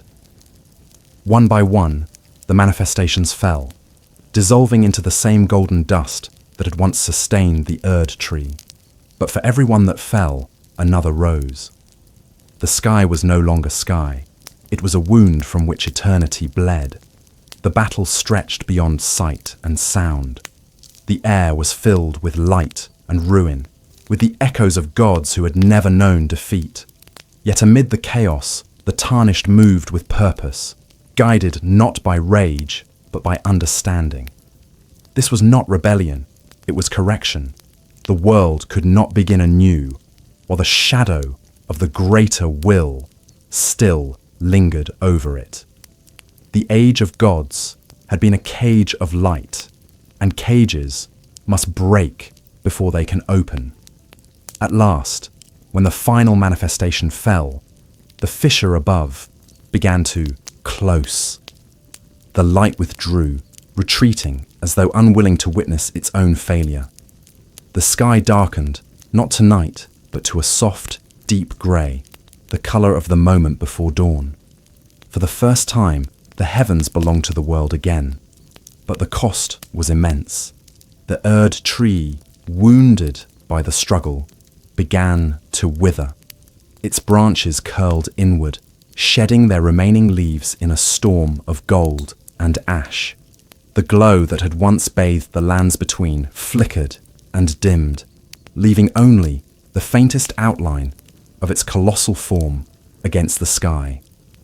The goddess within still slept, her heartbeat weak but steady. She had done what she could. Now the world's fate rested in mortal hands. The Tarnished stood at the centre of the desolation. Around them lay the remnants of every age that had come before, the armour of gods, the bones of dragons, the roots of the Erd tree itself. The air smelled of ozone and memory. Above, the cracked sky mended slowly, its scars glowing faintly like veins of light across the heavens. It would never be whole again, but it no longer needed to be. Wholeness had always been the lie of eternity. And yet, beneath the silence, a faint sound persisted, the rhythm of something vast and unseen, breathing. The world was alive, but it was fragile. The order that had held it together was gone, replaced by a fragile balance born of imperfection. It could collapse into chaos, or it could evolve into something new. The Tarnished looked toward the throne once more. It no longer shone. The fragments of the Elden Ring drifted slowly around it, their light dimming to embers.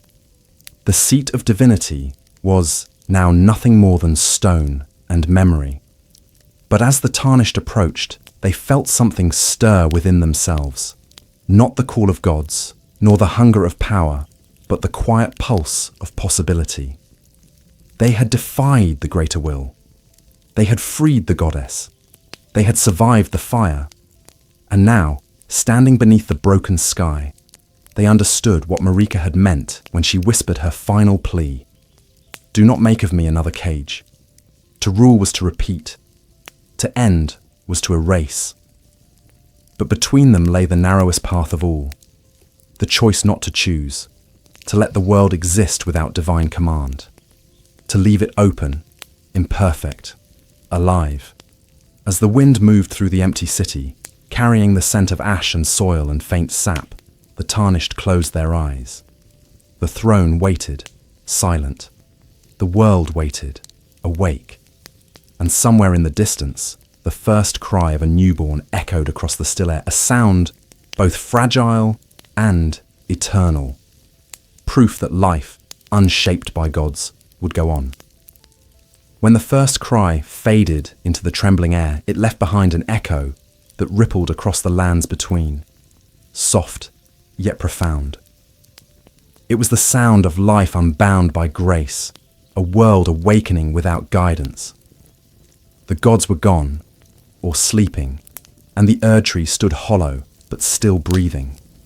Its roots pulsed faintly beneath the soil, no longer as chains of faith, but as veins of memory. Every corner of the realm felt the change, from the farthest fog-shrouded coasts to the silent ruins where forgotten beasts stirred. Something had ended, and in its absence, everything began again. The Tarnished wandered the quiet city of Lanedale once more. The golden dust that had once symbolized divinity now lay thick upon the stones, dull and soft beneath their boots. The air was clearer, yet heavy with something unfamiliar. Freedom. Not triumph, not joy, but the vast uncertainty that follows liberation. The banners that once bore the sigil of the Golden Order hung limp, their fabric decaying in the calm wind. No hymns rose from the churches, no soldiers patrolled the avenues. The heart of the world was silent, waiting for its next breath. In that silence, something new stirred, a question that had lingered even after the death of gods. What becomes of a people who have lived their entire existence beneath divinity once that light is gone? The Tarnished had no answer. They only walked, their hand brushing against the walls, where once sermons had been carved, the words now eroded into faint grooves of meaning. Order, faith, grace. These words no longer carried power. They were fossils of a language that the world had outgrown. In the marketplaces where merchants once sold relics blessed by the two fingers, only bones remained, yet among them sprouted small green shoots. Life returned to the earth not as miracle, but as inevitability. The cycle, denied for so long, resumed in its own rhythm. Birth, decay, renewal. The Erd tree's roots had stopped absorbing everything. For the first time, they gave back. The Tarnished walked beyond the city walls, into the open plains. The golden hue that had once bathed the landscape was gone, replaced by the softer tones of natural light. The air shimmered faintly with dust and pollen, carrying the promise of rain. The world looked both older and younger, like a memory rediscovered.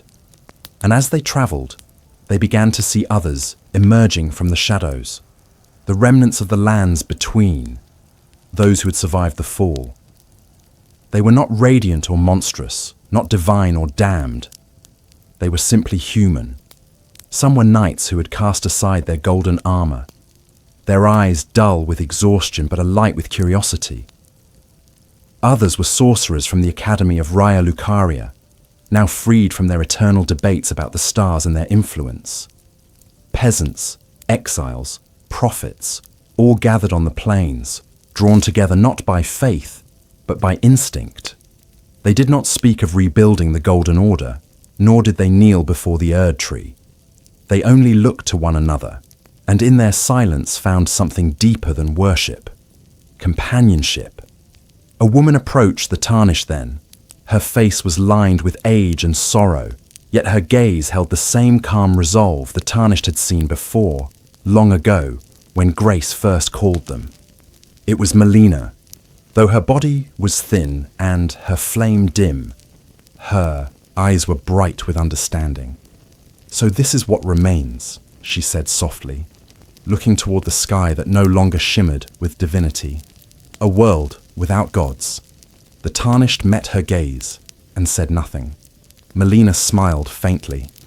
"It is what she wanted," she continued. "Not peace, not perfection, just release." She knelt beside a patch of earth where new shoots had begun to sprout, brushing her fingers over them. The Erd tree will wither, the roots will rot, but from it will grow something new. Not golden, not eternal, but real. She looked up, her expression solemn. "And what of you? You have freed her. You have broken the chain. Will you take her place, or will you let the world shape itself?" The Tarnished looked toward the horizon. There was no golden light, no divine song, no whisper of the greater will, only the faint hum of wind through grass and the distant murmur of rivers returning to their course. For the first time, they felt the true weight of choice. To take the throne was to begin the cycle anew, to define, to bind, to limit. To walk away was to trust that creation no longer needed a god. Melina stood, her eyes reflecting the dull silver light of the sky. "You have done more than any before you," she said. "But know this, even without gods, the world will find new ones. Men will build altars, and kings will carve laws, and sooner or later, another order will rise. That is the nature of will." The Tarnished turned to her, and for the first time since they had met, they spoke, not in defiance or faith, but in simple truth. "Then let it rise from the earth, not from the heavens." Melina nodded, her faint smile returning. "Then your journey is done." She stepped back, and her form began to fade, dissolving into small motes of light that drifted upward into the air. For a moment, they glowed like stars against the broken sky.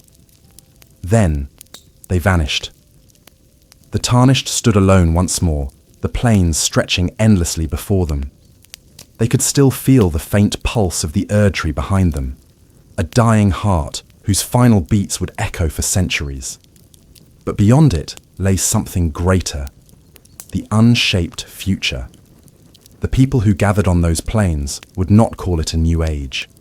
There were no decrees, no coronations, no divine proclamations. It simply became known as the Age Without Name. The world no longer needed labels to define itself. The gods were memories, the stars silent, the flames quiet. Life continued, not because it was commanded to, but because it could. The Tarnished began to walk again, away from the Erdtree, away from the ruins, their shadows stretching long beneath the soft light. Behind them, the last of the golden leaves fell, turning to ash before they touched the ground. Ahead, the sky began to open, revealing the faint shimmer of dawn. Not divine, not eternal, but human. And in that moment, the world seemed to whisper, not in prayer, not in prophecy, but in quiet acceptance. Perhaps the greatest mercy the gods ever gave was their departure. As dawn bled across the broken horizon, the Tarnished lingered at the border where the shadow of the Erdtree met the living earth. The sun, pale and uncertain, rose without the old gold of grace. Its light was not divine, it was mortal. The world felt smaller beneath it, yet somehow more real. The winds that once carried the scent of sanctified sap now smelled of damp soil and rain. In that simplicity, there was peace. But beneath the calm, something stirred. The Erdtree was dying. Its once radiant form stood vast and hollow. Its roots spread for miles like veins drained of blood. Yet even as the light within its trunk dimmed, its roots whispered. Those who walked near them could hear faint murmurs, a language without words, a rhythm older than speech. The Tarnished pressed their ear to the soil and heard it clearly, the sound of memory. Each root was a story. They carried the remnants of every age, every prayer, every life that had once been absorbed into their depths. Now, freed from divinity, those memories began to return to the world. In the forests, leaves rustled with voices that spoke of forgotten kings. Along the rivers, whispers rose of ancient wars and lost songs. The land itself was remembering what it had been before the Golden Order.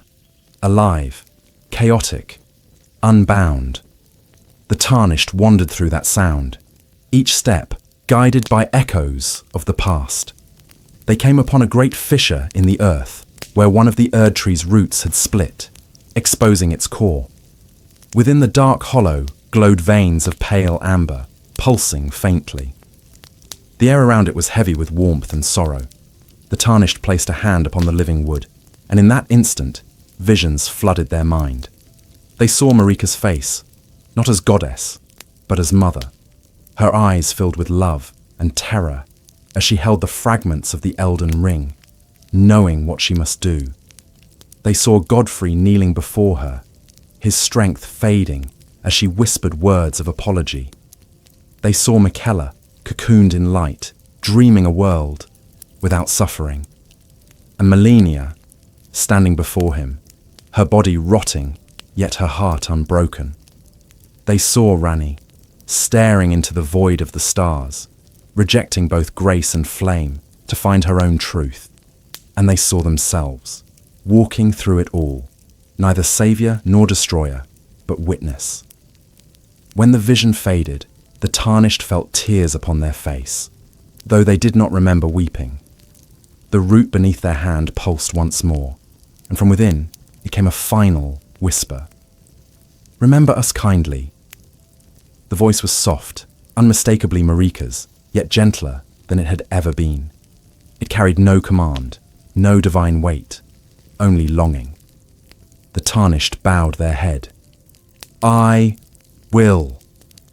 The ground trembled faintly, and the great root began to shift. Its amber veins dimmed, one by one, until only the faintest glow remained. The goddess's heartbeat, once the pulse of the entire world, was fading. Yet it was not death that filled the air, but release. The Tarnished stepped back as the fissure widened. From the hollow depths, new shoots began to rise, small, fragile, and green. They were not golden. They did not glow. They were simply alive. The Erdtree's death was feeding the soil, birthing the first generation of trees that would know neither worship nor fear.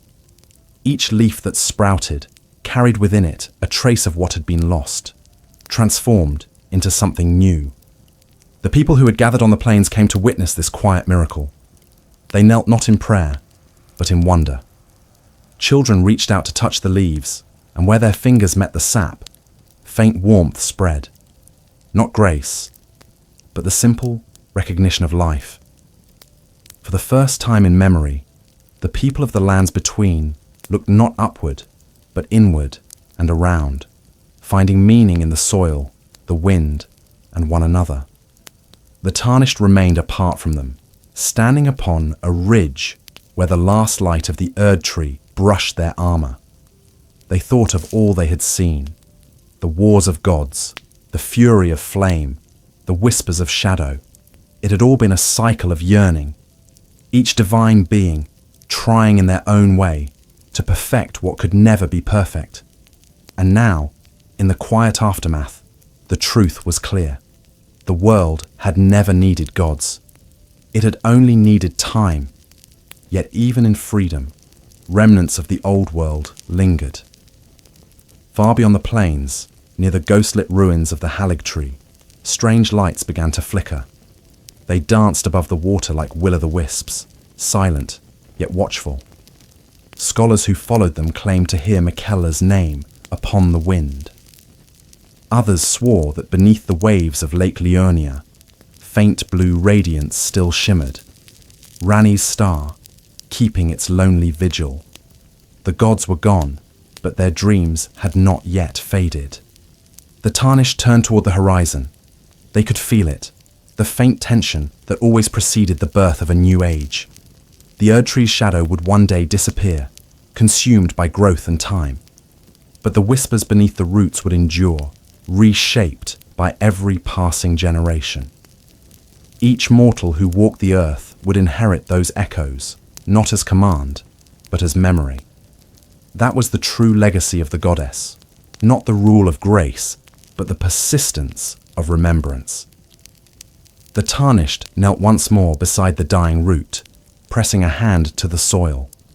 The warmth that met their touch was faint but real, like the pulse of something sleeping beneath the earth.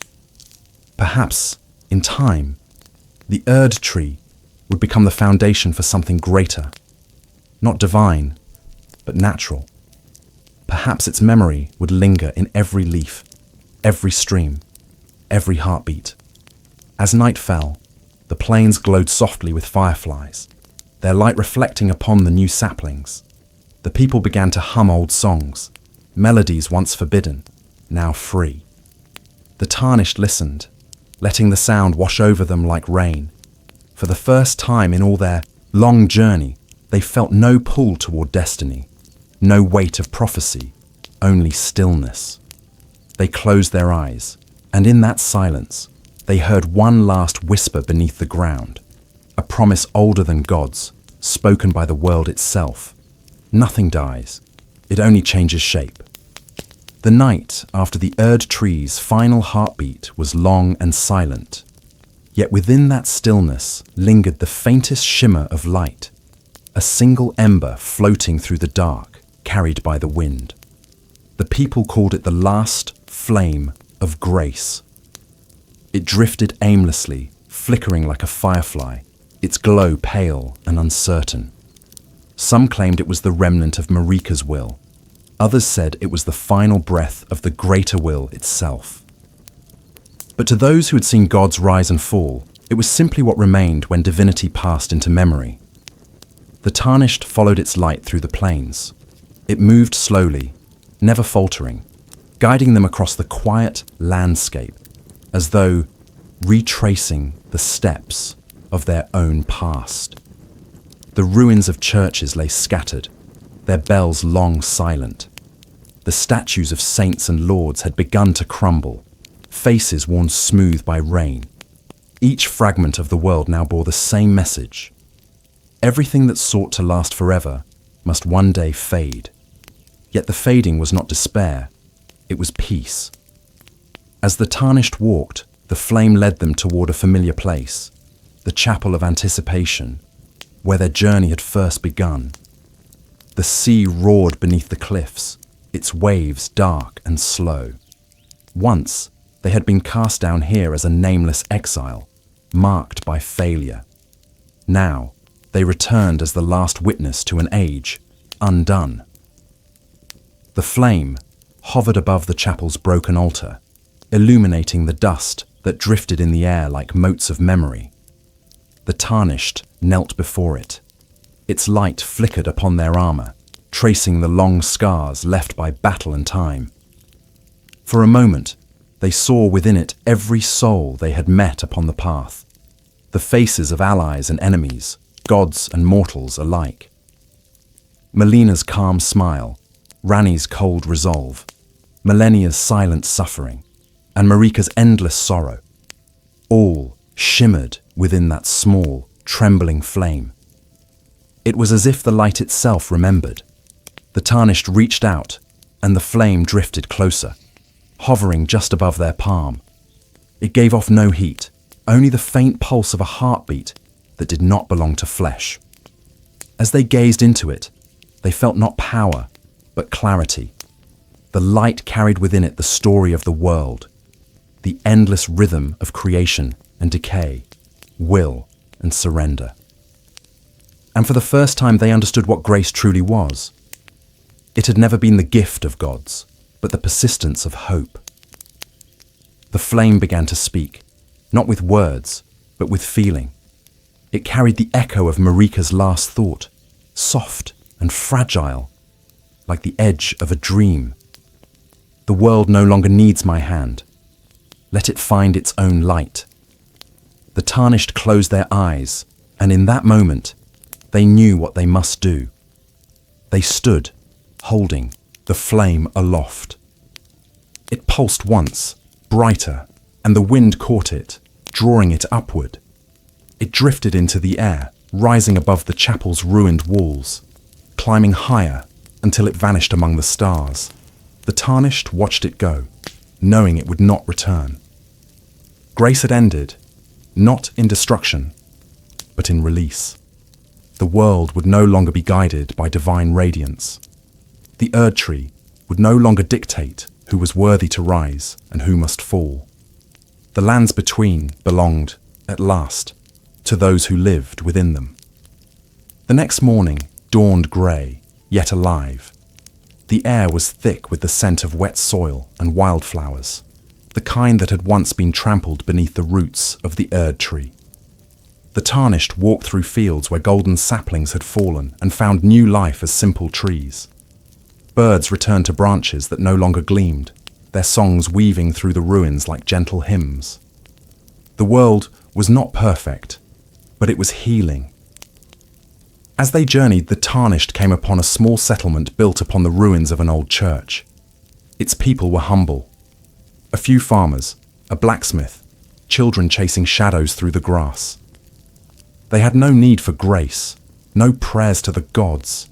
Yet when they saw the Tarnished approach, they bowed their heads, not in worship, but in respect. One of them, a young woman with soil-stained hands, stepped forward. "Were you one of them?" she asked. "One of who?" the Tarnished replied. "The ones who walked with the gods." The Tarnished looked toward the horizon, where the faint outline of the Erd tree still marked the sky like a scar. "I walked among them," they said, quietly. "But I was never one of them." The woman smiled faintly. "Then you are one of us." The Tarnished stayed for a time. They helped rebuild the broken walls, taught the villagers how to mend tools and fortify their homes. At night, they sat by the fire and listened to stories. New stories, told by mortal voices. They spoke of the world as it was now, not as it had been promised to be. There were no prophecies, no chosen ones, only people doing what they could to endure. And within that simplicity, the Tarnished found something divine. Days turned to weeks. The once endless pull of destiny faded into a quiet rhythm of work and rest. When storms came, they did not pray. They endured. When harvests failed, they tried again. And through it all, the Tarnished felt the faint echo of the old world stirring beneath their feet, not as curse, but as foundation. The whispers of the roots still hummed in the earth, carrying the memory of what had been. One night, as the fire burned low, the Tarnished looked to the stars. They no longer moved in perfect orbits. Their patterns had shifted, uneven but beautiful. The constellations that once represented gods now formed new shapes, wild, unaligned, free. The world above mirrored the world below. And as they watched, a faint glimmer appeared on the horizon, a single star falling toward the earth. It burned not gold, but silver, tracing a path through the heavens. The Tarnished smiled. Perhaps it was nothing more than chance, or perhaps it was the lingering will of the goddess, watching as her world learned to live without her. The star vanished beyond the hills, and the night grew still. The Tarnished closed their eyes, letting the quiet settle. They thought of all that had been lost and all that had been gained. The golden order, the frenzied flame, the dreams of gods. All had been threads in a tapestry too vast for anyone being to see. But now, stripped of its divine weavers, the tapestry continued to unfold on its own, imperfect, yet alive. The last flame of grace was gone, but its warmth remained. In the soil, in the hearts of those who lived, in the quiet resilience of a world that refused to end. And in that stillness, the Tarnished understood that this was what Marika had meant all along. Not salvation, not eternity, but freedom. Years passed, though no one could say how many. Time had lost its sharpness in the lands between, its edges worn smooth like stone under flowing water. The great Erd tree was now a skeleton of light, its trunk hollow and its branches brittle as bone. Yet, around its vast and withering frame, life flourished. The earth, once suffocated by grace, began to reclaim itself. Moss crept up the roots, flowers bloomed through cracks in the golden bark, and birds nested where the divine once dwelled. The sacred had become soil. The Tarnished remained among the living, though legends had already begun to rise around their presence. In villages far from Lanel, songs were sung of a wanderer who had freed the world from gods. Children spoke of a figure who walked with the patience of stone and the silence of wind, neither ruler nor savior, but something in between. To the people, the Tarnished was myth made flesh. To themselves, they were merely a survivor. Each morning they rose before dawn, walked the fields, and listened. Beneath the hum of insects and the rustle of crops, the faint whisper of the roots persisted. It was no longer pleading or sorrowful. It had changed tone, speaking now in rhythm with the turning of seasons. When it rained, the ground drank eagerly, and when the sun returned, the new shoots glowed faintly with the memory of gold. The goddess's body had become part of the cycle she once defied. She had wanted to free life from the weight of divinity, and in death, she had succeeded. The people did not build new temples. They built gathering halls, places of learning, and small shrines not to gods, but to memory. They spoke openly of their fears, of hunger, of grief, of joy, emotions once suppressed by the tyranny of grace. They found comfort in impermanence. Children were told not of the Elden Ring or the greater will, but of the soil, the rivers, the stars. Their faith was not in eternity, but in endurance. And yet, even as the new age took root, remnants of the old still lingered. Deep beneath the mountains, in caverns untouched by light, there were those who whispered prayers to forgotten gods. Some still yearned for order, for the comfort of command. They gathered fragments of old relics, the tarnished halos of the two fingers, shards of divine crystal, cracked runes that no longer glowed. To them, the death of grace was not liberation but loss. They called themselves the faithless, though they believed they were preserving faith. The Tarnished heard of them in passing but did not seek them. They understood that every age carried its own ghosts. The world had always balanced on a knife's edge between forgetting and remembering. Too much memory, and it stagnated. Too little, and it repeated its mistakes. Perhaps the faithless were necessary to remind the living of what had once been, so that it would never be built again. In time, the Tarnished returned to the capital. Leyndell had changed.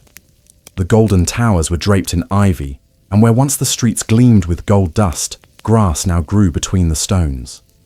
The Erd tree loomed above, vast and silent, a monument to everything that had been both sacred and flawed.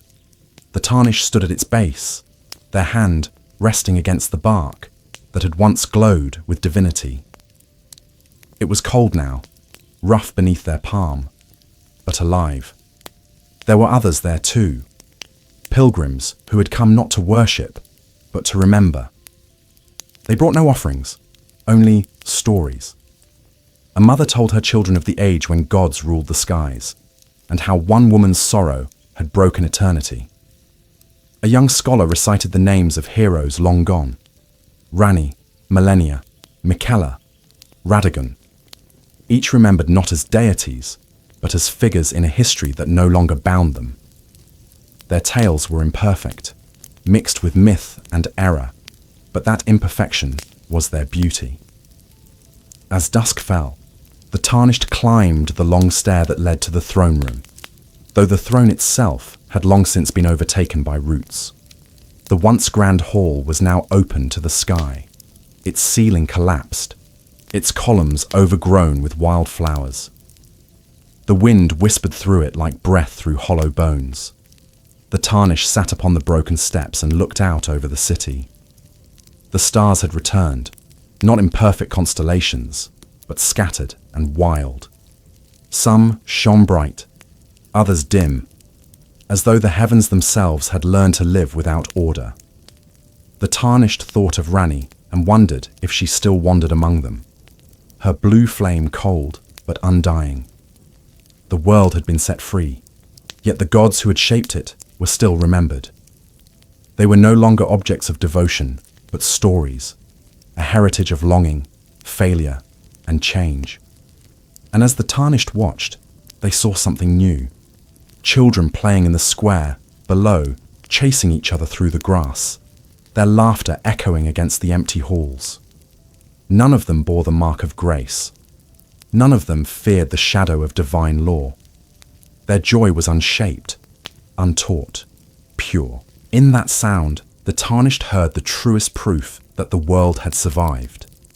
Later that night, as the moon rose over the husk of the Erd tree, a faint glimmer appeared upon its trunk. It was not gold, nor flame, but soft green, like the glow of new growth beneath bark. The Tarnished watched it pulse, faint and rhythmic, and realized it was life itself reclaiming the divine. The goddess's body, once worshipped as eternal, was now a cradle for the living. Marika had not vanished. She had returned to the earth she once ruled. A wind passed through the ruins then, carrying with it the scent of sap and rain. The Tarnished closed their eyes, and in that wind they heard a voice, not a whisper, but a sigh. It was never meant to last forever. The stars shimmered above, the trees swayed below, and the world settled into its quiet rhythm once more. The Tarnished felt the weight of years upon them, but not as burden, rather as gratitude. The journey was over. The choice had been made. The world no longer belonged to gods. They rose from the throne's steps and turned toward the open gate, where the night awaited. Behind them, the Erd tree creaked softly, its vast shadow stretching across the plains. It would stand for centuries yet, not as symbol of power, but as monument to release. And somewhere in that quiet, between the sigh of wind and the rustle of grass, the Tarnished thought, had they heard laughter? Gentle, distant, familiar. It might have been the goddess, or perhaps just the world remembering how to dream. Far from the hollow crown of Leyndell, where the earth met the endless grey of water, there lay a shore that had never known the touch of grace. The people who lived there were few and quiet, their huts built from driftwood and their fires fueled by seaweed and patience. The Tarnished found their way there in the twilight of their years, drawn not by purpose, but by the pull of silence. The air tasted of salt and rain, and the horizon stretched so far that even the memory of the Erd tree seemed small against it. The sea had always been forbidden in the days of gold. The greater will's reach did not extend beyond the waves, and so sailors whispered that the ocean was where the laws of gods unravelled. Those who ventured too far were said to vanish into the deep, where the world forgot their names. Yet now, in the age without grace, the sea had become the world's new mirror. Where the Erd tree had once reflected eternity, the water reflected only change.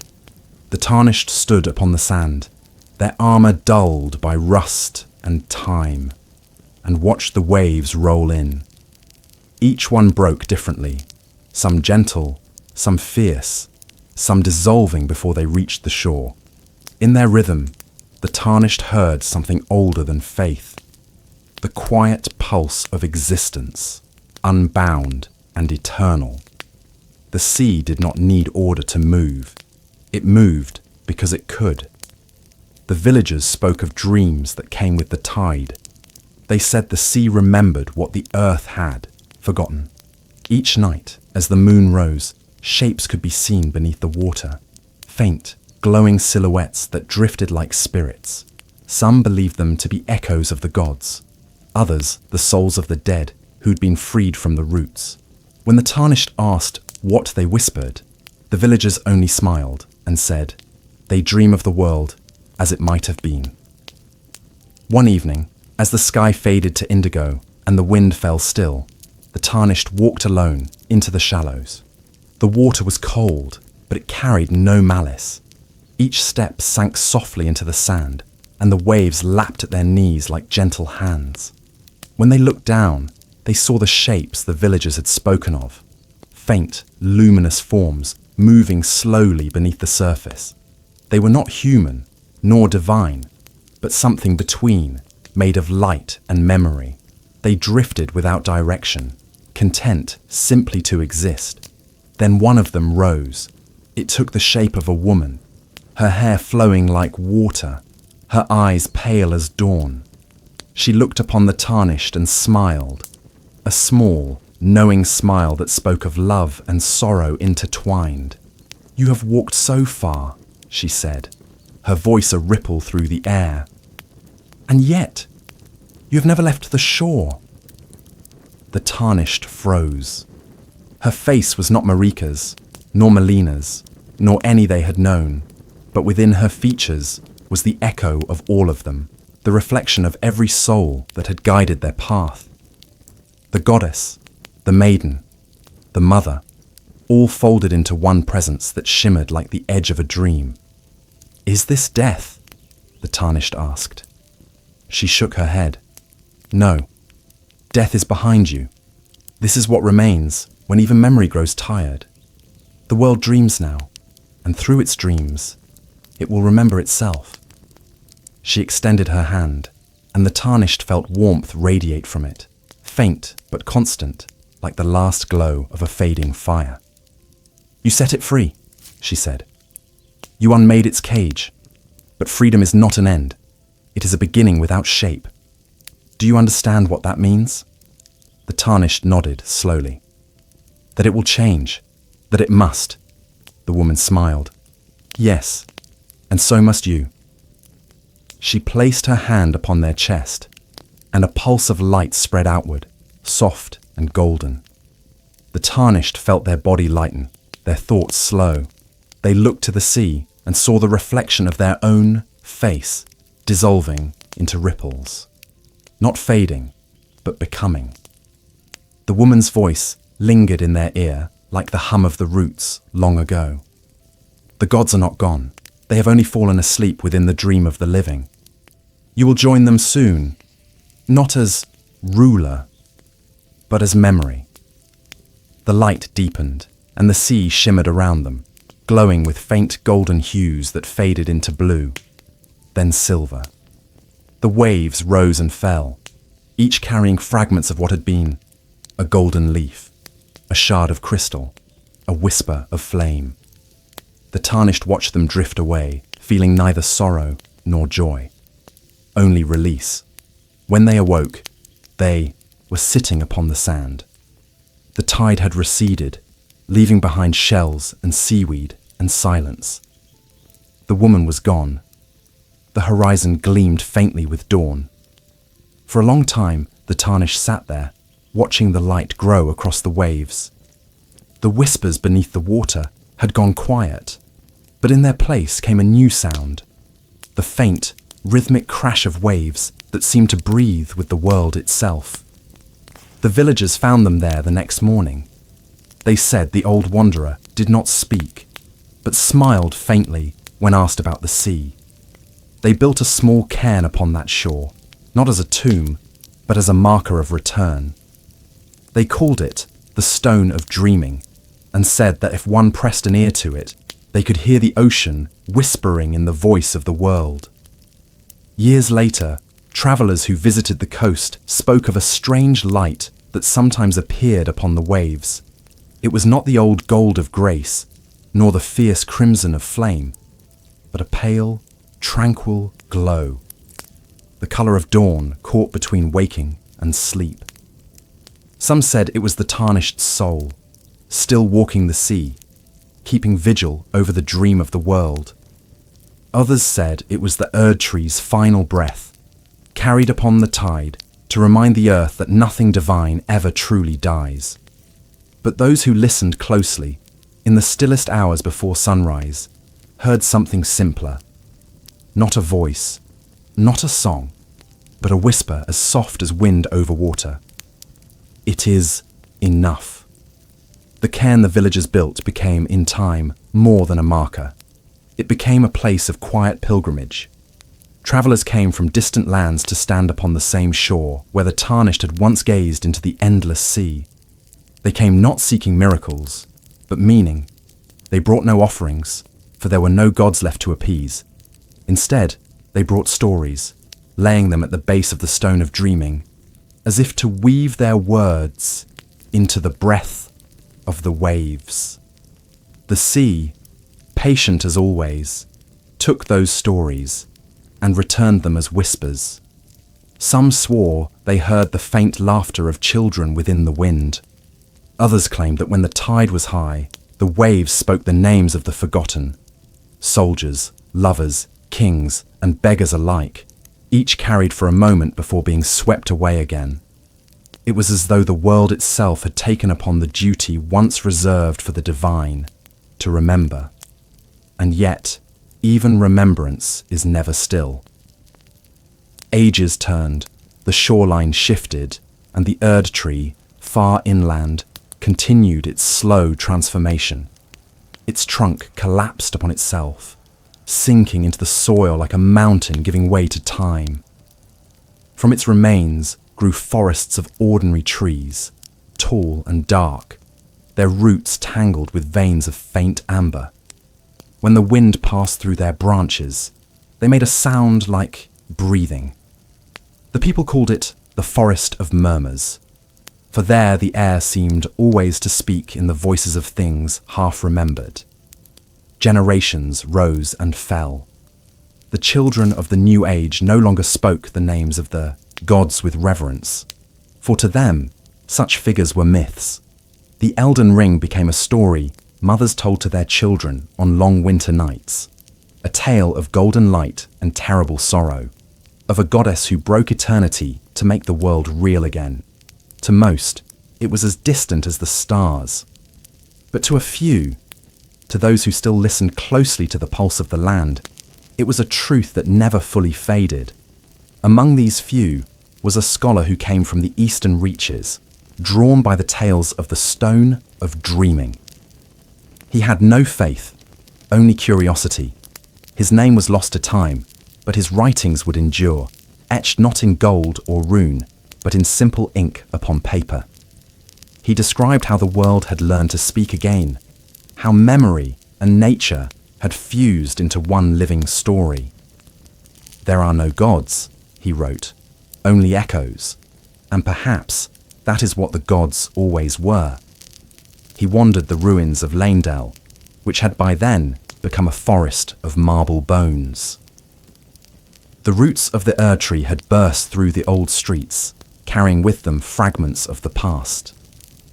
Through the cracks, faint glimmers of gold could still be seen, buried deep like forgotten embers. The scholar knelt beside one such glow and placed his ear to the ground. He heard it then, the hum that had once guided the Tarnished through the ages. It was softer now, slower, but still steady. The heartbeat of the world. In his final notes, he described a vision. As he slept among the ruins, he dreamed of the sky breaking once more, not in violence, but in opening. The stars descended to touch the earth, and where they fell, new rivers formed. From those rivers rose shapes, people, yet not quite human, made of light and memory. They walked among the living, not as rulers or spirits, but as companions. They taught the people to listen, to feel, to see the divinity hidden within the ordinary. And when dawn came, they vanished, leaving behind only footprints that glowed faintly before fading. He called them the Echoed, children of the age without name. No one knew whether his vision was dream or revelation. But as the centuries passed, stories of the Echoed spread. Some claimed they appeared only to those near death, to guide them gently into the earth. Others believed they were the world's way of speaking to itself, manifestations of memory that arose when the living forgot how to listen. Whatever they were, they carried no banners, no faiths, no flames, only peace. One spring morning, a storm rolled in from the sea. The waves grew restless, pounding the shore where the Stone of Dreaming stood. Lightning struck the water, splitting it into sheets of silver. The villagers watched from their homes, fearing the tide would swallow the land. But when the storm passed, the stone still stood. Only its surface had changed. Upon it was carved a new pattern, not by hand, but by the storm itself. The carving resembled a circle, broken in 3 places, with lines radiating outward like rays of light. The villagers could not read its meaning. Some thought it a warning, others a blessing. But when an old woman pressed her palm to the symbol, she felt warmth spread through her veins. The same warmth the Tarnished had once known beneath the Erd tree's roots. And she said softly, "It remembers." From that day onward, the Stone of Dreaming became known as the Echo Stone. Pilgrims came not only to speak, but to listen. They said that when one pressed their ear to its surface, they could hear the world's heart beating, steady and calm. The waves came and went, the forests grew and fell, and through it all, the whisper remained. A voice neither human nor divine, saying only one thing: continue. The people did. They built villages upon the bones of cities, planted crops where once palaces had stood. They sang to their children songs that had no origin, songs that had been carried in the soil since the beginning of time. And sometimes, when the stars aligned just right and the sea was still, a faint light could be seen walking along the horizon, a figure draped in tattered cloth, watching the waves. Those who saw it spoke of a quiet presence, neither ghost nor god, but the memory of one who had walked the path of all things. They said that if you called out to it, it would not answer. It would only turn, raise its hand as if in blessing, and vanish with the wind. And so, the Tarnished lived on, not in body, but in story, in the gentle persistence of memory that refuses to fade. The world had found its rhythm again, not guided by grace, but by the steady pulse of its own becoming. At night, beneath the starlit sky, the people of the new world would look upon the sea and listen. And sometimes, in the space between the waves, they swore they heard the faintest voice, the echo of one who had set the world free, saying, as softly as a sigh carried through time, "Rest now. The dream is yours." Centuries passed, and time folded upon itself like silk worn thin by touch. What had once been the lands between became something else, wider, wilder, and unnamed. The great maps of the old order were useless now. The rivers had changed their courses, the mountains had softened, and the oceans had crept inland to reclaim the bones of forgotten cities. The Erd tree, or what remained of it, was no longer a monument, but a myth. In its place rose forests of staggering breadth, their roots grown from the veins of the goddess herself. Those who lived among them said that when the wind moved through the canopy, the trees whispered, in voices both familiar and strange. They called it the breath of Marika, though few still remembered who Marika had been. The people of this new world did not build kingdoms. They built circles. Villages were formed around shared fires, each community bound not by law, but by memory. They had no written faiths, no commandments carved in stone, yet they kept stories as sacred as scripture. They spoke of the age when light fell, from the heavens, when the gods bled gold, when the world was set free by a wanderer who refused both throne and eternity.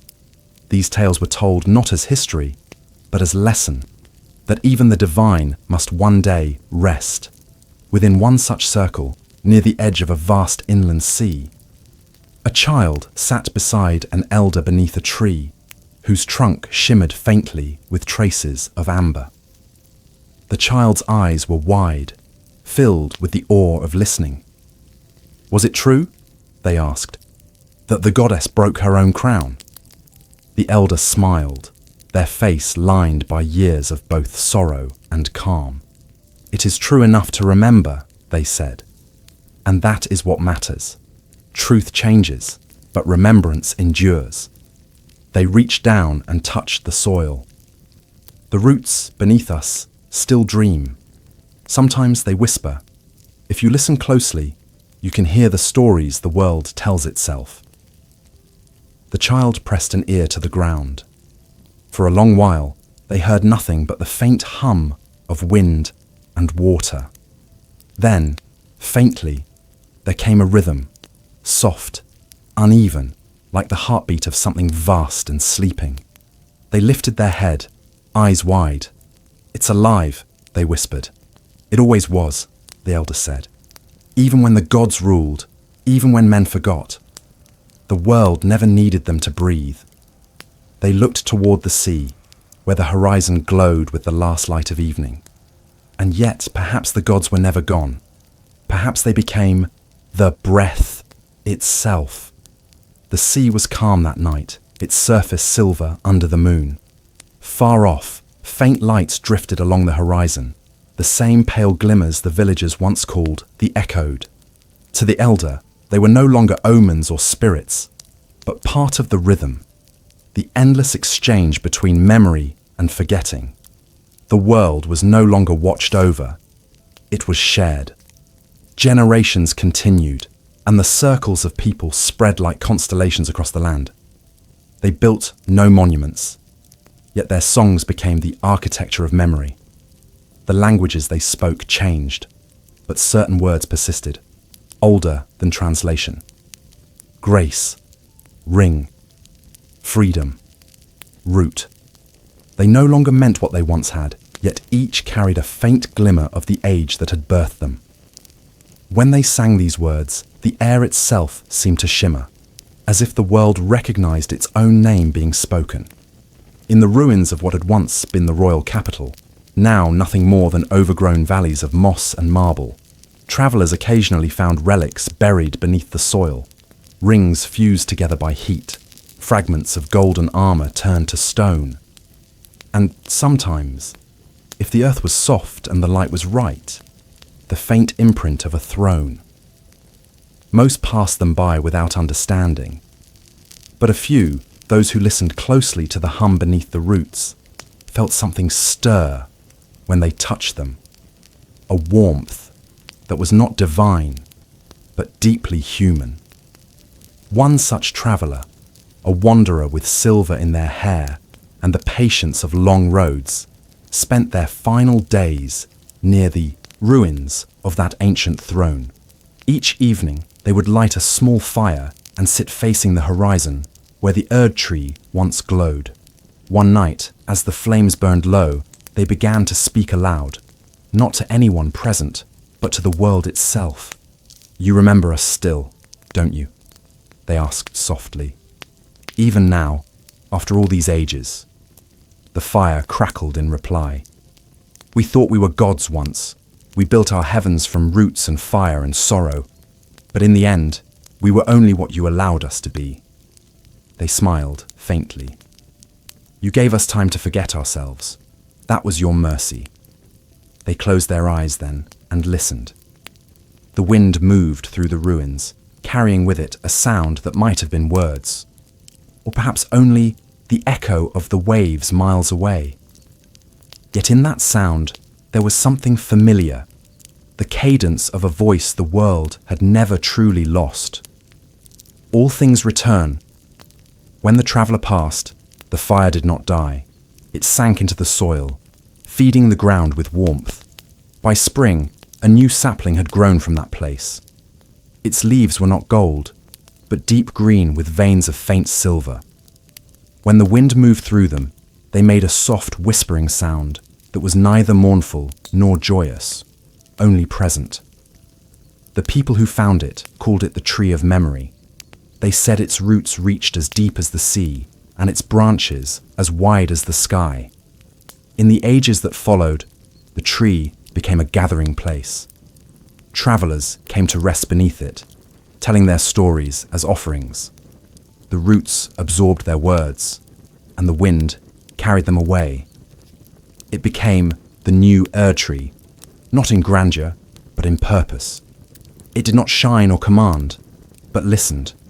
And as the people spoke their stories into the soil, the rhythm of the world grew stronger. The trees swayed in unison, the sea breathed, and the stars seemed to pulse in the same slow heartbeat. It was as though the entire world had become one great memory, endlessly dreaming itself into being. Yet even within that peace, the old question lingered, the same one that had haunted the Tarnished as they stood before the empty throne.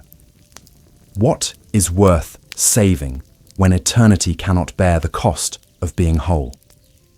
No one answered, but the silence that followed was not ignorance, it was understanding. For the world no longer needed to ask, it only needed to continue. By the time the tree of memory had grown tall enough to cast its shadow over the valley, the sky above had changed beyond recognition.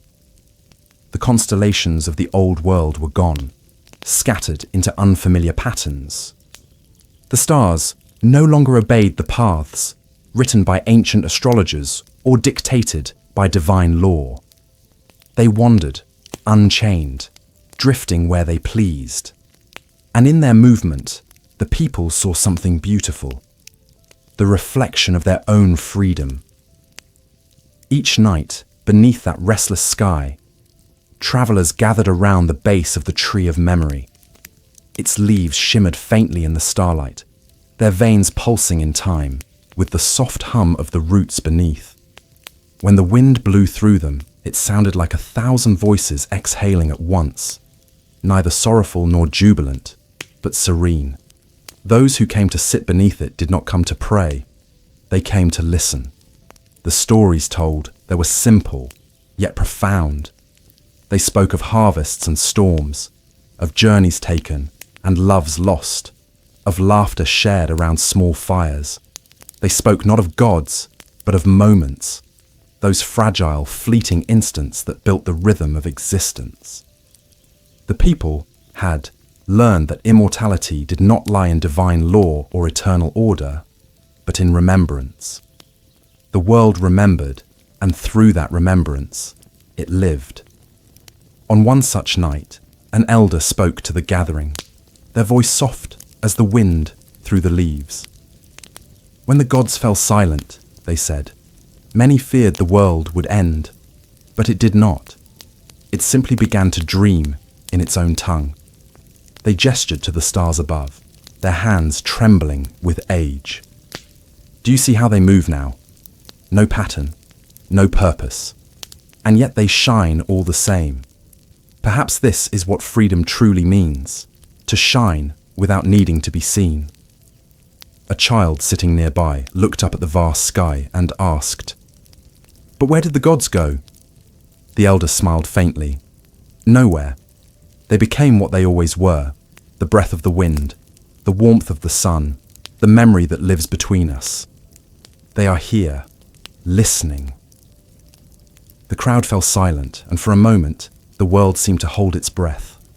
The hum beneath the roots deepened, and the leaves of the tree of memory shimmered with faint light. It was as if the earth itself had acknowledged the truth of those words. Far away, beyond the forest and the sea, the ruins of the old world slept beneath layers of time. The Erd tree's remains had long since turned to stone, its hollow trunk now a mountain.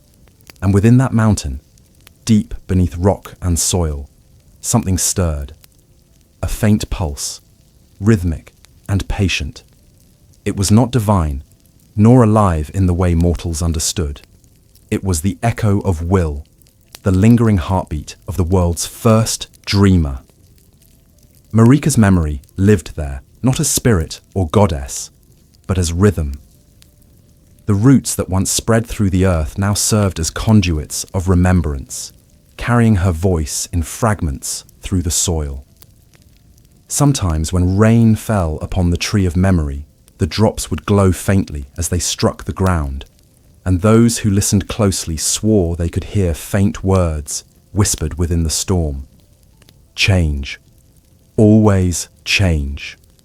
In that whisper there was no command. It was simply an observation, a truth the world had come to understand. Nothing stayed still. Not gods, not stars, not hearts. The beauty of existence lay not in its permanence, but in its capacity to move, to transform, to die, and be reborn in ways unseen. As the centuries drifted onward, the people of the new world began to forget the names of those who had once shaped it. Marika, Radagon, Rani, Millennia. These became not figures but symbols. They represented forces, ideas, emotions, love and loss, ambition and regret, defiance and forgiveness. The myth of the Tarnished became less a tale of conquest and more a meditation on choice. Children were taught that every choice carried the seed of another age, that even the smallest act could echo for eternity. And so, the people lived quietly. They tended to the earth, cared for one another, and sang to the stars. They no longer feared death, for they had learned that death was merely the hand that turned the page of the world's story. When someone passed, their loved ones did not weep. They whispered their name into the roots of the tree of memory. The wind carried those names into the soil, where they became part of the hum that never ceased. One evening, as the sun dipped below the horizon and the first stars emerged, a young woman stood alone beneath the tree. She carried a small book of woven leaves and inked words, a chronicle of her people, filled with stories gathered from across the land. She opened it to the first page, which bore no title, only a single line. The world began again when the gods fell silent. She closed the book and pressed her palm against the trunk of the tree. "You remember them, don't you?" she whispered. The wind rose, moving through the branches, and the faint hum deepened. For a moment, the leaves shimmered with the faintest touch of gold, the colour of grace long faded, now gentle and kind. The young woman smiled. "Then that's enough." As night deepened, the stars drifted across the sky, slow and unbound. Each flicker of light was a story still being told, each shadow a promise of more to come. The world was vast, and though the gods were gone, the fabric of their dream remained, woven now not by divinity, but by every living thing that remembered. In the quiet that followed, beneath the whispering leaves, one could almost hear the voice of the Tarnished, faint as starlight. "I did not end the world. I only set it free to begin again." And so it did. In the deep quiet of the world's long maturity, when the oceans had settled into new shapes and the stars no longer mirrored the past, there came an age without fear. No walls separated peoples. No temples rose to claim divine authority. The memory of the gods had melted into the rhythm of daily life, baking bread, planting seeds, shaping clay, telling stories. The breath of the divine had scattered into a million tiny acts of creation, each so ordinary that holiness no longer needed to be named. Yet the world still sang. The forests whispered in the dialect of wind and leaf. The rivers murmured the stories of stones polished by centuries of flow. When storms swept across the plains, they carried fragments of ancient voices, the echoes of Marika, Godfrey, Rani, and all who had shaped the first dream. Not as rulers, but as memories, their essence lingering like music remembered long after the melody fades. The people called this song the Lament of Ages. Though it was not sorrowful, it was the earth remembering how to be alive. The tree of memory had grown vast by then, its branches stretching across valleys, its roots reaching the shores of distant seas. Its leaves shimmered with the faint silver of starlight, each one humming softly with the pulse of all who had lived. It was said that when one stood beneath its canopy on the stillest nights, the air vibrated with a single endless note, the sound of everything that had ever existed, harmonized into peace. Beneath that tree, the people gathered once each year, not for worship, but for remembrance. They did not kneel or chant. They listened. The ceremony was simple. When the moon was highest, each person would speak the name of someone they loved, living or dead, and let it fall into the roots. The names became part of the hum, joining the ever-growing song of the world. In this way, memory became immortality, not through power, but through sharing. One night, as the moon swelled full above the branches, a child asked the elder who led the gathering, "Do you think they can still hear us, the ones who came before?" The elder smiled, their face lined with the softness of peace. They do not need to hear, they said. They are the hearing itself. When the wind moves through the leaves, when the stars tremble, when your heart remembers, it is them. The child tilted their head, watching the stars flicker between the branches. Then do they know our names too? Yes, the elder replied, because the world keeps them for us, just as we keep theirs. That is how everything continues. Later that night, as the people drifted into sleep beneath the glowing canopy, the elder remained awake. They felt the hum of the tree in their bones, deep and steady. Beneath the surface of the song, they sensed something new, a rising note, soft and pure, like a promise. It was the beginning of another rhythm, faint but certain, a new dream forming within the world's long sleep. They closed their eyes, and for a moment they saw a vision of the old age, the Erd tree shining golden beneath the sun, the gods standing tall in their pride, and the Tarnished walking through fire and ruin. Then the vision shifted, the light dimming to silver, the roots turning green. The gods' faces softened, becoming unrecognizable, then dissolving altogether. What remained was the heartbeat, the same one that had pulsed through every age. When dawn came, the elder rose and spoke to those gathered beneath the tree. The world dreams again, they said, but this time the dream belongs to no one. It is ours, together. The people nodded, though they did not yet understand. They would in time. The dream was already shaping them, guiding their stories toward new directions, new hopes. The age of grace had ended long ago. The age without name had endured, and now something else, something quieter, was beginning. The scholar of the previous era had written that gods were echoes, and he had been right. But what he could not know was that echoes do not fade. They layer, beneath the soil, beneath the roots of the tree of memory, beneath the hum that carried all stories. There were still deeper tones. They were older than Marika, older than the greater will, older than even the stars.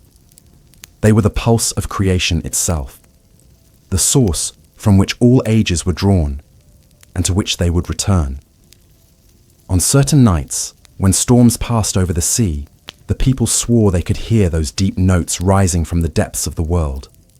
The thunder rolled like the voice of an ancient heart, and the lightning split the sky in patterns that resembled wings, crowns, and halos.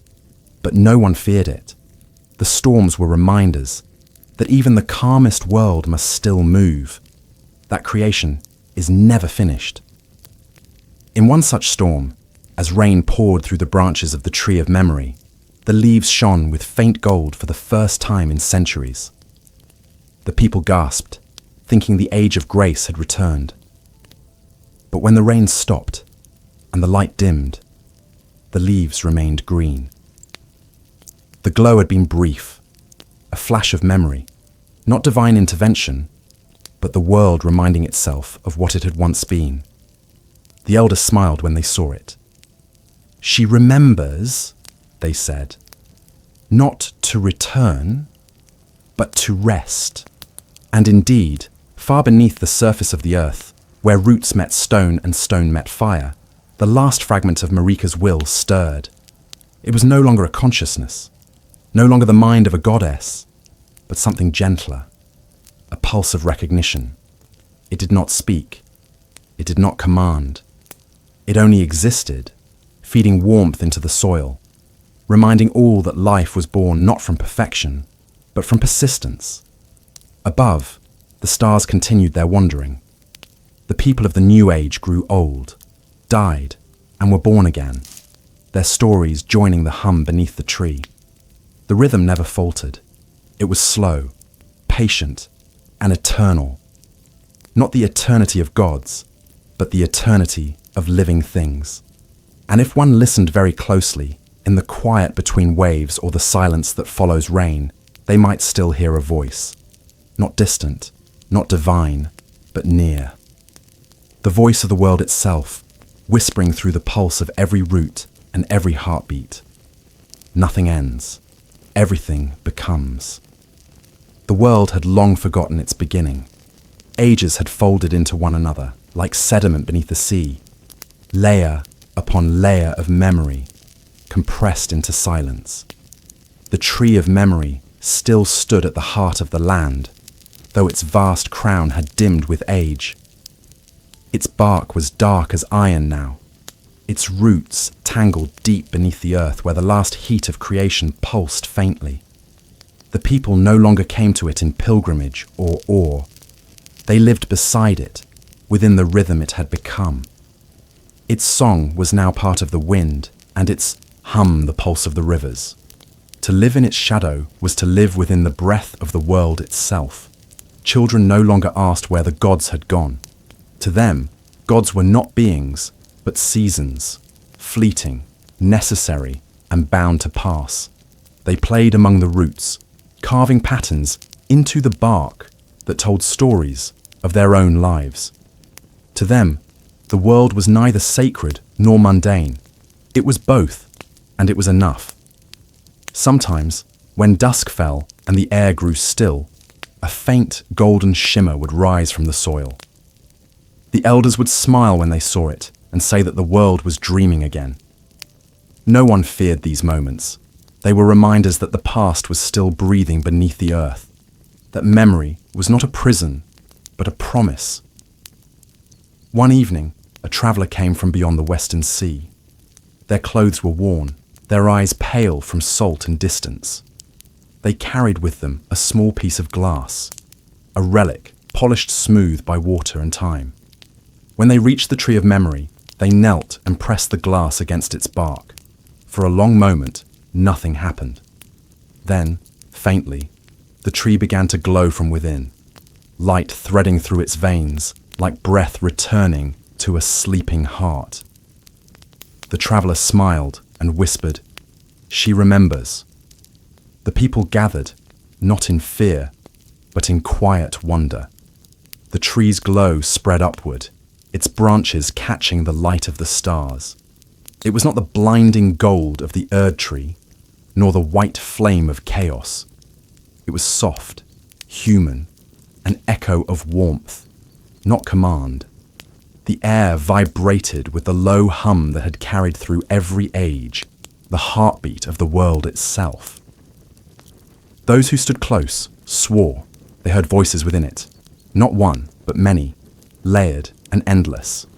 Some were faint as sighs, others clear as song. They were the voices of every age, every dreamer, every soul who had once loved this world enough to shape it. They were the tarnished, the gods, the forgotten, the nameless. Together they spoke not as rulers, not as saviors, but as the memory of existence made sound. Do not worship what was, become what is. The light faded, but the hum remained. The people returned to their homes, carrying with them the echo of that voice. In the years that followed, they built nothing to commemorate the event. There were no temples, no idols, only stories. They told their children that once the world had dreamed itself through gods and fire, and that in doing so, it had learned how to dream without them. Generations passed. The sea reclaimed the western shore, and the mountains split with age. The tree of memory's crown broke under storms, yet its roots held firm. The hum deepened, slow and steady, like the breathing of something vast and eternal. The people who lived around it began to say that when they slept, they dreamed, not their own dreams, but the world's. Some saw fields of gold, others oceans of stars. All woke with the same peace in their hearts, the sense that they were part of something immense and kind, and beneath it all, in the deepest layers of soil and silence, Marika's essence rested, not as goddess, not as ruler, but as the pulse of the living world. She had become what she always longed to be, not a figure upon a throne, but the quiet within the wind, the warmth beneath the stone, the forgiveness that lingers after all things end. Her rebellion had outlasted eternity. Her dream had become the world itself. The Tarnished's memory lived too, though none could say how. Some claimed that, in the stillest hours before dawn, when fog clung to the valleys and the stars flickered low, a lone figure could be seen walking the old paths, their cloak tattered, their pace unhurried. They carried no weapon, no flame, only the light of the world reflected in their eyes. Those who saw them said that they neither spoke nor stayed, but paused at the edge of every village, as if listening. When asked what they listened for, the elders would say, "For us." One final night, under a sky streaked with comets, the world fell utterly still. Even the trees ceased their whispering. The hum of the earth slowed, deepened, and for one perfect moment, it stopped. In that silence, everything that had ever been, the gods, the wars, the sorrow, the love, aligned. It was not an ending. It was the pause between breaths. Then, softly, the heartbeat began again. The stars flared brighter.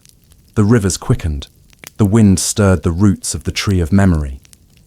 The hum resumed, richer than before, carrying within it a new rhythm. The world had dreamed itself into another cycle, another chance to begin. And far beneath the soil, where no light reached and no name endured, something smiled. It was not Marika, nor the Tarnished, nor any god that had ever ruled. It was the dream itself, content, endless, alive. The wind moved through the trees, whispering one final phrase, so soft that only the earth could hear it. It was never grace that kept us, it was love. And with that, the song of Queen Marika came to rest, not in silence, but in peace. The dream continued and the world turned, forever remembering, forever becoming.